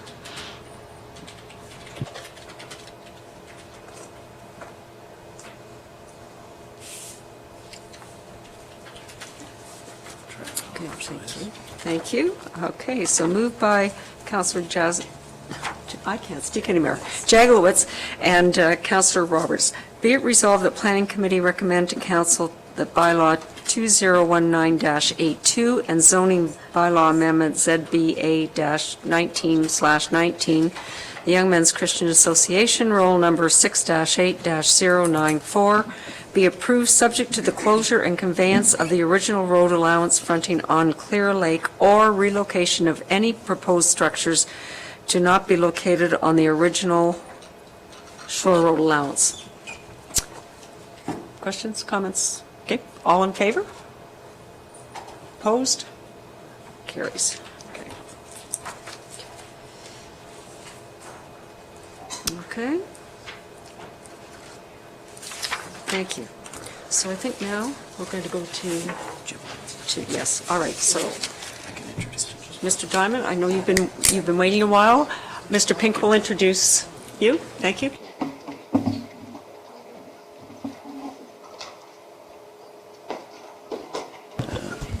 Thank you, Chair and Committee. On page 453 in your agenda packages, staff has prepared a brief report. You may recall at the last council meeting in June, council did appoint what was ended up termed a official plan review working committee. to review the official plan, appointed that, and there was some discussion during that process, and a request was made. We did have an inaugural meeting on June 27th, and the request was made to bring the notes or minutes of that meeting to a future planning committee, which staff has done. You'll see the notes of that meeting beginning in page 455 of your agenda packages. I think they speak for themselves. It was a rather introductory initial meeting and a lot of good discussion on the various visions and competing interests in the municipality. And again, happy to answer any questions if committee has on those. And also during the discussion, there were some questions had on the overall process in general. And Mr. Jim Dyment is one of the consultants who we've retained to do this project, and he's graciously agreed to attend today and perhaps answer some questions for committee and provide some further background. I would just lastly note, also as you note in my report, there's a brief touch on some of the next steps. I know we have discussed a visioning session in Milford Bay Community Center next Friday from 1 to 4. And also a public meeting notice has been circulated in the paper and in various methods for the first statutory public meeting on August 16th. That'll be in front of this planning committee at its next meeting. That's a statutory requirement under the Planning Act, typically held early on or onset of the process to hear the community's visions on the current plan and perhaps what could be changed.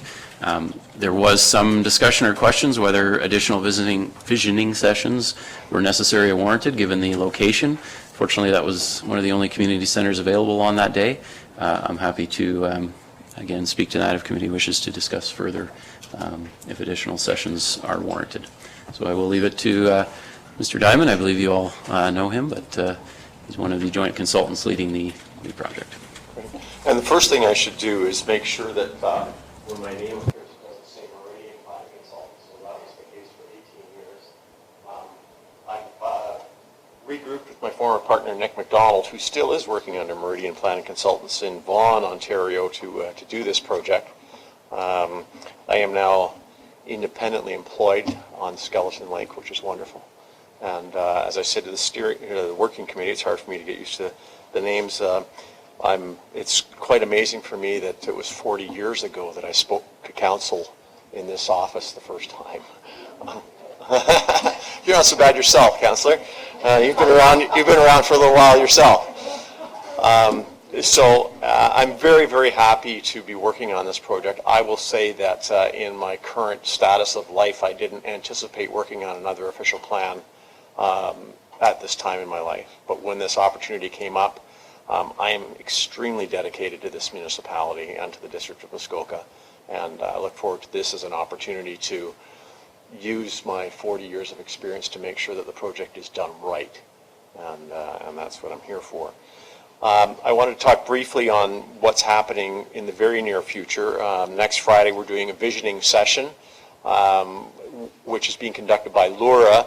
Lura is a very highly regarded public consultation planning firm. They do work all over the province, and we connected with them for a couple of reasons. Nick and I are in the later stages of our career, and we know about Twitter and Facebook and stuff like that, but it's critical for us to get the people that have a full head of hair or maybe no gray hair involved in this process. And so we thought we need to find people, young people, who can use social media and attract other young people to this project. And so we have Laura doing that. So they're going to be leading the visioning session next Friday in Milford Bay. That session, I love doing those sessions because they're really light. And you facilitate the session, but you're there to hear what people want to say. And, you know, kind of the key question is, describe to me the Township Muskoka Lakes in 2040. Where do we want to be? And our objective is to try to put that into a vision to tell us how we get there and to create a plan of how we get there. Your strategic plan is a little helpful, but it was done by the previous council, and Mr. Hammond tells me you're looking at updating that with this council, and that's a great idea. The session next Friday will help you, those of you who are attending, and us to understand what the vision of 2040 in Muskoka Lakes will be. The next time that we meet as planning committee is, as David indicated, under the, well, I call it the Section 26 meeting. The Planning Act says you have to have a special meeting when you update your official plan and invite members of the public to come and speak to you and tell you what you should be doing with your official plan. What works, what doesn't work. It reminds me of that old TV show Nip Tuck, What Don't You Like About Yourself? But that's the purpose of the meeting. So again, that's an easy meeting for us because we just sit and listen, but keep track of what's going on. So I'm going to attend that meeting as well. My ability to attend meetings here is based on the fact that I live 20 minutes away. 25 if I drive the speed limit down Brackenrig Road, but about 20 minutes away on Skeleton Lake, and so I can be here. David had mentioned to me when we were doing a review of how all of this works, that this committee wanted to be more involved in the project than what the work program indicates, because we have this working committee and they are a cross-section of the community and representatives of the municipality who are going to give us a sense of, I call it ground truthing exactly what's going on. And so I will say that over the last, since our working committee meeting, David and Nick McDonald and I have been having conversations about how we get this committee more involved in the process within the budget that we have. And we've managed to tweak some hours. We're still working on that, where I think I can be here 6 more times in the next 2 years to kind of update you and get your thoughts on where we are at a session like that. And I'm happy to do that. I will say, scheduled for 11:30, it's 2:30 now. I'm on your dime at $3 a minute, so we should, we need to be cautious about that.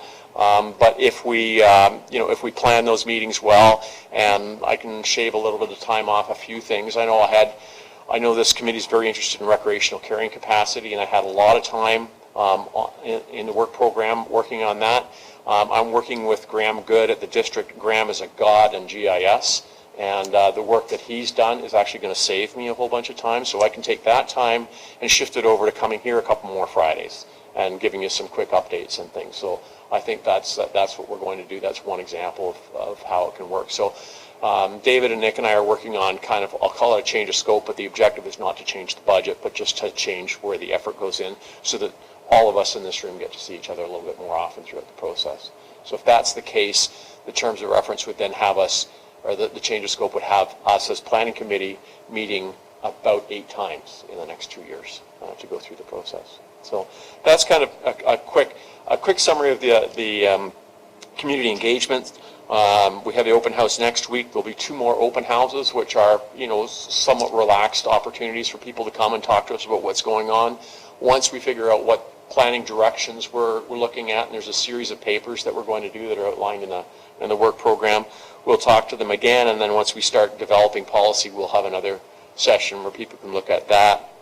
Allure is going to do what they call pop-ups, and they're going to go for a half a day and set up a tent and just be someplace where there's people. I liked Liz McCarty from Allure said, what we've learned, you have to go where the people are already there so they don't have to go to see you. So, maybe next year, it's too late for this year, but maybe next year they set up a tent for the morning at the Antique Boat Show. Or, other opportunities, the MLA annual meeting or something like that, where they just set up a thing and there's a tent and there's 2 people there and you can go in and talk to them and do that sort of thing. We're working with the municipality on setting up online stuff and getting things working on the website. I've committed to the project team to answer emails because I can sit in my office on the top floor of my boathouse with a cup of tea in the morning and answer a couple of emails without having a huge impact on the project. And we'll be working with the working committee throughout this process to make sure that we are grounded. I like the composition of the working committee. I recognize a lot of the people that are on it, and they have different views, and that's critical. Of course, diverse views bring strong projects and great products. So with that, I'm happy to answer any questions that anybody has. Thank you. Councillor Jaglowitz? Thank you. Through you, Mr. Dyment, one of my concerns is you mentioned where we want to be in 2040, and I think that's a good objective, but I'm concerned that where we're going to be in May of 2020. And that's, if we look at your list of subjects, if we go down, we'll see one of them is resort policies. And I'm sure you're aware that we have an interim control bylaw on the net that will expire in 10 months from now. And so in order to, the goal is to attempt to have some revised resort policy in place passed by the township and the district by that time frame. And I just wondered how you're fitting that into your schedule. Can that piece kind of get pulled out, or are we just giving up on trying to do that? We're relying heavily on the committee there to be providing recommendations on how that works. The objective is to dovetail it into the process. And it really is a question of the timing of how that committee works with the policies and what the recommendations coming out of that are for timing. So we've got till, as you say, spring 2020 to figure out how to bring that policy framework forward, whether it's a separate amendment. I'm going to guess it's probably going to be a separate amendment. And I would also recommend that it be a separate amendment because you don't want to tie up your whole official plan on one issue. So you're better off to deal with something that's as controversial and significant as that as a separate document, and then make sure that it dovetails with the official plan at the end. Just one moment. I'm going to let Mr. Pink jump in here. Just to clarify, as I know, like Mr. Dyment's been overly involved in that process, and I have. There's certainly the resort issue, which is a broader township, if not district-wide matter. The interim control bylaw and that committee has been set up to review the policies for Minette. And yes, that expires May, I believe it is, 2020. My plan for that committee that this council has set up, the previous term of council, is working diligently to review those policies, and the goal is to, as Mr. Dyment I think correctly pointed out, my vision has been a separate official plan amendment, ideally passed before that interim control bylaw expires, and then it will be simply a matter of taking those approved policies and dovetailing or putting them in this plan. The resort policy issue is yet another significant issue, which we're also reaching out to the district, and we're going to have discussions about how to dovetail those issues as part of our official plan review as well. As committee members may recall, the district official plan, when they updated it, left the resort issue aside, which has now put it in a little bit of an interesting situation that we're going through our process. So we're going to work with them closely, and I think we're putting our heads together about how to solve that dilemma. But with the Minette situation, it should work fairly well if everything falls into place as it should. So maybe a supplemental. I'm glad to hear that. I think the last time you and I talked, you had not indicated that that would be a separate piece. So I think that's very important. And I think in order to meet that deadline, that should probably be on this planning committee's agenda for every meeting to follow that through, because that's my understanding is that Minette's steering committee are not going to have anything till the end of this year or early next year. So we will have to have done some of our public, whatever the public piece is, David, that we have to do. We can't just pass an OPA without having a public meeting. And I was hoping that that could take place at the same time as you're doing the other. Could those two things be kind of moving side by side? If I can, through the chair. That's correct. Any official plan amendment, the Planning Act would require that at least one statutory public meeting is held. I can certainly say that I've advised the Minette Joint Steering Committee on numerous occasions and stressed the importance. Probably looking at an absolute bare minimum of 4, if not 6 months to go through that process. So we're hopeful of getting some recommendations this fall so that there's enough time to have an amendment before you by May 2020. And certainly, I certainly recall, and I'm sure it's in some minutes and reports, when the interim control bylaw was passed, staff stressed to council the extremely limited tight timelines to pull off a project of this nature in that 2 years, and we continue to work towards it, but it is a tall task, and we will do our best. Yes, Councillor Nishikawa. Thank you. I think I'll just go to David, because you've been around pretty long, too. Just to give the rest of the council an understanding. Generally, this process, the OP process, and our interim control bylaw, or not our, our zoning bylaws and things, it's kind of like a 3 or 4 or 5 year process. It's not, we're not looking at this taking 2 years. Like, as in, we're hoping, or, I mean, that would be fantastic, but I just wanted to stress that it wasn't something that was going to happen in a year from now or 2 years from now. I think it's always been a longer process, and I just wanted people to have that awareness that it, you know, it's not something that we're going to hopefully put a stamp on at the end of 2020 sort of thing. Mr. Chair, you know, certainly I don't want at one of the very first meetings on the official plan review already blow our timelines and double them. But it is, you're generally correct. I mean, all these very large projects go in with good intentions and schedules, like any home renovation project. They sometimes do tend to take a bit longer. I can say the official plan review the last time, it was joined as an official plan and zoning bylaw review. Started, I believe it was in '06, and you know, it was probably a 2-3 year plan at that time, and we eventually passed 2014, 14, and 2015, so 9 years it took. So issues do come up. Again, at this early stage, I'm going to remain optimistic and on our consultants to deliver this project on budget and on schedule. I think, but I don't want to mislead. I think late next year is somewhat of an optimistic schedule, but certainly my ultimate goal is certainly to have a document before council that council can unanimously support in your term. I think is a good goal, and obviously a little bit before the election, hopefully. But I certainly, that's the goal there.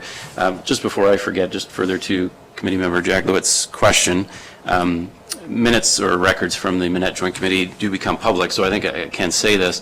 At the last meeting, there were discussions on that committee becoming better informed by gathering some public opinion, and they are looking out to reach out to the public this summer to get some feedback from the community on the character of Muskoka with respect to density and those types of issues, so that they can make more informed recommendations to this committee.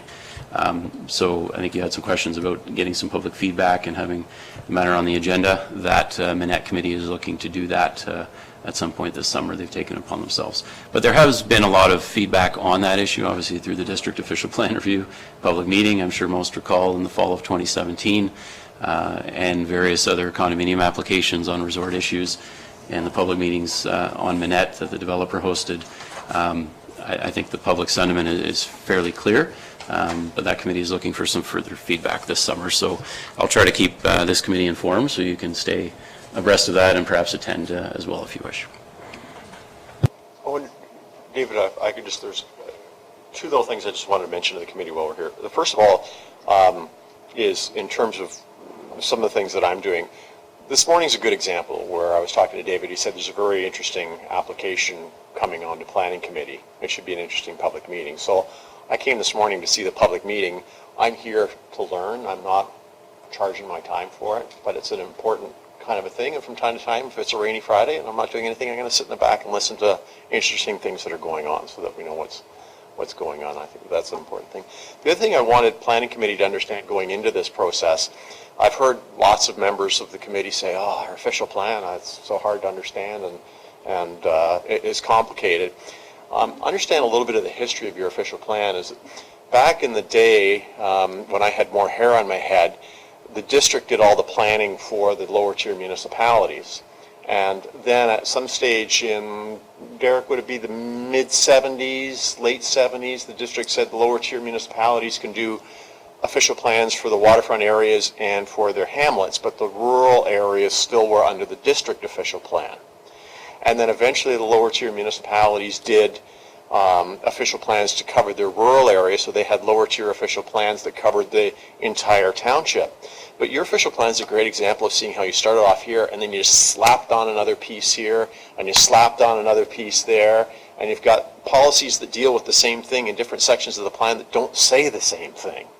And so one of the things we talked to the steering committee about is we've got to really It's an opportunity to start from scratch and write a whole official plan from page 1 to page not 265, I promise you. And look at the whole thing as a continuous document rather than a series of patches that have gone into it. So that's one of the things we'll do. Any other questions of Mr. Dyment? Thank you, Jim. Thank you. We'll see you next month. Yep. If not in the store.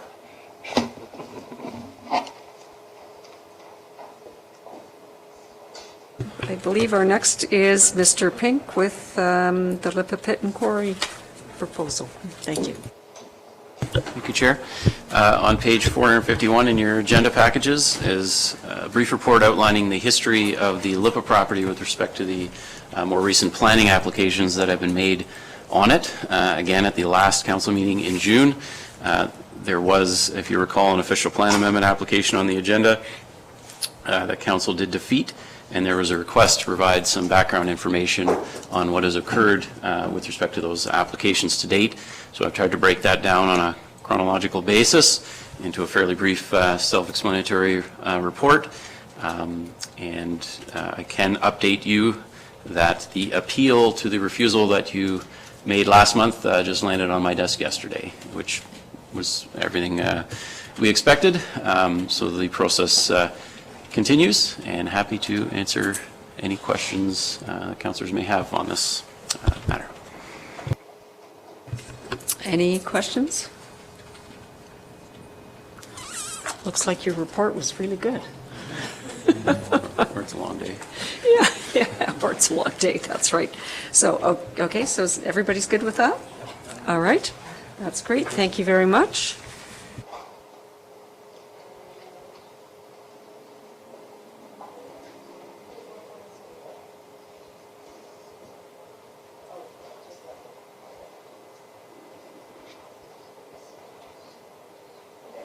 So our last item is developmental services. It's a discussion and consideration of a resolution re the OPP. And Committee Member Jaglowitz, I believe, asked that this be put on the agenda, so I'm going to ask him to speak to it. Thank you, Madam Chair. I'll give you a little background and then to indicate that I have turned this matter over to the CAO to handle, but he felt that it would be, the appropriate way to handle it would be for this committee to make a resolution, and so that's why it's here. In the May, I'm a member of the Finance and Communities, and it's not community service, it's corporate services at the district, and they're responsible for policing for us. I brought up at that meeting in May that was there any way that possibly the OPP could get involved in somewhat when our bylaw officer is not available or in difficult situations after hours. The staff at that meeting contacted Michael Burton, who's in charge of the OPP for our section, and I met with him on June 19th. And the meeting went.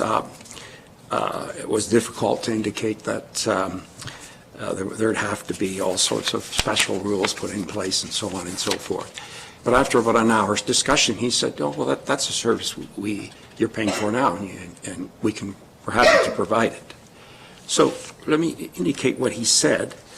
He said that what he would envision is that the bylaw officer or the staff here would merely meet with him or his staff sergeant, David Pynchon, and work out a protocol.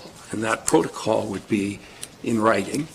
And so if a person had a problem with bylaw enforcement, let's say it's 11 o'clock Friday night and there's a noise issue, and our bylaw officer's not there, a call could be placed to the OPP, and the OPP would already understand that this is a bylaw, after-hours bylaw infraction, and unless they had an unusual workload, they would attend. They would fill out a form that had been previously agreed on. They would find out who the people are that are responsible for the infraction. They would take down the information, and they would then make that available to the bylaw officer when he comes back, the next day or the Monday. And they would also act as a witness in court.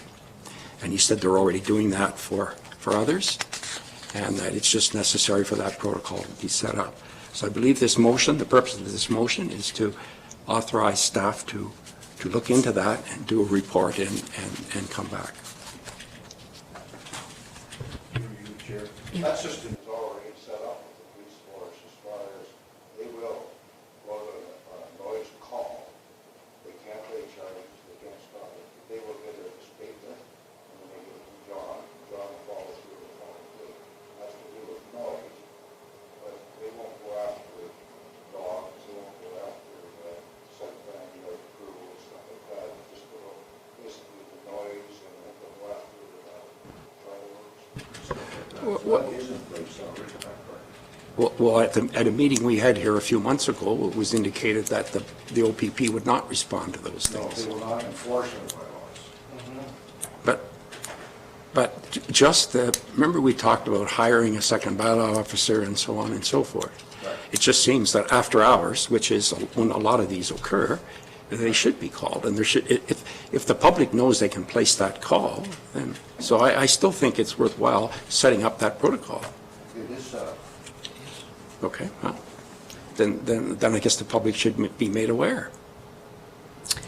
Okay, so if the protocol's in place, then I believe that perhaps we can have some sort of an informational sheet, or, so, thank you. Madam Chair, I think what Mr. Donald is referring to is the fact that if somebody calls the OPP with respect to a matter, they're going to attend the scene. But what the subtle difference is that other matters, other bylaw matters, they don't typically attend to. In addition, if they do attend a disturbance call, they will not be laying a charge, or they don't lay a charge under the noise bylaw. I think that's the subtle distinction that Mr. Donald's trying to draw. If you're wanting the OPP to attend after-hours calls and lay charges under the bylaws, we're happy to investigate that, if that clarifies what's being asked. Just through me, that's not what was being asked. The fact that they attend and that they take down the information about who they're documenting that the occurrence, and then they're passing it on to the bylaw officer for prosecution, and they're there to act as a witness. And I think that'll go 90% of the way of solving the problem. Madam Chair, it all depends as well as to what the complainant is asking the OPP to do. If they call about a noise complaint against our bylaw, the OPP will advise the complainant that they do not enforce that bylaw. I think what you have to do is meet with them, because I was told differently. I was told that they will make an arrangement to attend on bylaw infractions after hours, okay? They will not lay charges, that's correct, but they will take down the appropriate information so a charge can be laid. So I just think it's worthwhile for staff to make that contact and see what can be worked out. I don't think it's my role to do that. Madam Chair, I'm not going to dispute that, No, and staff are I happy think to we need meet with to the have another OPP look pursuant at to it. the resolution. Absolutely. For sure. Mayor Harding? Thanks. I guess my only question or concern is a expensive police officer trained at X dollars. Ultimately, at the end of the day, we don't have enough police on the street. I understand in the past 30 days at times, there's only been 1 or 2 officers assigned to Muskoka Lakes because they're short-staffed. The staffing dilemma is not exclusive. It's one thing to say that, but it's not exclusive to Tim Hortons and everybody else who can't find staff. They're not doing any paid duty anymore because they are so short-staffed. So my concern, if I go back to 2 months ago, we had some bylaw concerns.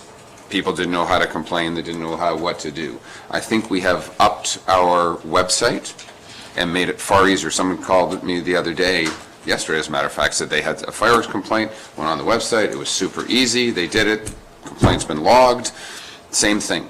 So if they can go do that by themselves, if they call our after-hours number, our after-hours dispatch is advising them to go to the website to formalize the complaint, to do the work, and our bylaw officer is doing it on Monday morning.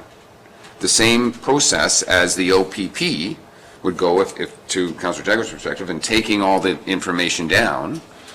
But it's going to cost us a lot more money to have an OPP officer go out there and/or divert time and energy away from what I'll call real policing.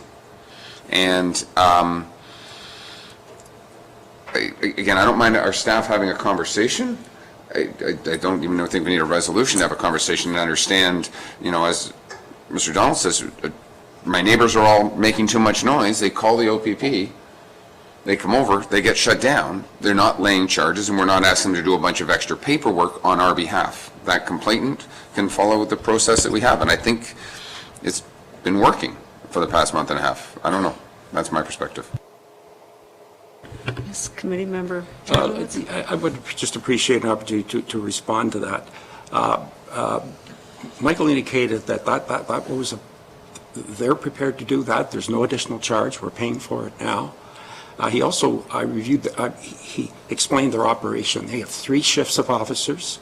There are 6 officers on duty at every time. There's about 8 or 9 in each shift to cover holidays and so on. So he does have sufficient forces, and he did admit that if it's a triage thing. Sure, if there's many very difficult things going on, this may not get looked at. But I think it's a worthwhile conversation. I really do. And it's not meant for instead of our bylaw officer. It's meant when the bylaw officer is not available, which is weekends and holidays and everything else. Okay, so I guess we can, oh, sorry. Yes. Thank you. I guess a little bit to follow that, because along with our conversation and discussion about the bylaw officer and the needs and all of that sort of thing, and we talked about bylaw on the weekends. I don't recall having a good conversation about bylaw during the week and actually having sort of somebody out there looking at our trouble spots that are happening on a regular basis. Why I say this is because I just got today 2 more emails on top of a few that I've received last weekend, but today's Friday, so we've got, you know, we always talk about Don's Bakery and it being such a challenge, and so now, you know, it's Monday, and these came in at lunchtime, but the challenges are there, and it's pretty hard for a citizen to run to the phone, get bylaw, to run out to wherever location it is. But is there a way to be on the ground, like, for instance, the bylaw officer being at the bank in Port Carling, or as we know that Don's Bakery and Portage Street, we talked about those trouble spots, and just seeing the presence of a bylaw officer during the week on some of those trouble spots could be helpful, I would suggest. Okay, so do we actually need to bring this back to committee for that? Well, so Mayor Harding? So I hear totally something different, because what you're saying, and I agree at times that our bylaw officer could be in front of Don's Bakery for parking at 9 to 5 Monday to Friday, but are we going to pay the police or expect the police to go by and say, by the way, move your car? I don't believe that's an effective use of a trained police officer. And the original question or concern, if I go back to 2 months ago, and I'm trying to figure what we're really trying to achieve here, is that if there was an emergency call or something happened at night and our bylaw officer's not going to go out alone because there's too much partying going on or whatever, that's in place to call the police today, and the police are going to go out today. So I don't know what else we need to do beyond that. I think that's what Mr. Burton might be saying, is that process is there. We are, when people's life are in danger, but are we issuing parking tickets, or are we doing, you know, you've got a messy front yard. It's a hard definition as soon as you tell the public, oh, you can also just call the police and they'll be your bylaw officer. And then are they dialing the police, or are they dialing 911? No, I don't think that's where we're going with I don't this. know the definition. Well, I don't know when to call the police or when to call bylaw. well, That's the purpose for staff to meet with the constable or the person in charge to set up that protocol when it's appropriate and not. And if you say it's happening now, when did it last happen that the OPP attended and submitted the information that our bylaw officer could lay charges? Is that It's happened this year. Pardon? It's happened this year. Okay. and they did actually provide an information sheet, then it's done. So let's get it on our website. Then if it's you have- informational now, so can we leave that? Derek is working along with us on an information sheet that's going on the webpage. We could add something to that before the budget maybe. Yeah, just the clarity for that would be, yes, so that we can disseminate properly, things like noise, not things like cleaning up your yard. I mean, I agree. You want to limit that. Neil? We came to committee twice to do with bylaw enforcement. The last direction we got said we were going to monitor it. I said that I would personally myself have a weekend's patrol of the 8 towns, which I have done the last 2 weekends, looking for infractions.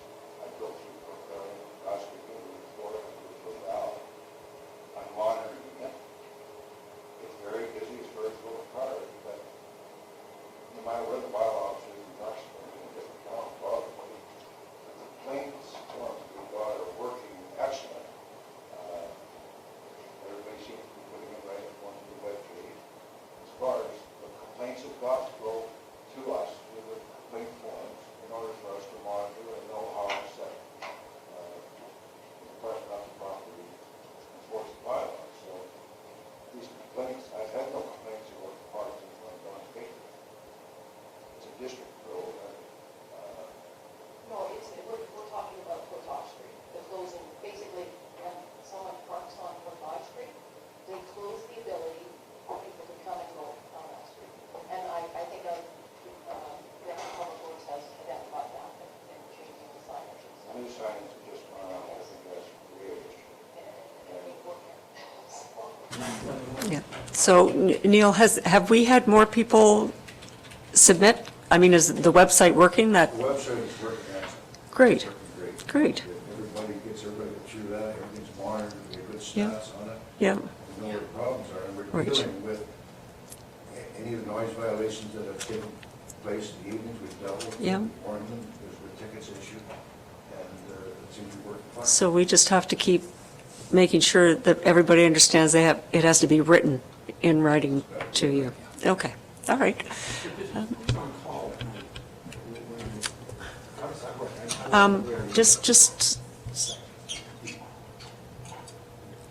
Perhaps you could do that, unless everybody's interested, perhaps you could have that conversation afterwards. It's 3 o'clock.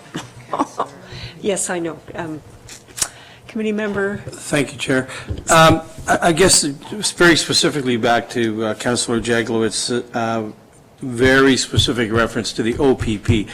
I do think that I would be certainly supportive of the commentary to staff that we would have, we as a township would have one more collaborative discussion with them about perhaps what is on that song sheet. What does the officer say to our constituents when they come into our township representing us as it relates to, well, I'm not here to enforce your bylaws, but I'm here.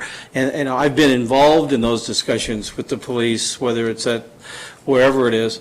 And it's very frustrating as a constituent because now the police are here. Oh, the police are here. Well, they're not going to do anything when they're here.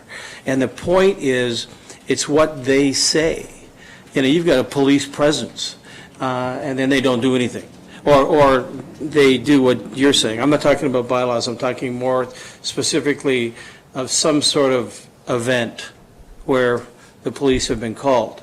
I'm not sure if that's what you're referring to, but, I would think it's very important that, we're in the Township of Muskoka Lakes, pull out this piece of paper, and this is what I tell them. Because I don't think I know for a fact it didn't happen the 4 or 5 times I was involved in it. And when you see the police there, you expect them to come out blazing and they're going to represent you and it's going to be great. That's not what happens. And I'm not sure if that's what Councilor Jaglowitz is saying, but I think, just a meeting, get together, we all agree what they're going to do, what they're not going to do. I just leave this with you? Or do you want further clarification? Are staff supposed to then report back, or what? We're kind of the direction is kind of not 100% solid. Well, I think we need the end result of the meeting. I would like that. Yeah, I would concur. I think Derek can have a conversation with OPP and Neil and confirm where they support our bylaws, how they don't support our bylaws, and report back and let us all know, and then basically help us all understand the system that's in place with them. But they should meet with Michael personally, with the guy in charge, not just with the duty officer. He's a great. Derek will take care of it. You'll do your best. Madam Chair, thank you. I think it's important that staff do report back to this committee. This committee raised the matter, it was interested in it, so you can expect a report back. Thank you. Okay, well, we probably don't have any unfinished business because we haven't been here before. But in terms of new business, anybody have anything? Well, I have something, and I'll be really brief. And I gather this is the section where we get to bring forward anything that we are concerned about. And my concern, which I spoke informally with Derek about when I met with him at lunch, is how we put in place protocols or procedures to stop building sites from becoming moonscapes and being completely redesigned when the owner comes in. Because we've had blasting that's taken sites down to the water line. We've had blasting that has completely, behind that 66-foot line, completely annihilated the whole landscape. So that's a real concern to me. Maybe I'm the only one here, but I would like to see as a report back at some point, or does it go, must be part of our new official plan, but is there something else in place that we can control that to a certain point? So that's my question. I don't know if anybody else has a comment or... So happy to chime in. Mr. Donald, myself, a few months ago had some discussions on blasting bylaw in particular, and I think at one point Mr. Donald could bring sort of some of that discussion report to where we're at with our current blasting bylaw, site alteration bylaw, which I think covers off blasting. We allow so much. And can have some further discussion, because it is of interest. I know Councillor Jaglowitz has brought it up as well, of interest to people as to how much blasting is appropriate, how much isn't. I think it really becomes site-specific at the end of the day. And I think, Mr. Donald, you have an idea when a building permit's applied for, generally what blasting is going to be required or not required. Not at all? That's the beginning. Oh, there we go. So, Yeah, okay. I mean, But our site alteration bylaw dictates. yeah, beyond blasting, because for a footprint for something, it looks to me like the blasting is everywhere in some of these sites. If I may, thank you. So the planning department administers the site alteration bylaw, and it was passed in 2008. It is in need of a review. I'll be honest, our department just, with an official plan review ongoing and the Minette official plan amendment ongoing, there's just, and application numbers continue to go up and up. There's just no ability for us to get to that right now, but it is on my list. And to give a brief rundown of it so new councillors are aware, again, it was passed in the summer of 2008, the same time as our tree preservation bylaw, and they work very similarly. And it was set up to be not an administrative burden, so that not every property owner would have to come for a permit to blast or a permit to cut down trees. And the way they were set up is they regulate all lands within 200 feet of any lake or river, any environmentally protected zoned areas, and our scenic corridors along our main highways. And essentially what it says is you're not going to alter grade in those areas, or you're not going to cut down any trees and stop. It's quite simple and straightforward. However, there had to, in those bylaws, be a number of exemptions. And both are A through M, P, I forget, and they have a large list of matters where if you meet one of those exemptions, you do not have to come to the municipality for any type of approval. So since 2008, I can count on probably less than one hand how many applications for site alteration and tree removal we've had, because we essentially tell everyone who comes in our office, don't bother, we're not going to approve it. You either meet one of the requirements, or we're not just going to let you cut down trees or blast a rockscape or fill in a wetland just because you feel like it. So no one's really applied. The issue that you might be having, it might to do with the exemptions, and that's something we could look at with an update to the bylaw. But the main ones are, if you obtain a building permit, you comply with the zoning bylaw, which means therefore you must conform with the official plan, you're entitled to remove that vegetation, and you're entitled to remove rock or change grade in order to put that foundation in. And it's, as I think Neil was nodding in the previous question, there's really no ability for us to be aware, the owners aren't aware, when you get the building permit, until you start digging, how much rock you may have to remove. And I think some of the more recent concerns, I'm aware of a property, I think we all probably are aware of it, that has been built, I would say, to the extent of our bylaws with respect to tennis courts. That's something I think our official plan should look at, and zoning bylaw. Should we be allowing these large sport courts on every property within 66 feet of every lake and island? I think that's in serious need of looking at. Aerodromes, which is something we can't regulate, but I believe that's the matter there. And when you factor in driveways, parking areas, septic systems, large cottages, there can be extensive alteration of property, but it's fully compliant with our site alteration bylaw. And I think council needs to have a serious discussion and consideration of how much control you want on that. Previous terms of council have had that discussion. There was debate about whether a permit system would be set up, and there were significant concerns about municipal liability and oversight of that sort of matter, and the administrative burden to set up that type of system. So there's pros and cons to the approaches. I wish I could bring it for you. To be honest, the site plan control bylaw is probably in more need of an update, and I'd like to get that to you first. As I said, there's just unfortunately only so many hours in a day. We'll do our best to try to get these bylaws updated in front of you this term. But two very large projects ongoing right now in our department that are really occupying a significant amount of my time. So anyway, so hopefully that provides a bit of background on the two bylaws. Happy to answer any specific questions committee members have on them. Committee Member Edwards. Since we're talking about blasting, I had talked to David about this. Brent Quarries set off a charge on June the 4th that I seen a Facebook on it. Somebody thought there was an earthquake, and they were in Windermere, which is about 5 kilometers away from the pit. I've had 2 or 3 phone calls on it. And originally, I think when they got the pit, they were supposed to notify neighbors when they were blasting.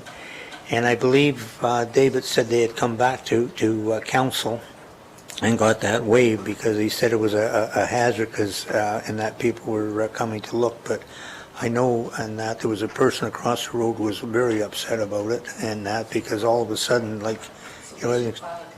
Yeah, that would be a bylaw enforcement matter. Well, no, and this is it, if it happens. But I mean, there should be some sort of a warning because, like I say, it sounded like it was a very large charge, and there's no reason to be blasting like that. They can take it in sections rather than one large blast. But Mr. Pink? In response to that, the pits and quarries are regulated and licensed by and regulated and enforced by the Ministry of Natural Resources and Forestry. I believe the quarry in question, it was before my time, but I believe in the late 90s, 2000s, when that pit was licensed. It was actually under the Aggregate Resources Act, was under our purview, and there was a requirement to notify neighbors when the blast would go off. And after a number of years, the proponent of that quarry did approach the municipality and requested that council waive that requirement, that it was actually a safety liability concern. When people were being notified of the blast, there would be a crowd attending the quarry to watch. And they petitioned council, and Gerald hopefully can recall this as well, I'm not dreaming. I believe they came to council and requested that requirement be waived, and I believe council agreed. So they're no longer required to notify other than what the Ministry of Natural Resources and Forestry protocol are. So I think that's the history to that matter. So if we make them notify everybody, can we add that to if we charge everybody $5 to watch the blast, can we add it to our general funds? Sorry. Okay, so I guess we're really sort of, what can we do about the blasting? It's the elevation differences and stuff that I'm having trouble with. I think perhaps the best way to leave that is, again, in our department's hands. We will do our best to bring a review of the site alteration bylaw back to this committee in the future for discussion and a review. But to get you thinking that again, there's a number of exemptions where you are permitted to change grade, which I think are appropriate, such as in the case of installing a septic system or constructing a building. And it will depend on really committee's desire, council's desire, how much regulation and administrative burden and enforcement you want to put to that piece. It's very difficult. I find the tree preservation bylaw somewhat simpler. Our goal is to renaturalize properties. If people cut vegetation, we work with them and educate them and look to regenerate.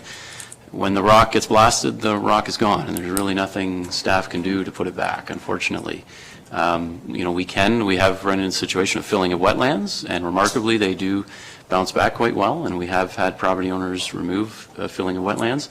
But excessive blasting, as much enforcement as you want to put to it, when they pull the trigger, there's no way to put it back, and it's done. And until they press the trigger, they haven't contravened anything. So it's extremely difficult to police. I don't know how you prevent it.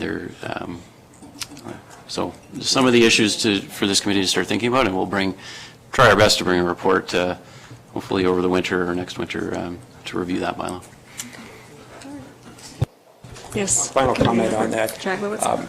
The property that in question that I think both Barbara and I are talking about is the one on 123 Riverdale Road. And I think we inquired that it was subject to site plan control. And certainly if there's a site plan, that should be able to regulate the blasting. So I just wonder if it wouldn't be helpful just to review that property and see how that was handled and whether we can learn of how we should have handled that better in the future.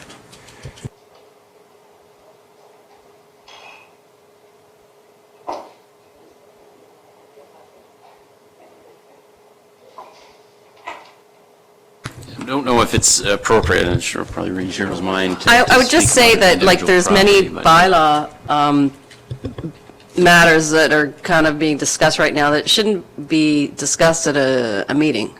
That you should address these directly with staff, because people have the right to privacy. So I would, I will say that. Thanks.